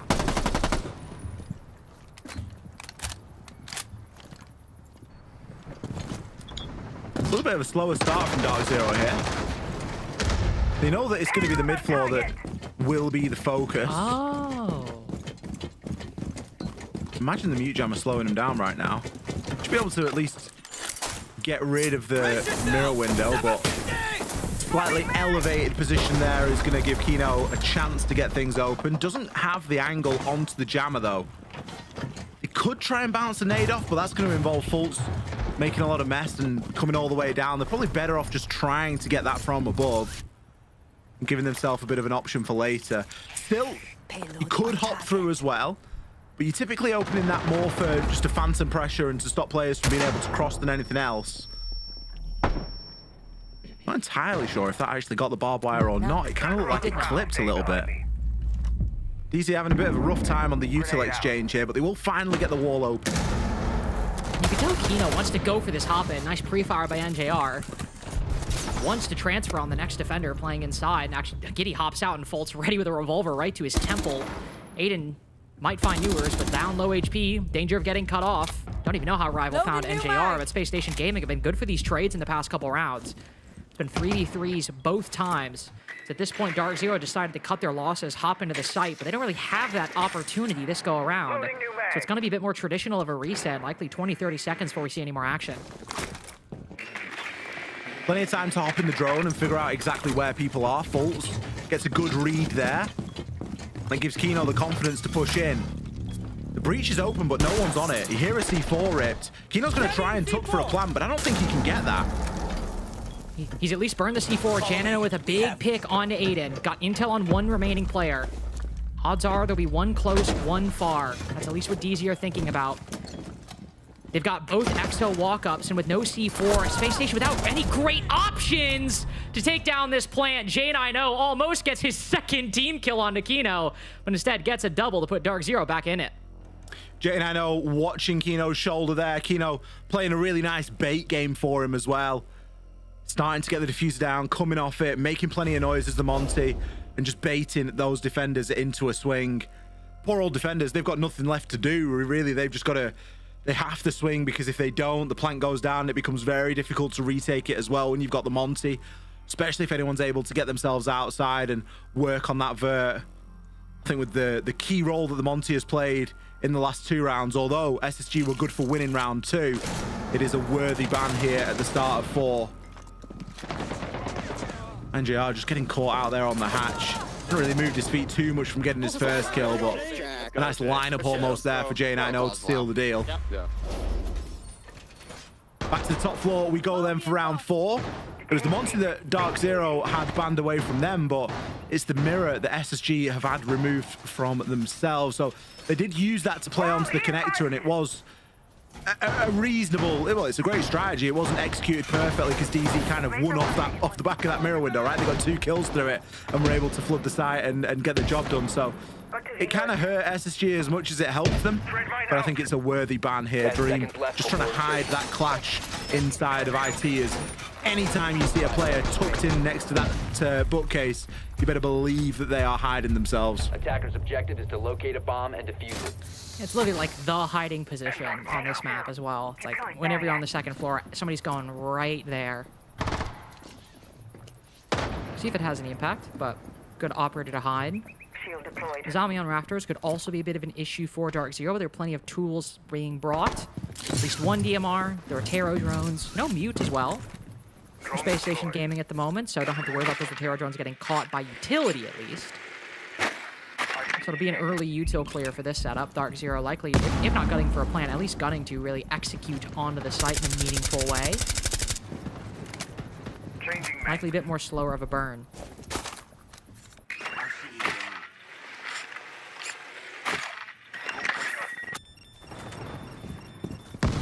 Normal stuff here from Flores. Nua's just going to be on the roof getting those Rotero drones out there and removing some of that utility. 4 sets of barbed wire to find, and FNATs if they're easy enough to get to, or maybe even Melusi Banshees. Of course, the Kiba barricade's always a hot topic as well, so there's plenty for him to do in that Flores Rotero drone. With IT breach now open, it's only going to be a matter of time until we start seeing a bit of process. Oh, we did actually drive past one of the Banshees there. It was just tucked on the wall inside of IT. I'm not sure he was able to catch it. Rival could swing off the back of that. Yeah, it's just a little bit higher on the bookcase. It's going to be something crucial for Rival to swing off there if he gets the sound cue. What we saw last time was Fultz having a lot of success on this Capital right at about this point. Minute 8 seconds remaining was when that opening kill hit. So already it's going to be a slower affair on this push. Another Banshee needs layers to SSG's defense. You can tell that even if it's not the Banshees that are tripping up Dark Zero, it is the greater utility that's causing them issues. Target acquired. And the more time being burned, the lower this goes. With no Rotero drones remaining, no nades to speak of, any walk in IT is going to face some problems. EMP out. Second of 2 firebolts hits that clash, but doesn't find anything. NGR can't catch the player rotating on the cross. No openings right now for Dark Zero. It is a 5v5 with 37 seconds remaining. Newers, not a backstab over by house side. Instead, walking up through garages. Kino gets the first pick. Bearing 9 in hand. spots. All of SSG have vacated garage, the extremities. They're sitting inside of the site. Dark Zero deciding what's going to be the backstab, what's going to be the main thrust, where are these attackers going, and what is the defense ready for? Fultz, a great trade to keep the advantage intact, but Aiden close around the corner. Might have those glasses, might look through, but Dark Zero ready. One shotgun, but oh no, he looks away, and then JR gets them both. Might have been able to get a two-piece with that shotgun, but as he tries to do it all, NJR takes advantage of it, and Dark Zero White in their lead. Yeah, DZ, one of the best to do it when they go together at the end of a round. That relentless trade game that they're able to pull out. Yes, there might be a player prone with a shotgun that's good for one, or there might be a C4 that comes out of nowhere and picks someone up. But they are always ready and willing to send another player through that breach. SSG stunned into a tactical timeout. The only success they've found has been out of the mid floor so far. They've had the opening pick in one round. That was the round that they won in, but it also relied on Aiden getting a 4K. Other than that, the contribution really just hasn't been there top through bottom. Gitty, 0 kills. Raid, 1 kill. Dream, 0 kills. It's not looking fantastic at the moment. Not all of those players are expected to get a great deal of kills, but there is an expectation that they're able to win a gunfight when it comes to it. And the fact that we're not seeing that happen at the moment speaks to a bigger issue. The timeout now being attempted.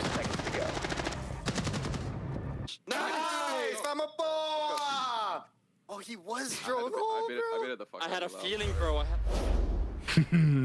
Had a feeling he was on the drone hole, and the drone hole is where he was. Let's see if the timeout's good for SSG here then. They're going to need to dig deep. This was never going to be an easy fixture going up against Dark Zero. They are going to be going down to the mid floor again. This, as I've said, is the side that they were successful at. But without the Monty this time, we're going to see at least a different approach from Kino and the rest of Dark Zero as to how they want to work this. They got a plant down very early last time. It came at a bit of an unorthodox period of the round. They weren't quite set up for it at the time that it went down. Let's see how they choose to approach here. They are going to be forced into this top floor clear again, just given with how many players are actually up here occupying this space. I'm reloading. Loading new mag. Just hunting for some drones early on. Rival seemingly not finding anything. They do end up clearing up top. Position Might be a lot of secured. people, but a lot of utility being brought by Dark Zero. Look at these names. Ying, Grim, Snake, Blackbeard. Jane, I know the odd man out, but still bringing some good utility with these traps in play. Never going to complain to have shot firms against the Ethnos and the Razor Blooms. Still the normal stuff when you're clearing out the second floor, opening up IT early. It's first floor defense, so pretty important. Hold on for the retake as well, also very important. Security. Dark Zero just opening up some bits and pieces in the exterior breaches, as there's 2 to 3 defenders in the nucleus of this extension. Kino forced onto the Blackbeard this time. Ooh. Does have to shoot the Candela there. Fultz just having a bit of an unfortunate clip onto quite a scruffy hole that has been made in the top of that breach. Should be able to get it open without a hitch though. The barricades here almost helping him a little bit. Surely doesn't get the kill. No, puts Gitty down really low. It's panic stations now for Fultz as Gitty's C4 will land. The Candela evades all of these defenders and they can just further retreat back into command. A scrappy but successful opening pick there for SSG, and Giddy's not finished yet. He's doubling down on it. Takes NJR down as well. Just a nice off angle, peeking beneath the monitor. Jane, I know, finds one. I think it's going for the backstab. Yeah, over on the Aqua side, Rival concerned about it, but Jane, I know, on low HP. Even if he gets the drop on him, he should go down. Giddy, how is he finding all of these? But with a shield in front, he's got to rely on Rival for the trade, who picks up both. Newers now in the exact right cutoff position. Given the trend of this round, there's only so much he can do. He's got intel on 1-up Z, and he knows generally that one's bottom Aqua. Ooh, there's one. He's missing these key opportunities. Happens, he can't win them all. But in a weird way, there's a world where this 3-way crossfire can be isolated by Newers. on both sides. Oh, turns around. Oh, the timing! Rival picks the perfect moment to swing, and Storage goes SSG's way both times.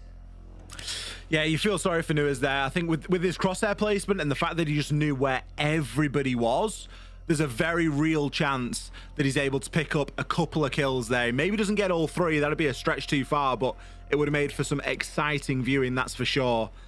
The main story for me, Gitty on that top floor, called him out at the start of the round, said, look, we need more of a contribution. You know, I understand that there is a lot of other things that go into it other than kills, but there are occasions where you do just need to start winning some gunfights, and he did just exactly that. Got himself a crucial 2 kills. C4 kill, the first onto Fultz. Super scrappy engagement, but then stuck around and, like you said, found a really nice off angle underneath the monitor, covered by the desk. A real awkward pre-fire. You're not going to tend to get pre-fired off that sort of a position. Was able to make the pistol work at range. So SSG good for a round after their timeout. A chance to level things up here with the defense downstairs. Now they've got the hatch open this time. I believe it's how they played previously. If not, the hatch got opened fairly quickly regardless. Lack of hard breach. Lack of hard breach available and lack of hard breach being brought. Both primary breaches banned, and Hibana just deemed not good enough or not worth it in lieu of some tin openers. Fultz and NJR, they'll be doing the heavy lifting with those secondaries. The breach wasn't a massive factor. It really is just done for more phantom pressure than anything else, and NJR can tick that box in the first 20 seconds. Can open this up quick. Jane, I know.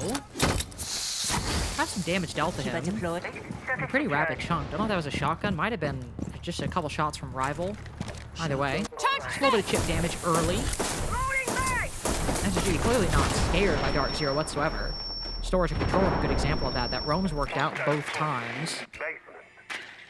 Jino and Newer's also taking some damage. Again, not really sure where these are from. Maybe just chance engagements. Kino was eyeing a direct take last time when he was Monty, and it never really panned out. Seems like he might be doing something similar here. Glass this time. Waiting to see if somebody takes that vertical angle.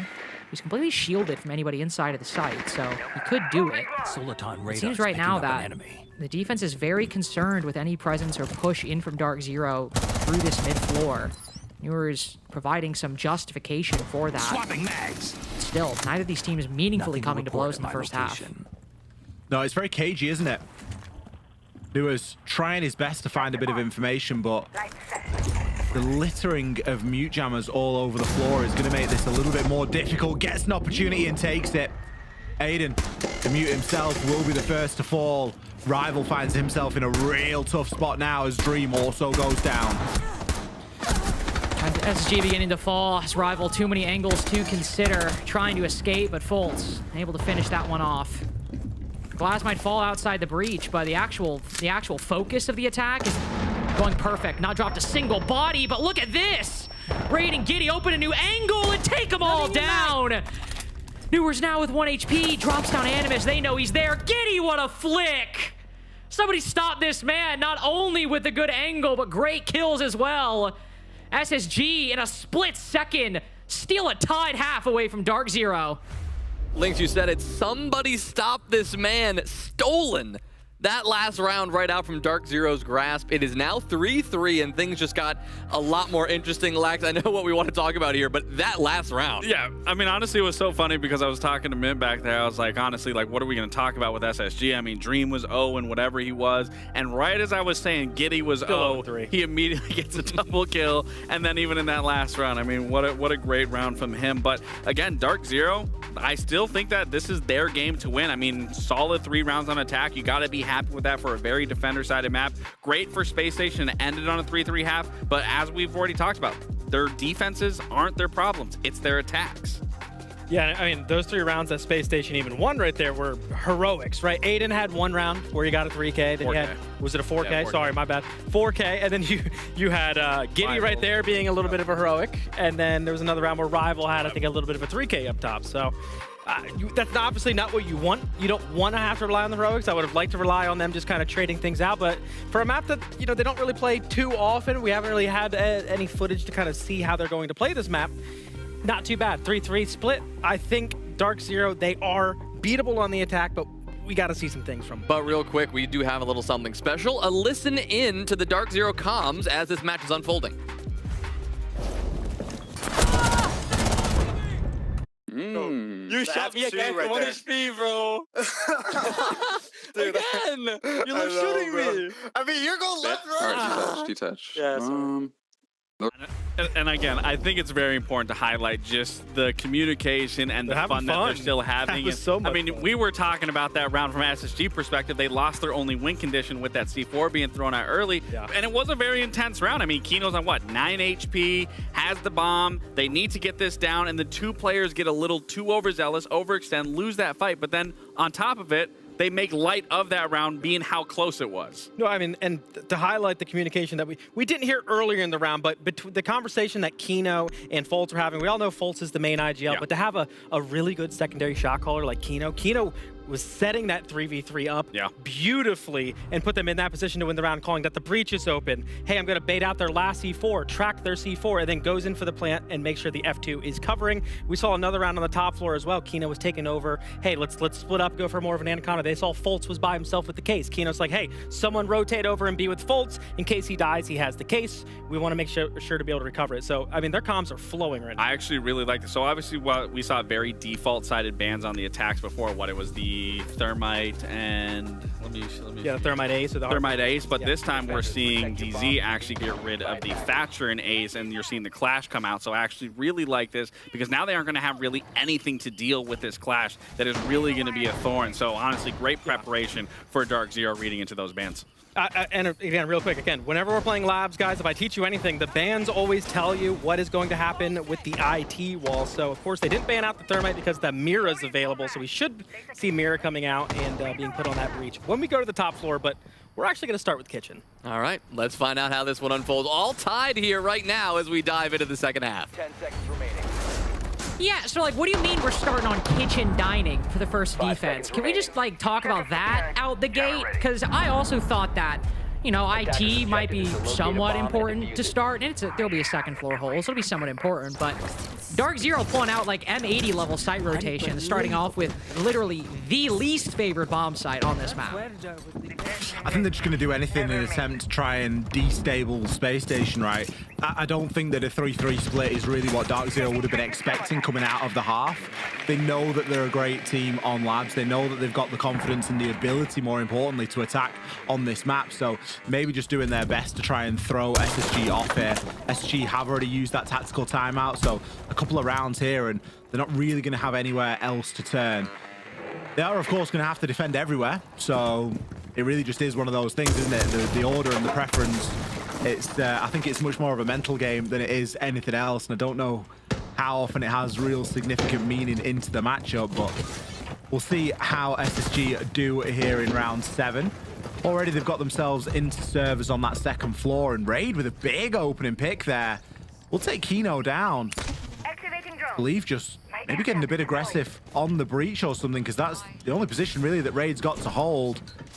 Kind of weakens J9O's position right now as well, as he's scared of getting pushed from the window. He's got the Monty bearing down on him. Oh, it was from the window, it was from the doorway. So maybe just coming up in an attempt to assist, but I doubt that J9O gets out of here. No, I mean, this is SSG, completely consistent pace, slowly moving forward. Once they get that opening pick in J9O, he doesn't really have any good options to retreat in there. His only good way out was if SSG were slow on the clear, slower to getting on that window or on the door. But one thing that Esk highlighted is that when SSG were at their strongest last stage, their attacks were actually really well put together. And I think that's a really good example. They get Kino on the cutoff, and they take advantage of that, unforeseen opportunity. The Monty just starts slowly pushing in. They get everybody on the windows at the exact right time before J9O knows it. There is no time to fall back. This is a really excellent start for SSG, not only because of the results, but the way it was set up. They've not really faltered too much either. Already knocking on the door of the site here. Ooh, Aiden just needs to be cautious. Nearly caught Dream in the back there. Fultz, they'll take Rival down. No immediate trade. Great kill there onto Aiden. What is up with Fultz today? He's hitting every single shot. This is now a 3 versus 3. He's come out of the clash shield. Dream gives himself away for nothing. Raid there with the trade, but it might not be enough. I don't know how he's let that one slip away. Giddy gets it, though. Fultz has done so much work, but it's a 1v2 for Newers. They seemed like they have an idea. Shots fired. Newers just crosses in time. Is there a bit of a gap? Oh, the Dokpi pushes through, but Raid's good for it. Starts and ends round 7 on his terms. And SSG, they got their first lead of the map. I tell you what, though, it didn't come easily, did it? Again, we're relying on Gitty to get the job done. I can't believe the way that Dream pushed through there. Like, Fultz has just hit 2 bangers from that position. Crazy work from SSG. Great job on the clear, by the way. I think they did a really good job of getting through that top floor nice and quickly. This is the moment here. I think the assumption is that he's rotated off or moved in some way, or that he's going to get taken out as Dream crosses, but the angle just wasn't working in that way. Bit of a ropey plant spot as well. If Newers had known, I'm sure he would have just banged the wall and tried to deal a bit of damage out as well. But SSG take a lead. It is a very slight one. And the offside choice there from Dark Zero, not panning out the way that they would have hoped. No, it wasn't. I mean, sure, the gamble didn't pay off, but I mean, didn't even start off well. SSG with a really excellent entry, really excellent beginning to the round. It's not even like they lost it in the end. It felt like that was in SSG's hand through and through, and it was only Fultz who, as an individual, made it a lot more workable with that 3-piece. Maybe the primary sides will go better. That is an off pick. It's just the result that now SSG have a round and a best of 1. It was going to be decisive, especially if it's going to be this close. God forbid if Command Center goes down and you're down 5-3. I'd see a timeout and call out, try and wrangle the troops, get a different game plan in action.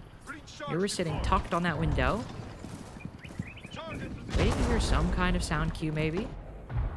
No, not really any great run out he could go for at the moment, but that window's prepped, so it's part of the strategy. I'm interested to see where he actually ends up looking. Something on the roof or anywhere else, because not a whole lot he can find right now. No, it's going to be slim pickings at the moment. No, Nomad is an interesting one. And this breach is just going to be a bit of a pain. The mirror available, Space Station opting to get rid of the electrification instead of the mirror. Just makes it so difficult to get a clean way of opening this breach. There's a lot of potential for a bit of impact tricking as well. That should get it done, but I fear that it might just leave a little bit of a line. Oh, especially now with one of them being shot off. It does look to be open, but whether you can easily get through or not is going to be a different matter. Another keeper barricade placed in there. Another X-Karos pellet shot off. This wall is proving quite tricky right now. This poor old Aiden is doing his utmost to get it done, and really SSG throwing the kitchen sink at it. There's clearly a mute jammer somewhere that is just stopping this whole thing from moving forward. Go on, ready. So much trouble on the IT breach. 1 minute 50 seconds spent, and there it is, tucked into the left-hand corner. SSG facing a lot of problems on, well, a simple position, but certainly not a simple problem. Aiden now creeping in. Rival gets the pick. Surely not. Won't find anything, but Newer's the next down. Where is Raid finding these kills? Where is SSG finding these kills? Newers was down below, we know that, but how is Dark Zero letting this slip with so much wasted on the utility game? And JR gets the kill, but a lot of HP lost in the process. Fultz needs to win this. Big win. Raid cut down on Aqua. Spotted at the last second. A little bit ahead of the play. Cost SSG a moment when they needed it most. Fultz has been good on these lineup angles. C4 falls short, but Giddy falls to the floor. Now Dream last alive. 2 3Ks in a row. Fultz, a sigh of relief. It's only 1 round for Dark Zero so far. Fultz is having a really, really good game at the moment. I don't think that can be overstated enough. Neck and neck between these two teams. There's not a lot in it right now. I think SSG kind of falling foul to the utility there and not really having a clean way of getting that breach open. That's what happens really when you ban both of the electrification ops. You can just spend longer in some instances actually trying to clear that mute jammer or really get something going, especially if the mute's in play. Fultz consistently in the right place at the right time. Nay City, bro.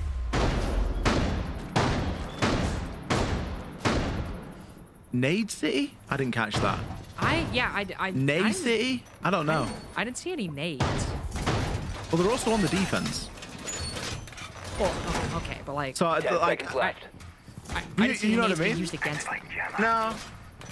5 seconds to insertion. I don't know. Don't ask me. Attackers are moving to defuse a bomb. I wondered if you could translate for me. Why would I translate? It's not a translation issue. I just don't know what the context is. I can assume what Nade City means. There were probably a lot of nades. The issue is I don't know where the nades were. So I couldn't locate Nade City if I had GPS to it. They weren't really bringing anyone that has nades in the last... Like, yeah, anyway, regardless. Really round 9. Again, we find ourselves... It's like a David Attenborough program. Can SSG work out a way of opening the breach? Yes, they can. Much cleaner this time. Simple work, good drone in, find out immediately where that mute jammer is, and boom, the wall is opened. It's not really great for Dream. He's going to have to demount the shield to get himself fully in, but he should be able to at least harass on this balcony just ever so slightly. Can start to move forward and flush out. I believe there's 2 players at the moment. Oh, behind the mirror window it is. I thought they were just going to be on the catwalk there, but the drones are going to work ahead and figure all that out for him. You can already hear Ram making their entrance here as that IT floor is going to get ripped open. So a plant very much could be on here, but there's going to be a lot of work that needs to be done. Rival's got himself in a tough spot here inside of Electric. Just going to be waiting for that moment to call. The bees might give him the information to swing off, but that mirror window is bearing him down. You can also see the mute jammer's doing a lot of work. Clearly not able to get... Oh, good drone information, but Rival face-checking Aqua, ready for it. To be fair, that's common fallback defensive positions. That's just good game sense from Rival. Ready for Jino to take that aggressive swing. Kino loses opportunity. Never mind! I thought the Monty was going to be it, but Rival. Talk about bad timing. The C4 practically hits him on the way through. Huge trade for Dark Zero as 55 seconds remaining. They need to get this Monty in. SG have vertical control, but in the 4v4, if one body falls, you know DZ, who are already threatening this vertical retake, are going to commit to it. C4 out. Dream barely even loses any HP. Him and Newers losing quite a bit of HP, but NJR threading the needle through that shield into Garage finds a pick. Neither party with a clear lead. As Raid backing Dream up. Looking to find an angle on any of these 3 cloistered defenders, all kind of stuck around the same staircase. Giddy takes advantage of it. Walking down Aqua. Raid good for it too. Fult's the only one getting kills on these defenses. 12-4 right now. The flashbang goes out. Looking for Raid with this gun, but can't check it on the cross. SSG, a lead in this back half, and Dark Zero, they might only be down just a little bit. But, oh, yeah, I kind of think a tactical timeout might be in the cards. Oh, absolutely. Call Out should be swooping in right now and trying his best to put a stop to this. DZ are not having the best of times here. And like you say, it feels as though it's only Fultz that's getting meaningful kills here on this defensive side. NJR did get one in that last round, but then immediately was dealt with. Dream, you could hear him almost screaming for support on that Monty, and his team were just continuing to back him up. It's a common time for the bans, for a tactical timeout after the bans, but I think that this is very needed. Warranted in a lot of ways. And Kino's timing on that C4 was just disgusting, by the way. I was the same. I was like, nah, surely he's missed his chance. Surely he's... And then no, just... Because we couldn't see where Rival was coming from because it was like over behind his head. But obviously Kino, with the headphones on, can hear that a little bit better than we can. It's going to be quite a stern talking to, I imagine, because this is a fixture that DZ probably look at on paper and go, yeah, you know, we're confident, we're happy to go into this. Not having the desired result yet, really being tested on Labs tonight. Let's see if the call out is, let's see if the timeout from call out is good for anything. Typically, call outs, timeouts are very impactful, and it doesn't take much to drag this team back on track. And let's be honest, they're not a million miles away from the pace of this game at the moment anyway. I'd say that the biggest problem that they've got at the moment is there's quite a heavy reliance on Fultz to do a lot of the heavy lifting. He's 12-5 at the minute, and he's a bit of a backline player these days. We're not expecting Fultz to be throwing up those kind of numbers. Players that we are expecting it off is, you know, you like CJ, I know you Newers, NJR. Newers really the only one sort of lagging behind significantly in that department. 2-8 right now. 10 seconds That in all but 2 rounds so far.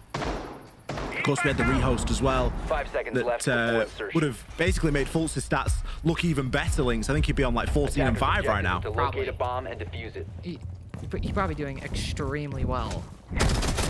Also, splitting hairs at that point, this 12-5, I mean, to be fair, they are impactless kills. Dark Zero haven't, you know, been winning all of these rounds, but he's been the only defender showing up at the moment for Dark Zero, and some credit has to be given for that. But still, if SSG got, you know, I mean, well, not God forbid, it makes our job a lot easier because it's super easy to sell these games. Because if SSG, they win in regulation, they get 3 points. We just continue this mad dash for this 5th, 6th place spot. They're back. They're at 8, right back in contention with C9, 100 Thieves, Shopify Rebellion as well. And it just gets even tighter for those last 2 playoff spots. Oh, and now Fultz, the Terminator, taken down. I don't even know how he found that one. Just hopping in with the boogie drone, getting the kill, hopping out. Let's see what If there was ever a moment for this timeout to be super impactful, it's with their only key defensive player in this match on Nighthaven taken down early. Gitty trying to make something happen there, gets the hatch open, but immediately greeted by the reinforced wall. Still pressure off, really, for Space Station in round 10. They just need to continue to move through these motions. They're attacking onto the basement. They've grabbed an opening pick. Fultz has placed his utility down and gone for a little walk, and it hasn't worked out. There are still players out there to be tracked, though. Warden being one of them. Kino, he's going to start to feel the heat now. Dream can look to move through. A few pre-fire shots coming out of storage there. It doesn't take a genius to know that that is going to be the Warden, but it looks like a little bit of support is coming to the aid right now. NJR, he hops himself up, finds the kill onto Raid. It's as good as a trade, really, given that it was Raid's track that was nailing Kino down and restricting his movement. Newers, another player out of position right now, but with J9O getting a kill onto Rival, it alleviates the pressure somewhat. Alleviated a little bit, but Giddy's still doing so well. Big frag for J9O. Aiden trying to pop up, catch him off guard. A little micro adjustment by J9O. Also keeps this round intact. And now you're in a really weird spot. Giddy 11-6 right now, by the way. Really great performance. Dream down. A lot expected. Journeyman player inside of the NA League feels his position. J9O aware of it. Flashbang over top. As the zombie push back with Diffuser and effective control of the defense. He has to expend some time to recover it, but actually, as we look, he can pick it back up without any worry of the defense swinging around the corner. Whether or not he knows that is uncertain. The defense has retaken the vert. 10 seconds remaining. Walking down as well. Giddy just makes it through. Needs to be careful making it past that soft wall. He does. With only 5 seconds remaining, surely someone comes around the corner, takes him down, looking to commit, and there we go. J9O gets it. It's a win after the tactical timeout, but as close as it can be without a 1v1. SSG still making Dark Zero fight for everything. I like the way that DZ played that. They recognized that the Diffuser had gone down. They got the kill onto Dream, and instead of trying to play across onto the Diffuser, which it wasn't in the best position really to play a crossfire onto it, or, you know, even just keep control of it, just surrender the Diffuser and say, look, let him grab it, because we know he has to go to the site to plant it. The time isn't long enough. He's not got the space to go and hunt for kills. Gitty needs to go pick up that Diffuser and start to get the plant down. So they really played that quite well, giving him the space to sort of make the mistake and make the decision very easy, essentially, for Dark Zero, in that they knew they just had to stop that plant from going down. Big round from J9O in particular there. Got a great kill on that mid-floor, and then obviously the final kill as well. Sigh of relief, it seems, for Dark Zero, but there isn't time for any sort of celebration just yet. There's still a lot of hard work to be done here on this map. 5-all at the moment. The next round guarantees points for whoever wins it. Attackers are heading out to defuse a bomb. important moment. As it often feels like these games can be, especially just how hyper-competitive the NA League is. It feels like every point might be the one that decides it. But this matters a whole lot more for SSG than it does for Dark Zero. I mean that in a good way. SSG clearly won it. Even if they don't get the 3, 2 points would be more than satisfactory, at least emotionally. They've come to play. They put in a great performance so far this map. See if they can make it work and get themselves map point, guarantee themselves at least 1. And get, of course, chance at closing this out in regulation. Got the Aurora in play. Interested to see where those doors are going to go. The site is first floor storage. Time to make likely not meant for the second floor, likely going to help facilitate and execute down below. I'm a bit nervous looking at IT breach, Ollie. I'm getting flashbacks. Going live! Yeah. It's never great, is it? Leaving the mirror open is always going to leave it to this sort of unpredictability. And something that just takes a little bit longer as well. It's a bit unfortunate there that we've got a lingering portion of metal. And it's just going to force Dream to really use all of the launches to get something going there. It will limit and hamstring their ability to open anything else, but I guess at least it's open. Aiden, quite a liberal use there of the boogie drone just to get rid of the barbed wire. Oh, just crossed in front of the breach. Who is that? Fultz caught out in the middle of no man's land. He did get the kill onto Rival, so fair play. He's gone 1 for 1. But it's not a position that you're expecting a defender to be operating in. Jane, I know. Dokubi phone call at his feet. Next into the breach to challenge onto this IT. Lion Scannel. Maybe make him think twice, though. A long angle being held here by Newers. That could be the saving grace right now. I definitely feel like maybe they should start thinking twice. SSG been winning these fights every time they're presented. Giddy's has worked himself in the sight. NGR stops what could have been the map point acquisition for SSG. And now it's Raid caught lacking. But neither attacker nor defender are aware of what's going on inside a site. Now Aiden got to work from behind. Pick up the trail, find the clues, and win this 1v2. Diffuser in, NJR sends him out. Fultz piped up after that one. Big 1 for 1 early, and Dark Zero get around when they needed it most. DZ guaranteed themselves points here in the fixture. 6-5 now. A win only 1 round away. That had to be one of the rounds of Siege, Links, where I just don't think anybody knew where anybody was. There was people crossing breaches, getting kills. There was people tucked in corners. There was people walking into rooms that had attackers just crouched in the corner. Like, just a crazy, crazy round. Usually, these teams know pretty much where everybody is, but that just really felt like everyone was flying by the seat of their pants and trying to perform the best in the moment. No shade being thrown. It makes for exciting watching when you've got players that are kind of tucked away and it's like, oh, are they going to get a kill? Are they going to get discovered? But boy, it makes for some scrappy, scrappy Siege. Top floor then to close it out for DZ potentially. As they will choose upstairs to make what could be their final stand here. SSG. I don't want to say that they've already failed, Links, but they can't get full points out of this now. And it puts even more pressure on the game tomorrow against Cloud9, where that's going to be a game where they require points because they're going to be close to Cloud9 in the end, you know, at the end of the standings. They're going to need that sort of level of separation. So they really need to dig deep here if they want to try and walk away with anything out of the fixture. And to be honest, I'd say that they deserve it at this point. They've given us a really good game. Well, and that's what I was going to say. In terms of the points, this might not be a victory, but if SSG are able to get a hard-fought 8-6, 8-7 against the major champs, emotionally going into tomorrow, that's going to be a victory. That's going to be a big momentum boost, a feeling of confidence in the roster and what they can do. And maybe they win tomorrow, maybe they don't, but a victory of any kind with how well they performed, how hard-fought this game is, that could make things just feel a lot better. Newers. That's his 3rd kill of the series, and he puts Aiden to bed, basically wrapping bullets around the corner of IT. Sends the Hibana out the game early. One thing to mention, Dream 0-7 so far. I say that not to draw attention to him specifically, but if the game is this close, if Dream starts showing up just like Newers is right now, that could make the difference for SSG as well. Now in the deficit, of course. Some problems going to arise. We'll take this minute 45 seconds, really define positions, and try to make the most of this disadvantage. Right, we'll just hop in the drone, see what you can find inside a connector. Should be fairly clear right now for him to start moving through. We'll give him a bit of an option for a rotate at a later point. Mirror window, though. It's going to cause him some headache.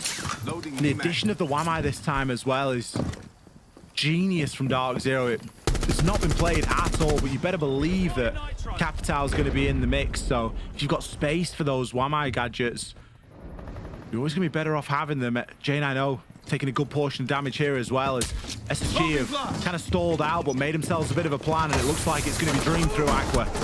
Oh no, is Kino down below? Almost gets him on the flank, but SSG are ready for it. That could have gone so wrong so fast, but ready for the swing. The Blitz still goes down. So much damage done. Newers maybe finding his next one. It's the impact grenade on the Blitz. Firebolt's pushing him around the corner. But now the attack's telegraphed. Now Dark Zero know where it's coming from, and now they know that 3 points well within their grasp. And SSG, who have fought so well, who have showed up with everybody, including Giddy, Raid, putting in so much work.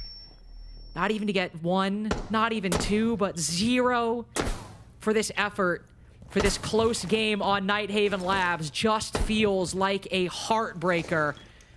Raid dragging this out as long as he can, hoping that maybe the reality in front of him isn't real, that maybe somebody will come through and save SSG, and nobody arrives. Dark Zero get it done in 12 and get it done with 3 points at the end. Another good result for Dark Zero. A scrappier game though, and you were starting to see gaps in their plot armor here, but they will secure a full 3 points. We'll be right back.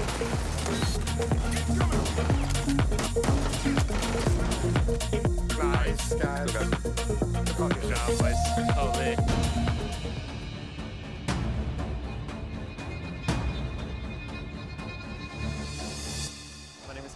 This is Fractures. Let's go! Kino. That's the way to make yourself known! At first, I wasn't even thinking about the idea of this being my life. It's unbelievable. I like a good game, right? I like an interesting, fair matchup. I like competitiveness. Everything to do in a match. Win around, stand up, look at my teammates, like I own the world.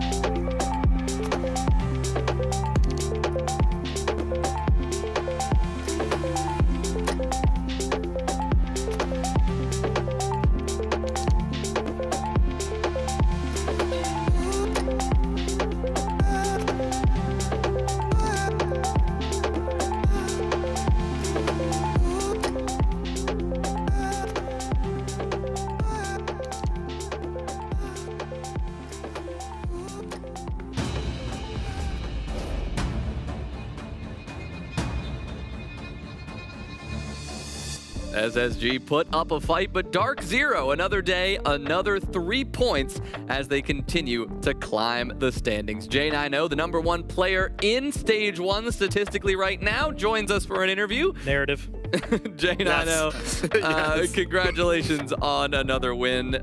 You guys looked pretty good coming out of the gate there, but SSG, right, we saw them put up a bit of a fight as well. Can you tell me, what was the focus coming into this game against SSG, and did that change over the course of the match as SSG put up a good fight? I mean, well, thank you, first of all. And our ideology going into this game was not really focused on like counter-stratting and like not focused on Space Station at all.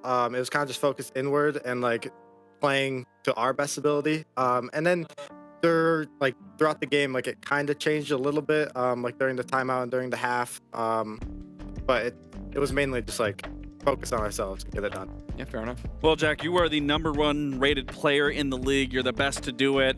Totally unrelated. Mint here was super excited to be talking to Dream. I told him it wasn't going to happen. You guys are going to win this series. Sure enough, you did. Totally unrelated. I want to talk about just how important the camaraderie is for you guys. I mean, even going back to round 3, Kino, you guys are in that 2v2. Kino's almost 1 HP. You put him to 1 HP. You end up closing out getting those 2 kills. But then instead of, talking about the round, you guys are just laughing, roasting each other.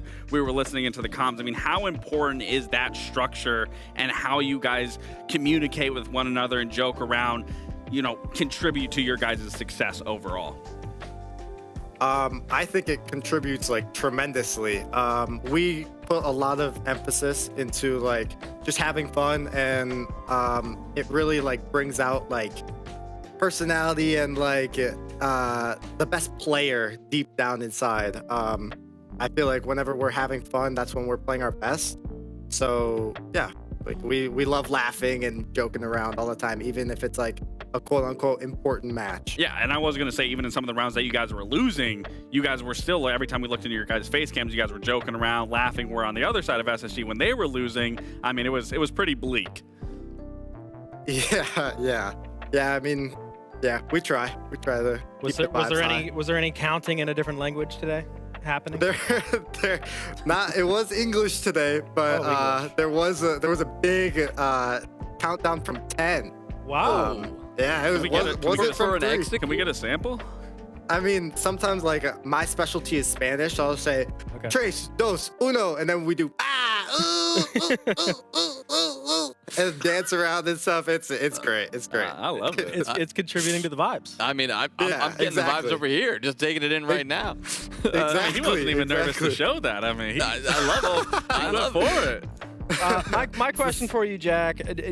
I'm gonna stay away from the narrative. Okay, I don't want to be one of those. I know you guys can't talk. You already about wanted Dream, so no, not true, Jack. Not true.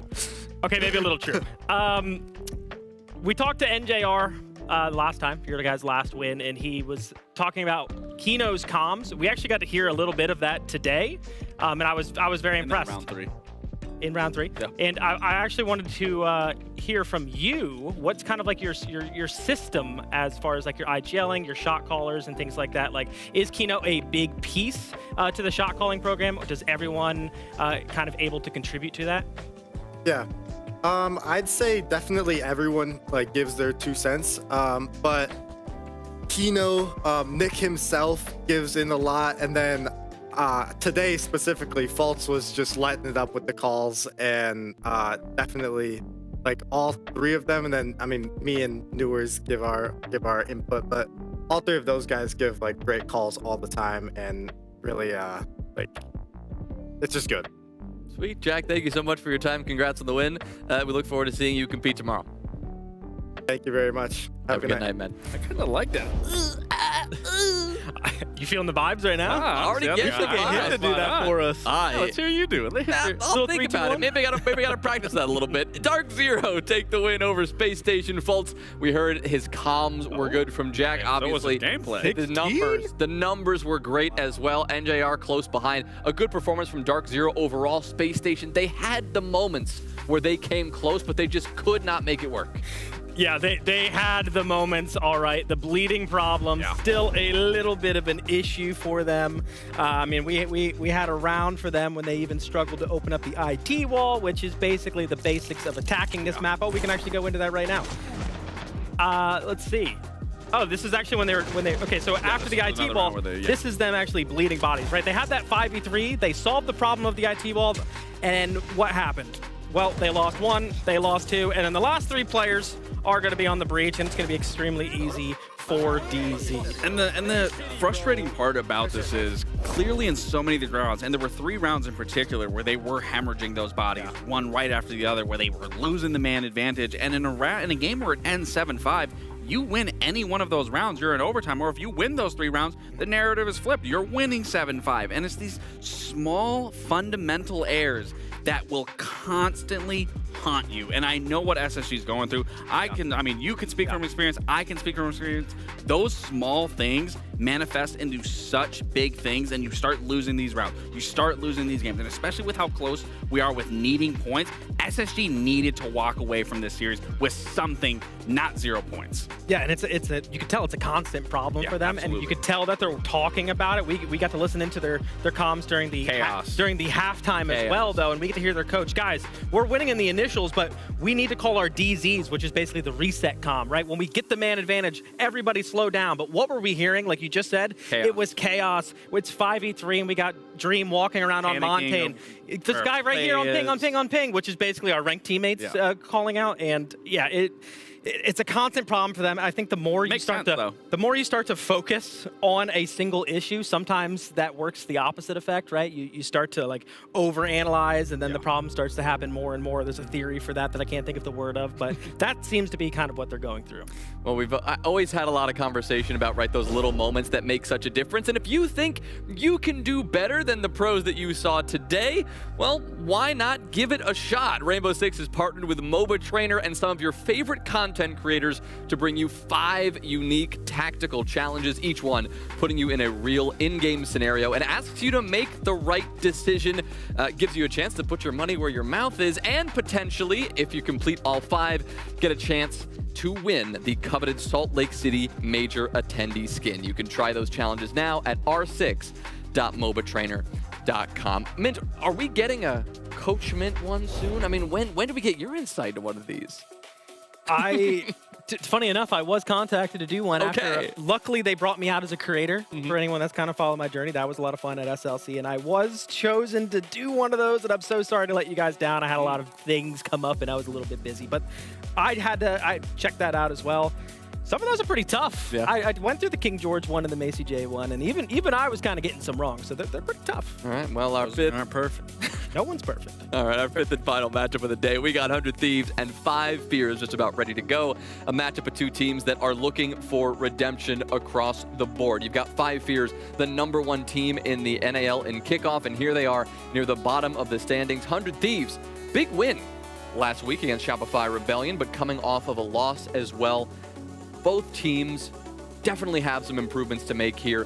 Defense has really been the narrative for both of them. Yeah, defensive frailties, especially for the side for 100 Thieves. I mean, especially in their match versus Dark Zero, there were countless times where maybe they weren't understanding their opponent, maybe it wasn't enough game day reps on Nighthaven Labs, but clearly DZ had a very good understanding of how they wanted to approach it, and they were able to find those gaps and really expose 100 Thieves, which I can contribute to them being a new team. But when you're comparing to these two in this matchup, realistically, if you're in this position, Kyle, I would much rather be on the side of 100 Thieves here. Both these teams are struggling in the same area, but when you look at the experience from one to the other, theoretically speaking, 100 Thieves should be the ones to be able to come out on top here and walk away with a win. I don't know what I was looking at there, but 36% win percentage, is that good? That ain't great. Yeah, that ain't great. It ain't great. I think you're absolutely right. Like, you're 100 Thieves, they have the experience. They got hot and cold. That guy is old as dirt. I mean, old as we are. He played since the very beginning, year 1. I mean, you're older than me. Yeah, we just found that out. This guy thought I was like 26 years old. No, I am not, but don't look at my liquid. 33. But 36%, not good, but they have hot and cold. We just showed him right there. He's got tons of experience, tons of wisdom. They're also getting the man advantages that we highlighted before, so it's possibly fixed. But we look on the other side, what's worse than 36%? I mean, I know we're from North America, but our math classes are still just as good as anywhere else. 5 Fears, look at JJ right there, 25%. It's even worse. These are the 2 worst defensive teams, and you got to look at why are they so bad, Mint? Well, you got JJ Blaz, who's 49th out of 50 players on defense, and Forrest, who is the worst rated defensive player in the league. And I don't want to be a big stat guy. I don't want to call these guys out, but you kind of have to when you're looking at 25%. The conversation that we had earlier today, that you got to sit down, we got to look at each other in the eyes. What is going on? We got to have a conversation with these two, because right now they're a liability on defense. Well, they take those defensive liabilities to a map where they can hope to clean things up. Lair is where they're going to be going to against 100 Thieves. As we said, the importance here is very clear for 5 Fears if they want to get some redemption. Lax, is this the map to find it?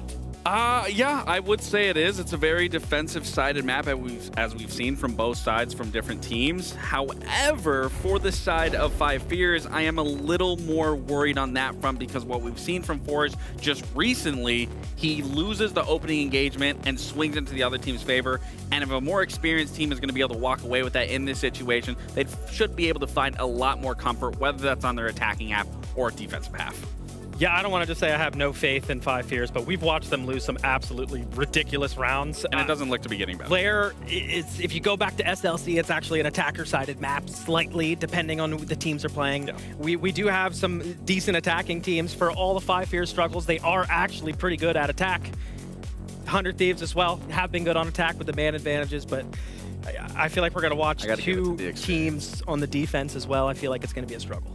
Well, you guys mentioned earlier, and for anyone who missed it at home, that we dedicated the first 10 minutes of our show kind of walking through what it must be like on the 5 Fears side of things.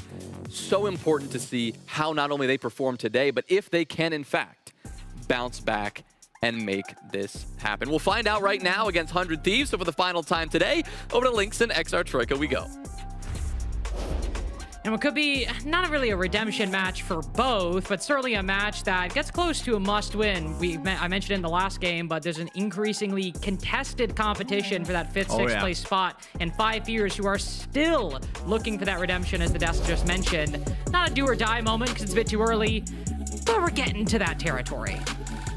I think that's the storyline of this week, really, isn't it? It's like, we're not quite there just yet, but we're getting really close. And the more results that we get where it sort of follows the trend of previous weeks, then the more cemented it becomes. And by that, what I mean is, if 5 Fears continue to lose, it just gets increasingly more difficult for them to climb out of the hole that they've managed to dig themselves into. There are still 12 points available over the next 2 weeks. They sit on 3. So in theory, they could walk away from the whole thing with 15 points. And you never know. That might be enough for a 5th, 6th, maybe even a 4th place finish here.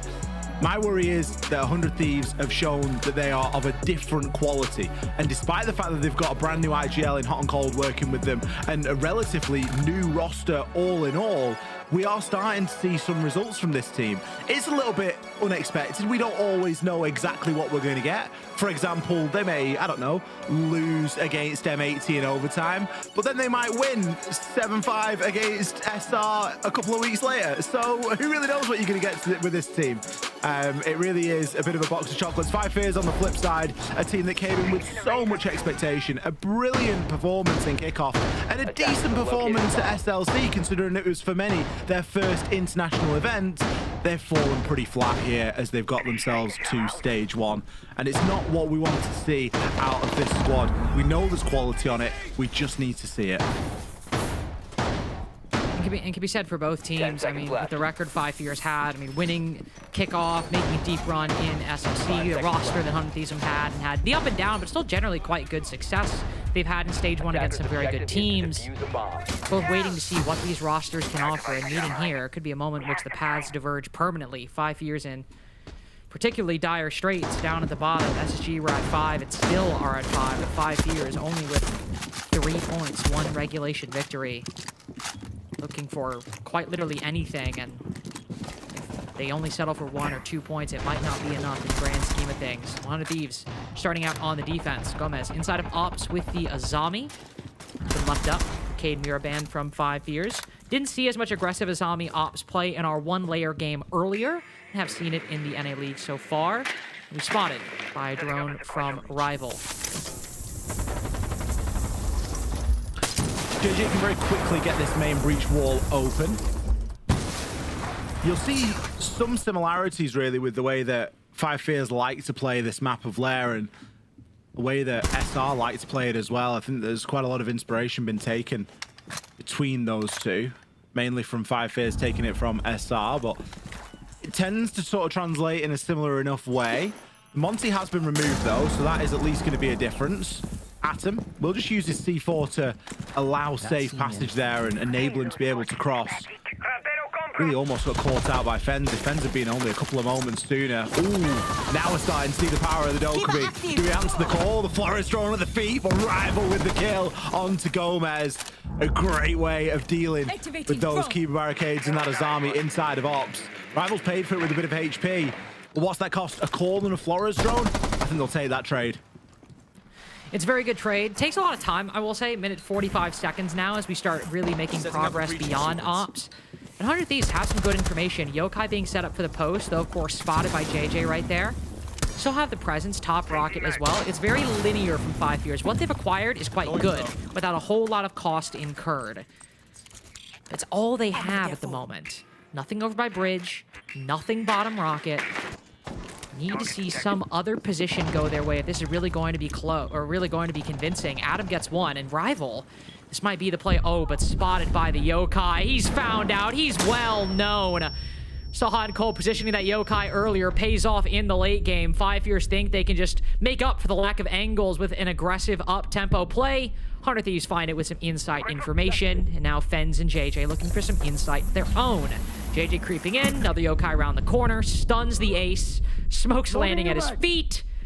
100 Thieves with plenty of protocols, and that side from JJ, I think, is indicative of the situation. Not a whole lot of great options right now, especially as Spirit still has 2 toxic canisters.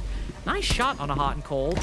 Spence loses some more HP. JJ's moved into the off spot, but 100 Thieves should swing around the corner and, well, should now put an end to that. Nice kill by JJ, but 100 Thieves just playing off time win the first.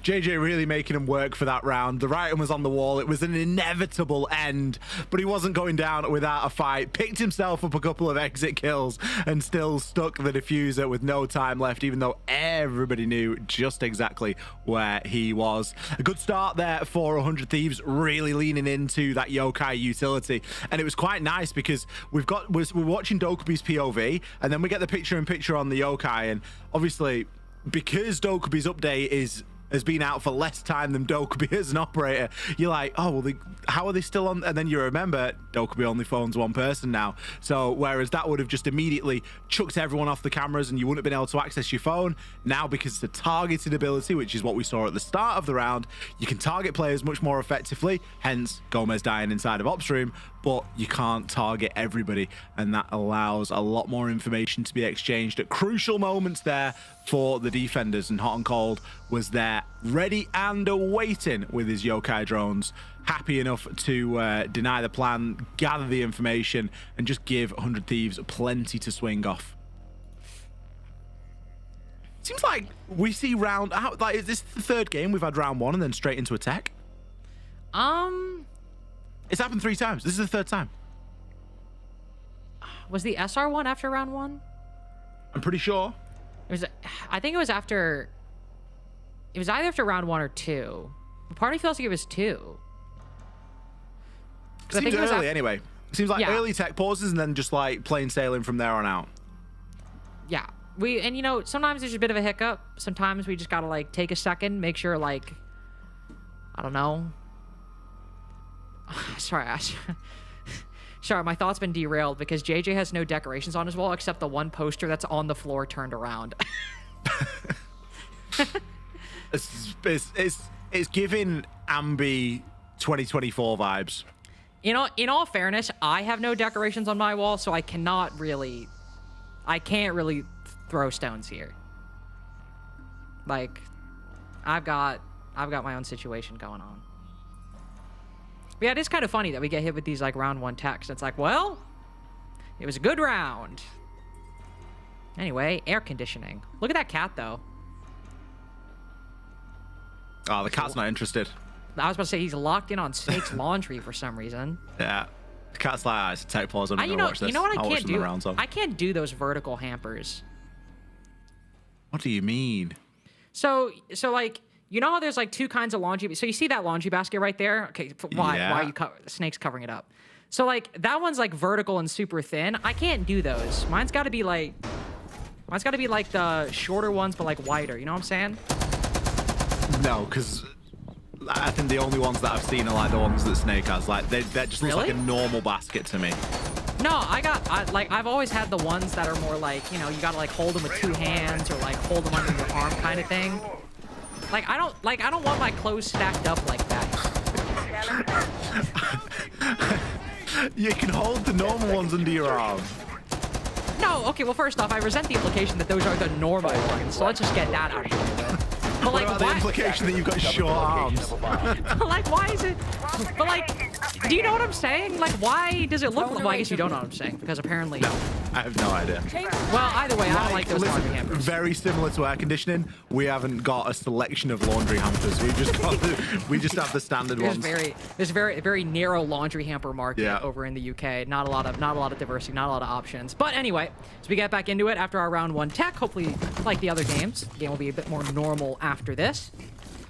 As it's it's not an abnormal site rotation, but we start off with our 6th room and we go on to bunks briefing, kind of like we saw earlier as well, coincidentally. So some similarities to that lair game we had at the start of the day. See how the rounds fare after that. There's a lot of focus on the Monty for the SR attacks, for example. Didn't see a lot of the blitz of the Blackbeard. JJ taking down with the barbed wire early, getting some information on the Shamika grenades, and promptly back up. Fairly standard fare for this mid-floor attack. Report at my location. Definitely looks like more of a clearing lineup, given that you've got double information being brought and double hard breach. Not got any of the fancy tools that you're going to try and use to go for a direct. We only got a couple of smoke canisters, and we know what happens when we try and get this done with just smoke canisters and smoke canisters alone. Fenn's just getting the lay of the land here on this first floor. Soliton scanner not really giving anything away because, spoiler alert, everyone's upstairs. Shamika's being used just to keep JJ at bay, but the wall into that upstairs room will be opened. Ops across into mask. Nice line of sight that they'll be able to generate from there, but it still doesn't deal with the deeper problem. And the problem at the moment is going to be hot and cold. He's still got 15 Shamikas to try and dish out. Still got plenty of utility, plenty of time as well. A minute to go for this defense. In a good position. Snake trying to find a way up Rocket. Breaks the barbed wire, but no clear way up at the moment. 5 years have been basically looking at every single angle imaginable. JJ's walked all the way through the middle floor in every position except the site, just to rotate and enable Snake on this entry. But what are you really going to get at this point? JJ's got the diffuser. Gomez gets the first pick. Another call goes out, but this 5 years attack is scattered. It's a bit unfocused, and it's just running directly into the defense. A lengthy pre-fire. C4 not even required. 3 players just swing around the corner. Adam gets it with the shotgun. And 5 years are basically left in about the same position they were at the beginning of the round. The players alive outside the building without a clear way in, and Forrest is going to take an effective tactical timeout. 15 seconds to go, as these 2 attacks have not looked great. He'll find himself his exit frag, but that's all it'll be. The Shimikas see to it that he can't even transition through. Spirits doesn't seem too happy that the shotgun didn't deliver at that extended range. Forfeits the flawless round, but it doesn't matter.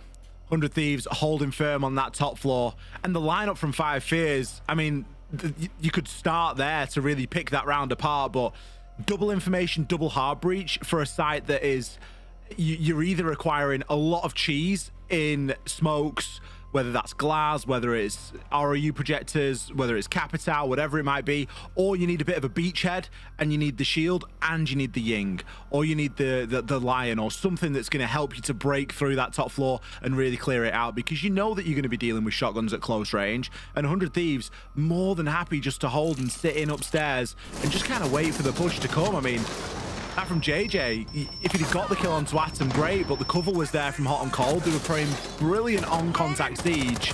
and they never really needed to put themselves in harm's way. That's bad. Go.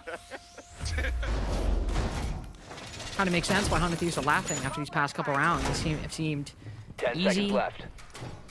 I wouldn't say not a lot of effort being put in. I think a lot of effort and thought is going into these setups. But in terms of carrying them out, so far like they've just had to stick to the plan. Haven't had to overthink a lot, or do much beyond what protocols they've set in place at the beginning of the round.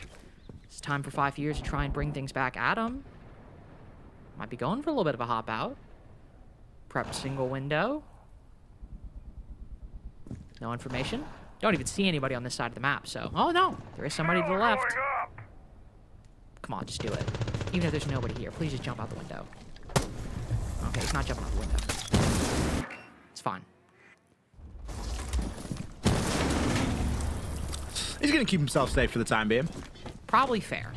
Yeah, I mean, I think it's kind of clear that 100 Thieves don't really need to go crazy here on these defenses. Like, yes, 5 Fears are better on the attack, but they've not... something's changed in this team, like, fundamentally, given the performance between kickoff and now, because we're just not seeing that same level of fight. We're not seeing the same successes that they were having inside of kickoff, and whether that's teams that have gotten a little bit more wise to them, and I don't want to say, like, take them more seriously as an opponent, but it feels like something significant has changed. Good information here for Gomez. He's got a ping to go off. I think he's just hoping that someone's going to be able to provide the info for whenever someone is below. He's going to get a glimpse here. The bars aren't kind. It doesn't matter anyway. Rival will fall. He has used a couple of those boogie drones, but this is very reminiscent of the game that we saw earlier, where we had Gunnar just running roughshod all over the place on that very operator of Skopos, getting themselves back down to the site. That's exactly what Gomez is going to do here. It's the exact kind of play you want out of a Skopos, when you can teleport back with basically no ability for the attack to meaningfully disrupt you. You get a pick, you back off, especially when it's a site like Basement where the attack has to go for a full clear. It's the exact kind of situation you need. You don't need to go for a big multi-kill. You don't even need to waste that much time. I mean, there's so little friction in a Skopos setup like that. And 100 Thieves recognize that. With the Q barriers they might have placed still on the site, with 14 Shumikas. No more smokes, actually. Forest, okay, Forest just inside the site, recognizing that sitting on their laurels might not get anything good. 5 Years just decided to sprint on in, put Forest in position to put the diffuser down. Case it with no real opportunity, no real advantage to speak of. 100 Thieves have to get together, put their heads together, find some kind of solution. One player prone around the corner. Kaysen spots him, but loses the fight. Hot and cold, good for the trade, though. Nice little 1v1, or 1-for-1. And Adam, now with his only gun up against these attackers, needs to win them. With the vertical angles at play, I think they shot him through the floor. Yeah, indeed. DMR shots open, trying to find the next. Can you get him? Yes, he can. Fens with the final 2 kills. Huge call by Forrest and the rest of the team, just pushing in through the defense. I feel like that's what this team needs sometimes, doesn't it? It needs the craziness that Forest brings. We've sat here and laughed countless times at how Forest plays. Not because we're being rude, it's just genius in a lot of instances. And oftentimes there's a very fine line between it being genius and it being absolutely insane. That was one of the occasions where Forest sees the gap, gets himself into sight, can get the plant down under the chaos, and the fact that they had a man count advantage, and the post plant's upstairs. Yep, the vert isn't ideal, but they can definitely make it work. Everybody knows where that plant's gone, and they can get the job done, holding it from above. A difficult task for M80, and I think on the balance of things, they probably played it quite well, just getting straight on the diffuser and seeing if they can find a nice little pocket of safety, whether the beams aren't going to be too kind or an attacker misses a couple of shots. And it doesn't take long for those sort of situations to really go drastically wrong for the attack. So a decent play from M80, but equally great opportunity spotting from Forest. And it gives 5 Fears something to go off here on this lair game, because without that, we'd be sitting here thinking, ooh, it doesn't look great. That's given us a little bit of a glimmer of hope.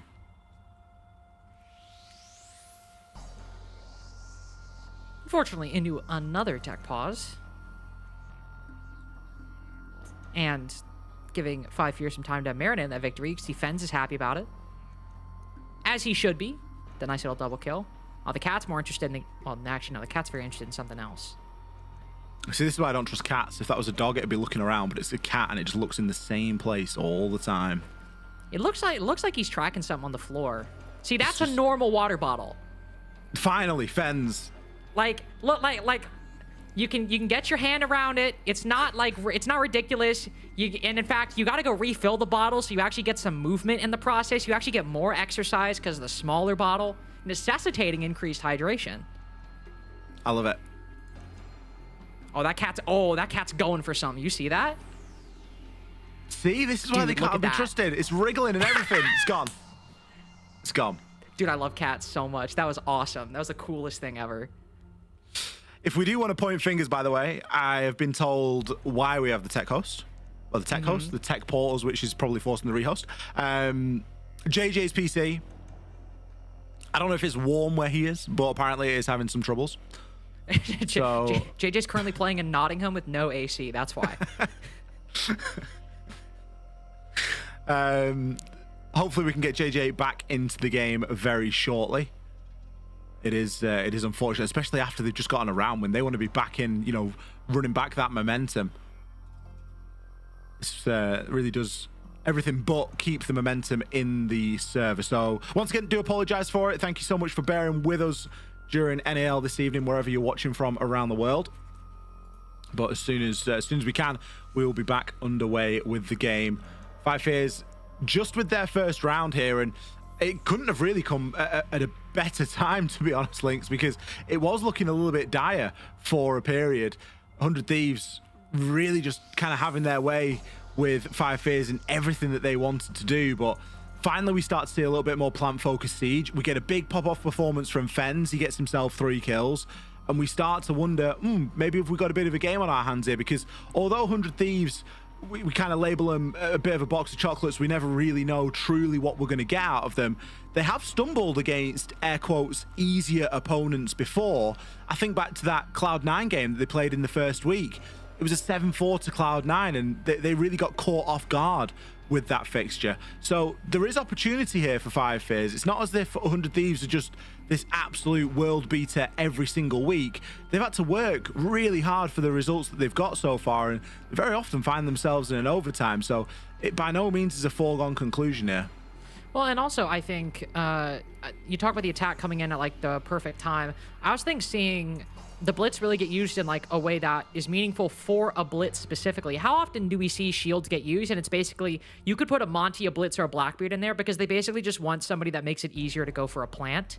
Yeah. But we actually saw Forest making space inside of the site with the blitz, really disrupting the defensive setup, which is the exact play they needed when they were down 4v5. They needed to either take advantage of the time, try to go for a pick, or in that case, both. And they used the blitz to actually run into the defense, which if there's anybody who is going to use the blitz like that, he might make some silly plays sometimes or overheat a little bit, but Forrest is always going to be the guy who will use the blitz for that purpose rather than play it very safe, and that is something I've always admired about him.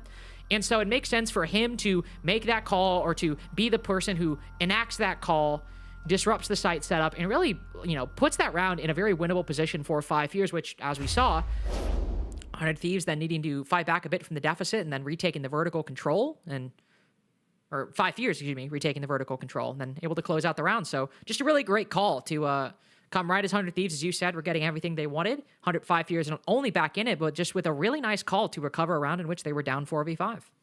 It's kind of that flair, isn't it, that I want to see a little bit more of from 5 Fears. I want to see a bit more of that personality come through, because I think personality is what they did really well with in kickoff. Everyone had their sort of own stamp of how you knew that they were going to want to try and play. And sometimes it can just feel a little bit, or at least in stage 1, it's just felt a little bit stale in a lot of instances. But plays like that play that Forrest made, it shows that personality. It shows that willingness for risk and happy to sort of throw it all down on the line. Sometimes it feels like that's what they need a little bit more of. 10 seconds remaining. We'll see if that transpires, though, as we go into round number 4 now. 5 seconds. Reasonably hefty 6 pick, still rocking the double information. Snake and the Deimos both being brought here. If you're going to be bringing that much info, I want to see them absolutely dominating that opening pick and really having a good idea as to where people are, because it hasn't always been the case for them so far. They will have Gomez to go at, and they're probably going to know that he's playing inside of ops rooms again. Quite front up, quite aggressive with that Azami. It was Dokkaebi that was used previously to deal with him. It was a great sort of snapshot of just how oppressive Dokkaebi can be. That, of course, now being removed alongside the mute, so kind of opens the door a little bit for Five Fears to get the most out of the Deimos and the Snake, but it's going to limit things somewhat. JJ playing such a dangerous game here. Just fronting up on the breach against Hot and Cold, and Hot and Cold puts him basically to 1 HP. A lick of damage from that Shumika launcher, and JJ's out of there. That is not who you want planting the diffuser. Yeah, gonna be rethinking some of their strategies now. Gomez burning a nade, backing up. I mean, it's not a kill, but with JJ on such low HP, I mean, they obviously might not know how low he is, but it makes for a good situation falling back at that time. Minute in, also not the worst spot, especially as Gomez still has a Kiba to play that CEO desk. It's not the worst thing on the planet. What we saw for 5 years last time was kind of the lack of another option. They tried to make up for that by just barreling through the site. Ironic, because that ended up working for them in round 3 when they were in a disadvantage. Now they don't have the shield. Now they don't have something that might make that same play. The Snake could work, the Deimos could work, but one of those is down. And Snake's playing the vertical. Pre-play C4 from below just immediately detonates rival. And JJ being on 1 HP, that hurts a hell of a lot more than it already did 30 seconds ago. It really does, doesn't it? There's so much risk now associated with moving in towards that site. On Cold, just lining up another barrage of Shumika launchers here to be sent over toward the breach. Gomez opted for a bit of an off spot as well. He's utilized his Kiba on one of the boxes inside a site, not on the desk as is usual. So he's going to be a little bit more unpredictable now as well. Atom with the shotgun at close range. He's charged with watching these stairs. He's going to have an engagement only in a moment with Snake. Well, might have an engagement, but Snake decides to opt out of it as Forrest down, looking to backstab over by Bridge. Gomez should get this one, surely. No, dodges around the Kiba sufficiently. Snake finds a nice kill. Crosshair placement good, but the round less so. 100 Thieves recover after a brief loss on basement and now have another 2-round lead. Again, it just looks like another round where 100 Thieves are going through the motions. They're being allowed so much space, and 5 Fears are falling for some real basic tricks. A pre-play C4, like, I was playing ranked the other night, and Dez died to one of them, and I was, like, flaming him for it. Like, you can hear it on the floor. Like, you drone over it, you can hear it. Like, we had Snake below. Why is Snake on the Deimos below not seeing these C4s and calling them out to the team? He should be droning below. It feels like real basic stuff there that 5 Fears are falling for. Even JJ just fronting up on the breach. It's so risky. The chance of you getting the kill is minimal. If someone's challenging it, then they're expecting you to be there. If someone isn't challenging it, then there's no one going to be having their back turned to a breach. It just feels like real fundamental stuff right now from 5 Fears that's catching them out and consistently putting 100 Thieves in an advantage position. And 5 Fears constantly having to recover from it as well just makes it even more unlikely they're going to get these rounds. I mean, basement went their way, but that could go a lot differently if even a blitz is different. Say they have a Deimos instead. Working back from that disadvantage is now much, much, much harder. And if this is how these rounds are going to be, then 5 Fears are really going to struggle to get anything more than a 4-2 half. Going now to Bunk's briefing, 100 Thieves were able to win this defense the last time we saw it. We saw a shield in play from JJ's, which has been a consistent fixture of their attacks. They up on every site except R6 room, which we just saw. This one didn't go their way before. Maybe we'll see something better here. This was where 100 Thieves started this string of opening kills they've had in the past 3 rounds. Started off with a 5v4. And so, shield could be a good recipe to try to break that trend away and move back to something more favorable, or move to something more favorable. Hard to see though. 5 Fears just keep giving us more of the same. 4-1, 5-1. Not out of the realm of the possibility. The lineups tonight from 100 Thieves have been really interesting because they've not strayed very far. It's been Thorn, Tachanka, Azami, Warden, Smoke. Like, it's been very consistent throughout the course of the game. We've seen a little bit of deviation. We've seen a Scopos brought in. We've seen a Mute brought in as well, and an Echo, of course, in round 1. But realistically, They're just using the same tools every single time, regardless of the bomb site. And that gives them so much flexibility because they don't have to flip and flop between different operators. They're just focused on what it is that they're going to be doing for that whole phase. Hot and cold, this whole phase has been about area denial. Whether that's on the Echo, on the cameras, or whether it's on Tachanka with the Shumika launcher. Yeah, he's picked up a couple of nice kills. But it's really just simplifying what they need to do here. And it's certainly making a big difference. Round 5, though. 5 Fears have got what looks like a much more direct approach lineup. JJ already knocking on the door, but already taking a little bit of chip damage. He just falls like a sack straight away there. Hot and cold from above. Deals with the blitz. This is going to be a nightmare to push in now. Going back to my example earlier of, you know, shields like Blackbeard and Blitz not really being used as their specific operator, but just as a shield. That's Blitz being used as Monty right there. We saw Canadian full extended try to get into the site, and then JJ trying to walk in, cut to pieces by that Tachanka LMG. That's that, I guess. I mean, it quite literally is that's the round, because the diffuser's on the floor in the middle of site, and top floor is showing no signs of yielding control. And on top of that, not only do you have the Shumika grenades to continually deny the ability to pick up the diffuser, you've got the smoke canisters to do that as well, and even if you get through all that, you've still got Adam who can look through any of these smoke bolts, look through any of these flashbangs. Gomez either getting aggressive, maybe just getting caught out. Fens might be lurking on the top floor. 5 Fears trying to go for this clear as Forrest goes down below. Big moment for Rival as Snake gets another. Oh, there's an opportunity as they're starting to drop. 5 Fears winning these engagements. Snake with 3. And now Adam, 1v3. But just getting the first cost him so much HP. Flashbang out. He can look through this. But with such low HP, surely just one bullet landing should be enough. Snake with 4 kills. How in the hell did 5 Fears get that? Again, it comes down to this flair, doesn't it? It comes down to this individual performance. Whether it be Forrest bursting through on Blitz a couple of rounds ago, or Snake backstabbing and finding space, grabbing himself a load of kills to immediately flip the round into 5 Fears' favor. 100 Thieves, they're going to feel like they've missed out on a massive opportunity there. They had the diffuser down. JJ dead to rights on the side door.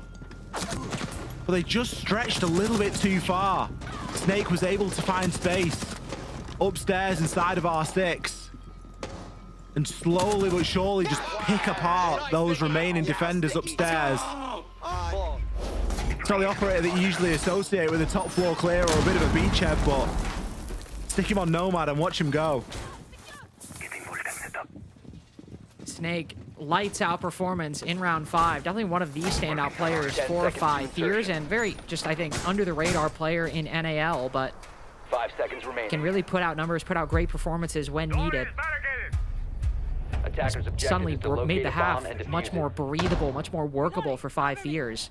As 100 Thieves don't go back to bunks.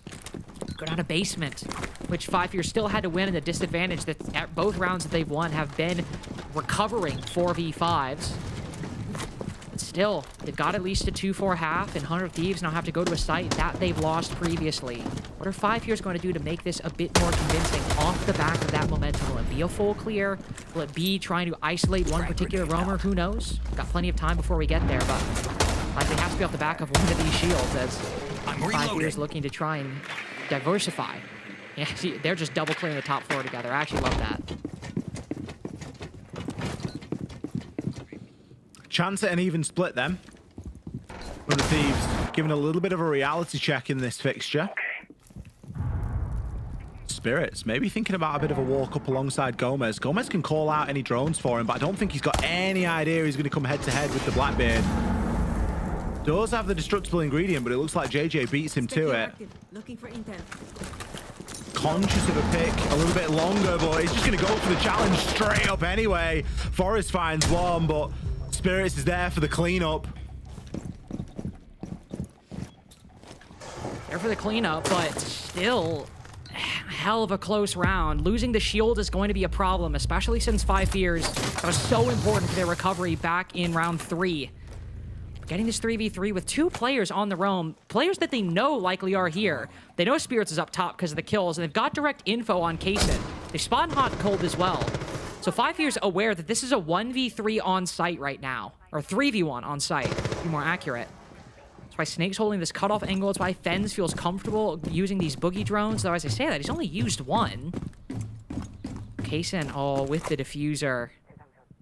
This is why 5 Fears feel so problematic. Both the Ella and the Vigil with it firmly in their grasp. Rival's got intel on 1. Does he know that Kaysen hasn't moved an inch, hasn't taken a step beyond his position? Gershmont opens up, and that's when he falls back. Perfect timing from Kaysen, gives up control of the diffuser, but lives to bolster the side. Ollie, that's perfect for this point in the round.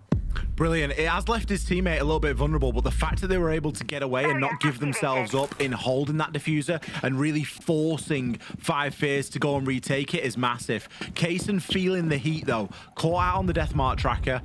Will need to try and get himself back to side, but Spirits is the danger man at the minute because nobody knows about him. They've assumed he's rotated back, but he's in a brilliant position for a backstab. Perfect timing, too.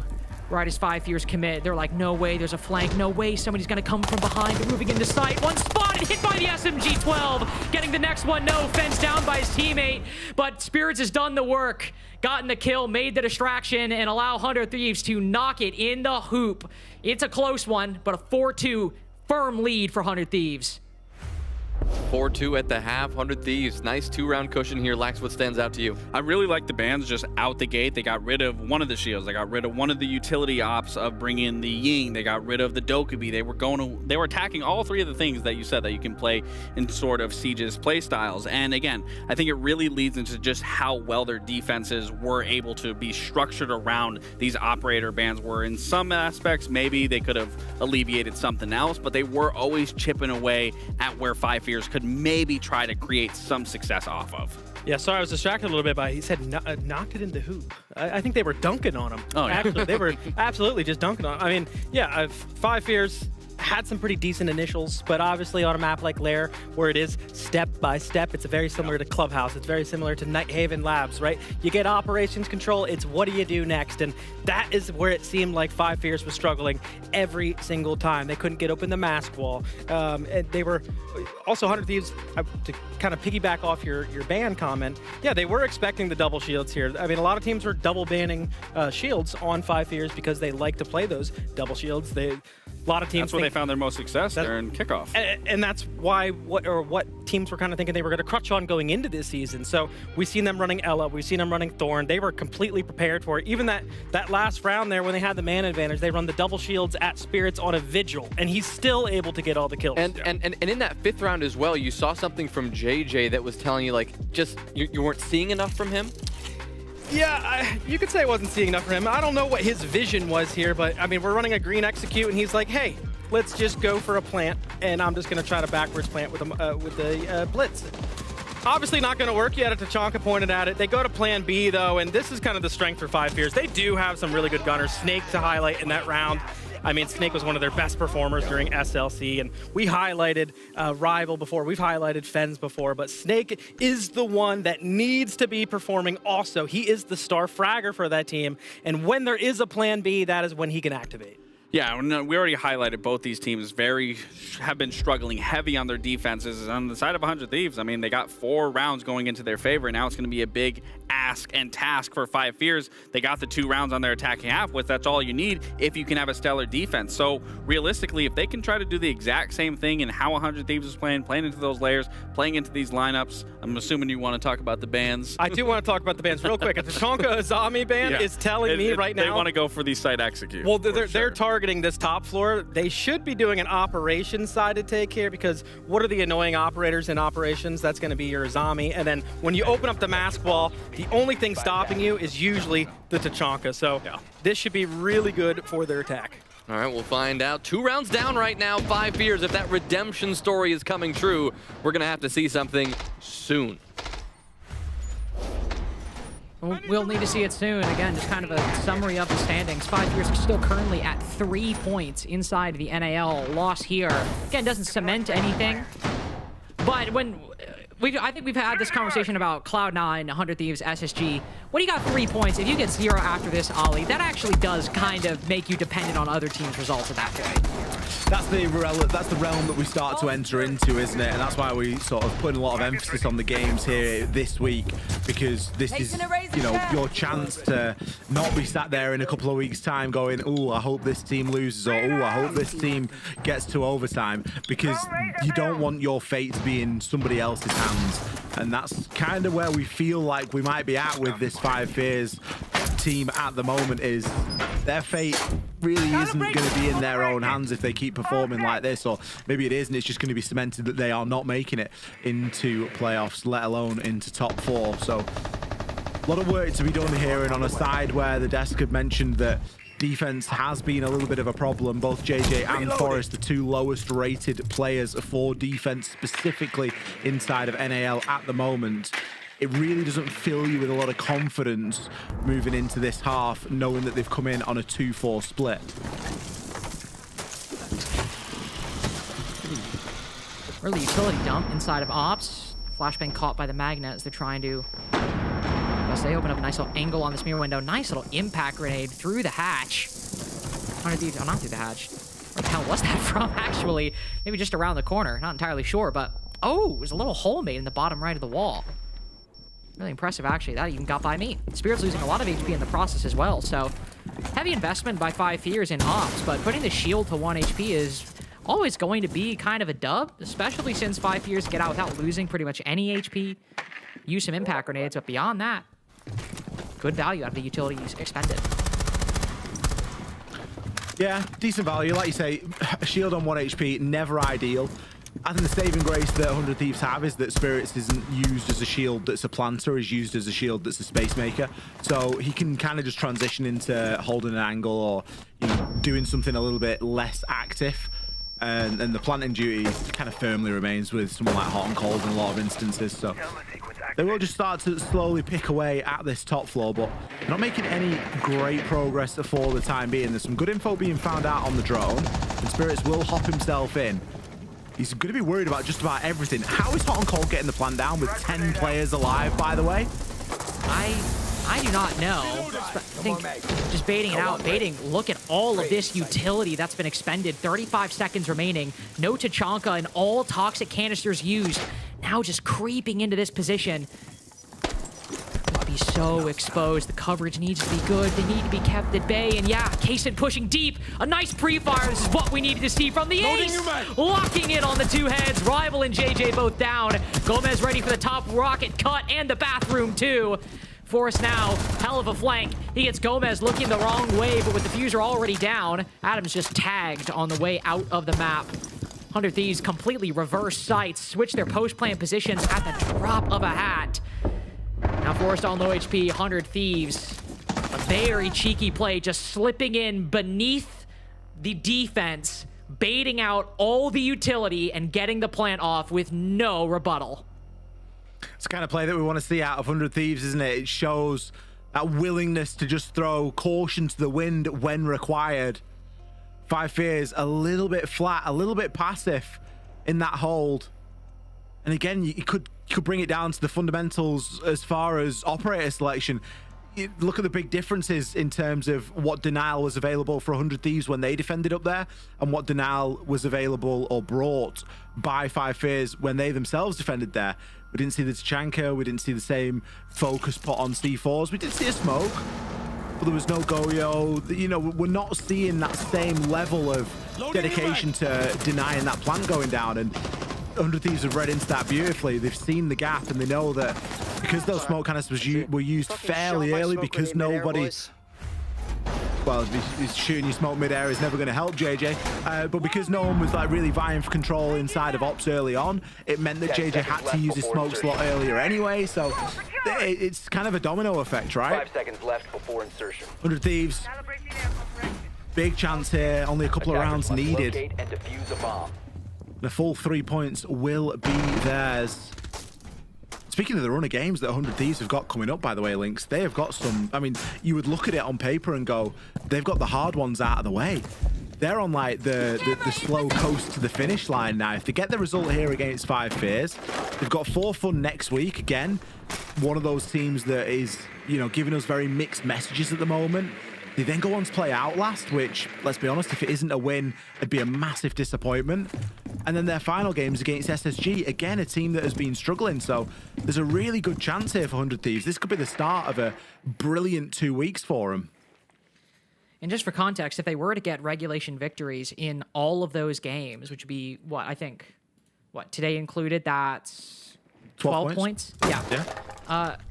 They're moving in with a clean 18 points in the playoffs, which will likely be well above the threshold. Maybe not well above, but certainly sufficient, which means somebody's getting displaced. So if that happens for 100 Thieves, if obviously, and they might not get all regulation victories, but if those games play out like how they might with the experience 100 Thieves have, with how close they've been against really, really good teams, if this 5 Fears game is indicative of how the next few play days might go, 100 Thieves might find themselves in the right part of the standings and the right side of the playoff section. But intel gathered early though. Spirits and Gomez, one on the drone, one with the gun, trying to find this Valkyrie. His rival finally crosses to the hatch, but just put to 50 HP. Makes it back to the site safe and sound. It's actually Hot and Cold, who's taking a hell of a lot of damage, just clearing out all of this utility on the middle floor. Kaysen loses a 1v1 against Fens, able to shoot the Selma as well. 5 Fears not letting 100 Thieves get comfortable. Yeah, Fens has seen a bit of action already, hasn't he? He was a bit softened up before that engagement, but not only removing Kaysen, but deleting the Selma as well off the wall. That being the only hard breach being brought, it is going to limit the angles into sight, and especially when Hot and Cold's already very low, it's going to limit the effectiveness of that Monty, and you're going to be asking a lot of it when you're going to be pushing through those single doorways. My worry is the vert. Where's Gomez? Oh, what a great shot from Atta. Maybe the vert isn't even going to matter. Forrest with a big swing, though. Eventually will fall to his team's smoke. JJ trying to stem the flow, and unfortunately catching Forrest in the crossfire. Spirits and Gomez now. Diffuser on the floor, and 20 seconds to figure out this 2 versus 3. And figuring out a 2v3 with this low time, with the positioning that 5 Fears have, it's going to be difficult. Likely requires Spirits or Gomez. Somebody's got to go big. Nice pre-fire. That's something that can work. Can make good use of that. We've seen M80 win a crazy double kill from this position, but Spirits walks into the flames, and that basically does it. Not a whole lot you can do at that point. There still was low time. It was unlikely. 5 Fears just happy they get around. Yeah, breathing a sigh of relief there. It keeps them in the fight right now. It was a little bit of a scrappy round, wasn't it? You know, we got a team kill thrown in there. You've got a player dying to a Vulcan pack, but they'll take it at this point. They'll take anything that they can get. 100 Thieves kind of being forced into that we need to push mentality because of how far ahead the ace was when they lost that opening pick. They've lost Kaysen in quite a key position inside of lockers. With both the Stelmas being removed, it sort of forced Atom's hand in terms of him needing to swing, and I think Forrest must have lined 2 really nice shots up there because they both popped up on the kill feed almost in the same tick. So My bad there, that was not JJ not having a great time at the minute on smoke. He shot his smoke canister mid-air in 1 round, which is impressive enough online, and then has managed to kill Forrest with a smoke canister in another round. Might be time for him to get off the smoke. He's going to be a bit safer this time. He'll be on the Warden. He's actually got off the smoke too. He's like, Fens, I can't handle it. I can't handle it today. 5 Fears, slight role change going into the bunks briefing defense, though might not be a role change. It is their first time attempting the site specifically. It's certainly not like JJ will be playing an all too different position. I mean, the utility is going to be different, but given the way bunks briefing tends to go, JJ will very likely be on the top floor, as will Fens, and all likelihood be on the top floor. So go ahead, just toss the smoke canisters over if you want. Just swap some utility upstairs. See what 100 Thieves decide to do. Got Hot and Cold on the Monty, basically the one shield that he's okay with playing. Could see a direct take like we saw from the Rebellion earlier. Could see a full clear, a bit too early to tell, but also Monty kind of makes both options a bit more viable. Yeah, it's the double flank denial that really sort of piques my interest. Again, what do you need when you attack this site? Well, if you go direct, you're going to need a lot of smoke. If you're going to go for a clear, you need a good balance of information, flank watch, and you need a bit of a beachhead. Now, if the Monty's going to be used as the beachhead, which it isn't a great one, then yes, it can be done. but is it a direct approach? Well, probably not. It looks like they're just trying to sort of restrict the defenders' movement right now and sort of zone them out. But I don't know how they get this plant down. There's only 2 smoke canisters, and with the Solace and the Warden above, surely this isn't going to be as straightforward. I would think so, but see Hot and Cold just walking into sight real quick, taking a look. I mean, there's still a lot in his way. The Warden, the vertical angle, the Solace. So, smoke. Can't do it for free, but oh, this is good. See the player getting the diffuser down just behind the Monty. SMG-12 not good for a tight angle like that. Hot and Cold just walks in, gives some space to Kaysen, and now we're in the post. Map point within reach. 5v5 retake as 5 Fears start moving down to the bottom floor.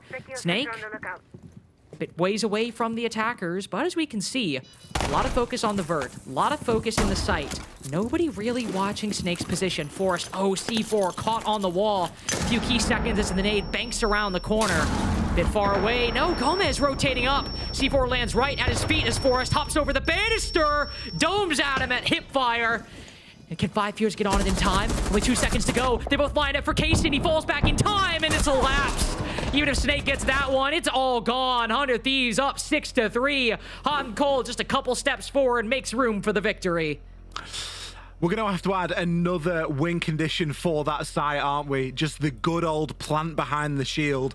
Double flank watch there, just being used to restrict the defenders, and then 100 Thieves control the narrative. They control as and when those defenders are going to be flooding out that top floor to try and retake. Forrest gave it a really good attempt, by the way. Great C4 pick, and again, a play that not everyone is going to make in that same fashion. Just doesn't even hesitate, sends himself over the banister and immediately into harm's way. But you never know, you might catch someone lacking, you may be able to get a pick there.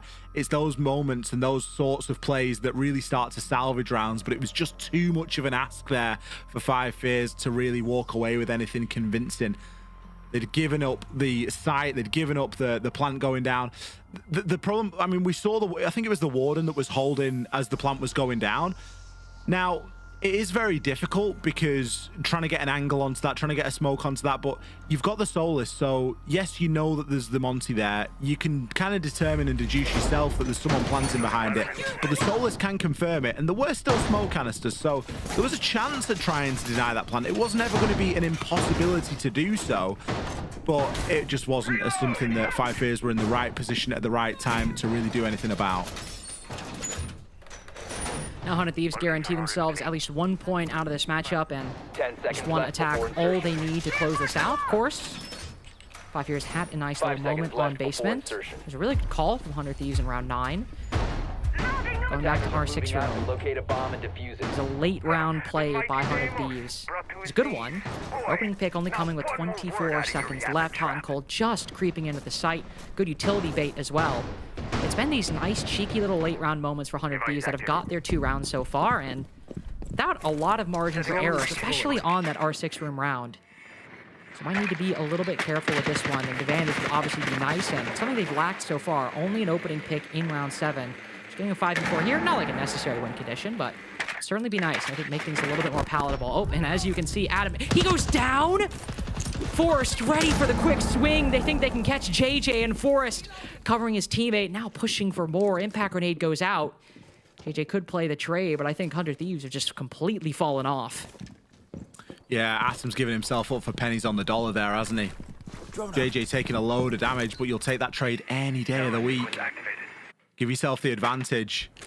Forrest must have been listening into that pre-desk because feels like a bit of a different player. It's certainly not the Forrest that we've been used to seeing. He's kind of rolling back the years a little bit tonight.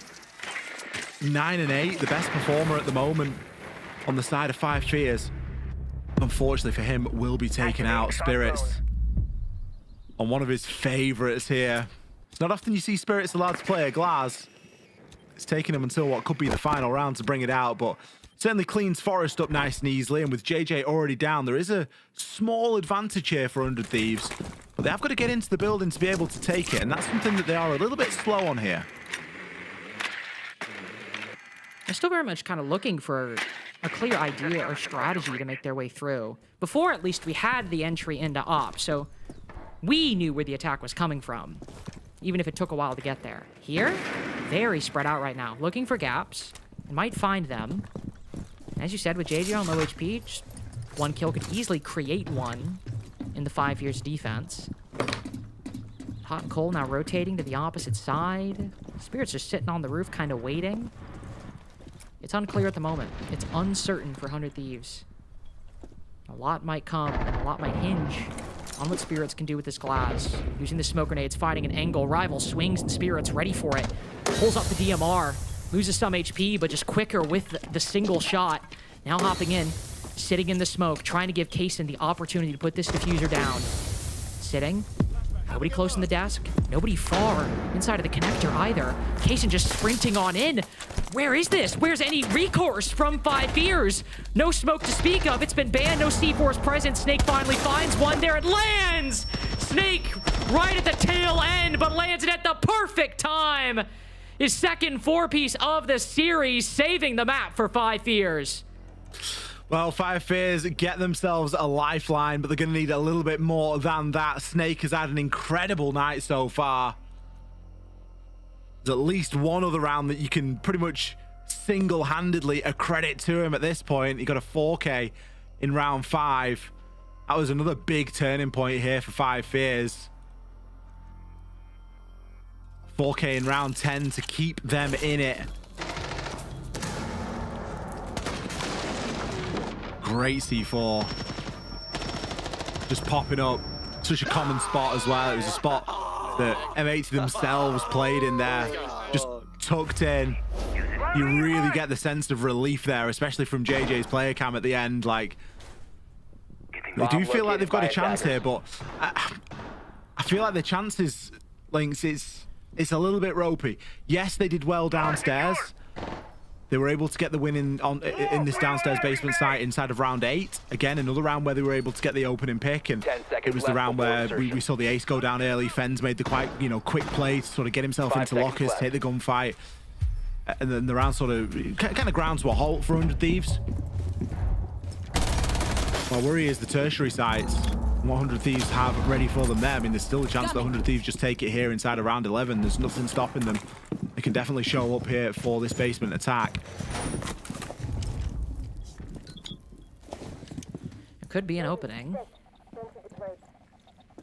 Especially if 5 Fears aren't careful, as you said. That last round came down to the wire. Needed a big 4K from Snake, but more importantly, to specify, big double kill with that C4. At the same time, for 100 Thieves, it's required some really good late round calls, but still some, well, late round calls in round 7, and then of course that little pocket defuse in round 9, which is really good. When it comes to actually getting this opening pick, getting this early control, they've struggled a decent bit. The last round being a good example of that, never really having a clear way in up until the very end. So Gomez reading the barricade, being present early, and no rotates being made around lockers and barrels. Just hanging out for the moment. Does all 100 Thieves. Gathering this information, opening up these important angles, but starting the push over on the horizontal side. Atom just able to open up a bit of line of sight there into Toxin. Sends the nade through, likely for a Goyo canister. They haven't got the Ram, so those Goyo canisters are going to be a little bit more of a problem. Ram can be a great way of opening up the floor and then dealing with those Goyos from above, but flat nades is going to be the order of the day, I'm afraid. Unless Kaysen can get any nice little pinpoints of information there. There is still a vertical presence here from 5 Fears' rival. They'll pick things up with the opening pick. I'm very surprised the 100 Thieves just entirely ignore that, but again, they find themselves knocking on the door of the site right now. These rounds have been so weird. I don't know how 100 Thieves keep finding moments like this. Kaysen making his way in. Spirits get the kill in the process, and waiting to see 5 Fears make a comeback. Snake, I think, opening up the vertical angle, forces Kaysen off. Hot and Cold good for it, and 5 Fears just playing this on the vert. This is a really weird permutation of a basement defense, but it's working out okay for 5 Fears. Get 100 Thieves keeping competitive in the gunfights, even if the plant is uncertain. The guns seem to be hitting, spotting one, but the SMG-12 again, so tricky. How many times have we seen it betray 5 Fears on a tight angle like that? On the reattempt, Hot and Cold puts the diffuser down, lit up by Fens with the Vector. But now, as they've got what they've needed, their win conditions so sought after in each of their victories. Hot and Cold in 7, Kaysen in 9. Now again, Hot and Cold in round 11 to put the diffuser down, put 5 Fears on the back foot, and likely knock them out of the game. 3-2, a barricade in Fenz's way, completely telegraphing his rotation back to the site. Same with Rival dropping down the hatch. Adam's ready for it, and so is the rest of 100 Thieves. 7-4 on Lair for our last game of the day, a full 3 points. 100 Thieves getting the job done there. It was close for a time, and it looked as though 5 Fears had a little bit more fight in them, but it was just a stretch too far. Quality has prevailed here, and despite a good couple of individual performances on the side of 5 Fears, it wasn't enough to stand up against the might that is this 100 Thieves roster. With a slew of great games ahead of them, there is a real promising hope for this team that they end the stage in a very reasonable standing. We're going to send it one last time to our wonderful desk. Thank you, Ali, and I agree with what you said. Quality prevailed here today. 100 Thieves. They played a better game of Siege, and they came out on top. And we talked about this. Both teams clearly having their struggles, but if you were going to put your money and chips all into one team, you would have to go for 100 Thieves just due to the experience, and I think it really shined through. They understood what was on the line. They needed this win. They needed to use it to also fuel for the rest of the stage. I mean, we only got 3 games left after this, and this was definitely a better showing, more specifically on their defensive end. That's where we really needed to see the pieces come together. That's what we did want to see. And going back to your other point too, where was the experience? It's on that 100 Thieves side. I mean, we're talking right now 3/5 of those players on that old unwanted team back at SI 25. Hot and Cold, one of the most experienced IGLs, and it even goes into their ban phase, which is something that I want to talk to Matt about, but we got to see them ban out the Tachanka, ban out that Azami, and as I highlighted, it worked really well. They were able to kind of get the plants down. Their top floor takes were looking really good. And this is a really good timing for 100 Thieves because we are really getting deep into this playoff race as we, again, 3 days left after today. They get some points. They move their way up the standings. On the other side, though, concerns for 5 Fears. We'll dig into more of that in just a moment. Right now, we got Matt standing by, so we'll welcome him in, Mr. Hot and Cold, after the victory. Matt, good to see you as always. Congratulations on a win. It feels like you guys are continuing to trend in the right direction. Does it feel like that as well? Like you guys are improving and building on something every day? Yeah, I think so. I think we've known our weaknesses since the start of this team, like even in the tryouts, in my opinion. It's all about just finding the consistency in game. You know, it's hard to have the same level of just fire that you have in scrims in a BO1. You know, you start out slow, lose 3 rounds, and now you're just working your way up. And I feel like we've had issues starting slow almost every game for the most part. I think this game we didn't, which was nice. We had a very solid game plan, and you know, I think we played well. I think the confidence is slowly rising, so that's good. Well, Matt, first off, you know I love you. What's going on over there? I'm looking at some unwanted attacks on that basement, and we got Mr. Kaysen on the dream roll. What's he doing planting the bomb, and you're on the F2, Matt? What's going on here? I mean, he usually doesn't have the bomb. You know, usually I'm supposed to be Monty or something there, but they had a bunch of Goyos, so I said, fuck it, I'm just going to go Twitch, and I don't even remember if I got any Goyos. No, I did get Goyos that round. Nice, but okay. We're using our YouTube. I mean, that's some deep lore, it's the AK-12, you know? Like, this guy, he had the bomb 1 round. All the other rounds I had the bomb. There was another round. But as an actual serious question, can you walk me through your bans for the attack side? Because I've seen you take out the Tachanka. I've seen you take out the Azami. What was the plan to utilize with those bans? Well, for the Tachanka, I feel like Tachanka as a whole right now is just very, very good for the meta. His gun eats up shields. Obviously his util eats up shields. And I think teams are just kind of slower on game day, so you have the plant denial in the late round. But for Lair, it's just a bunch of hallways, right? You know, they got to push Z with shields. Tachanka stops that. They got to push the op side, you know, towards Mask. Tachanka stops that. I just think it makes pushing hard, and so I think the Tachanka ban helps that. And then again, for the op side, Azami playing in there is just annoying. Yeah. You know, you saw the Rebellion actually. Someone from Packers team, I forgot who it was just eating up Shopify, and just having to deal with that player is just like adds another like 40-second step to the map. So like just getting that out, and I just feel like there's just Azami crutches in the league, to be honest. Just get them out. Just get them out. Well, Matt, congratulations on the win. I kind of want to pick your brain, and if you even remember, it was round 7. You guys were in R6 room. You specifically didn't go for the default plant, where obviously the Tachanka would typically put the Shamika launcher. You planted right next to the door, right next to the couch. Did you guys have the information on, I believe it was the mirror below, or the Valkyrie below that was going to go for that C4, and that's why you then insisted to plant for the couch to kind of give false sense of hope to not put pressure on the guy below, so he thinks he's making a hero play? I would like to say it was that deep, but no. You got lucky. My thought process was, you know, just trying to sneak a default plant originally. Yeah. He smoked me off, so I was like, okay. And then I droned close sight, and I was like, I could just prone in. I'm just gonna plant. You know, someone sacked for me. Basically, just, you know, someone died to get the bomb down.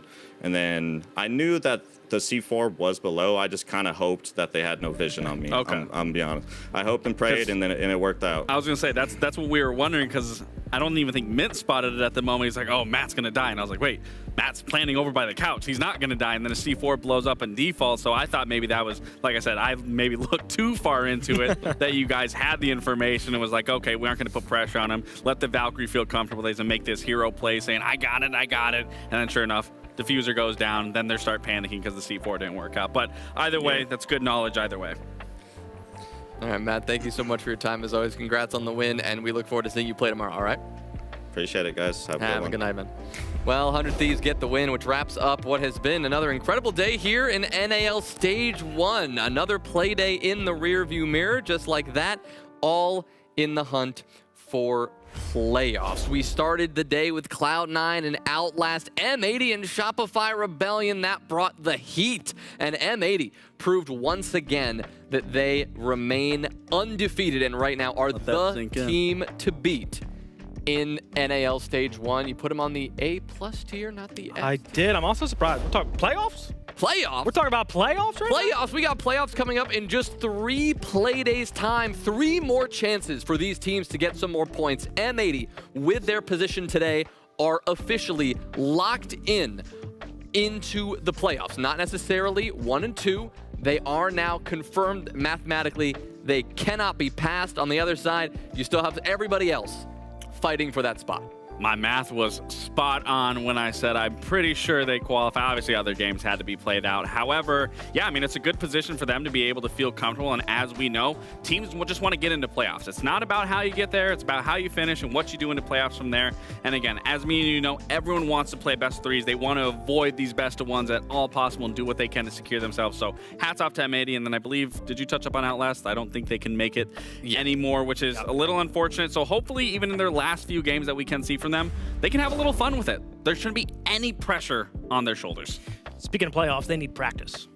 They need a lot of things. Speaking of practice, they need you. They need playoffs. They need a coach. Whoa, I'm an analyst now. I'm an analyst. They're doing just fine. They obviously have a lot of work to do, and alongside the coach, they will be continuing to grow over the next 3 days. We do have still, as I said, 3 more days of group stage action before we turn to the playoffs, and tomorrow we get a major grand final rematch in the middle of the day. Dark Zero and Shopify Rebellion. Maybe the stakes aren't there for Dark Zero, but Kyle, Shopify Rebellion have been on a skid, 3 losses in a row.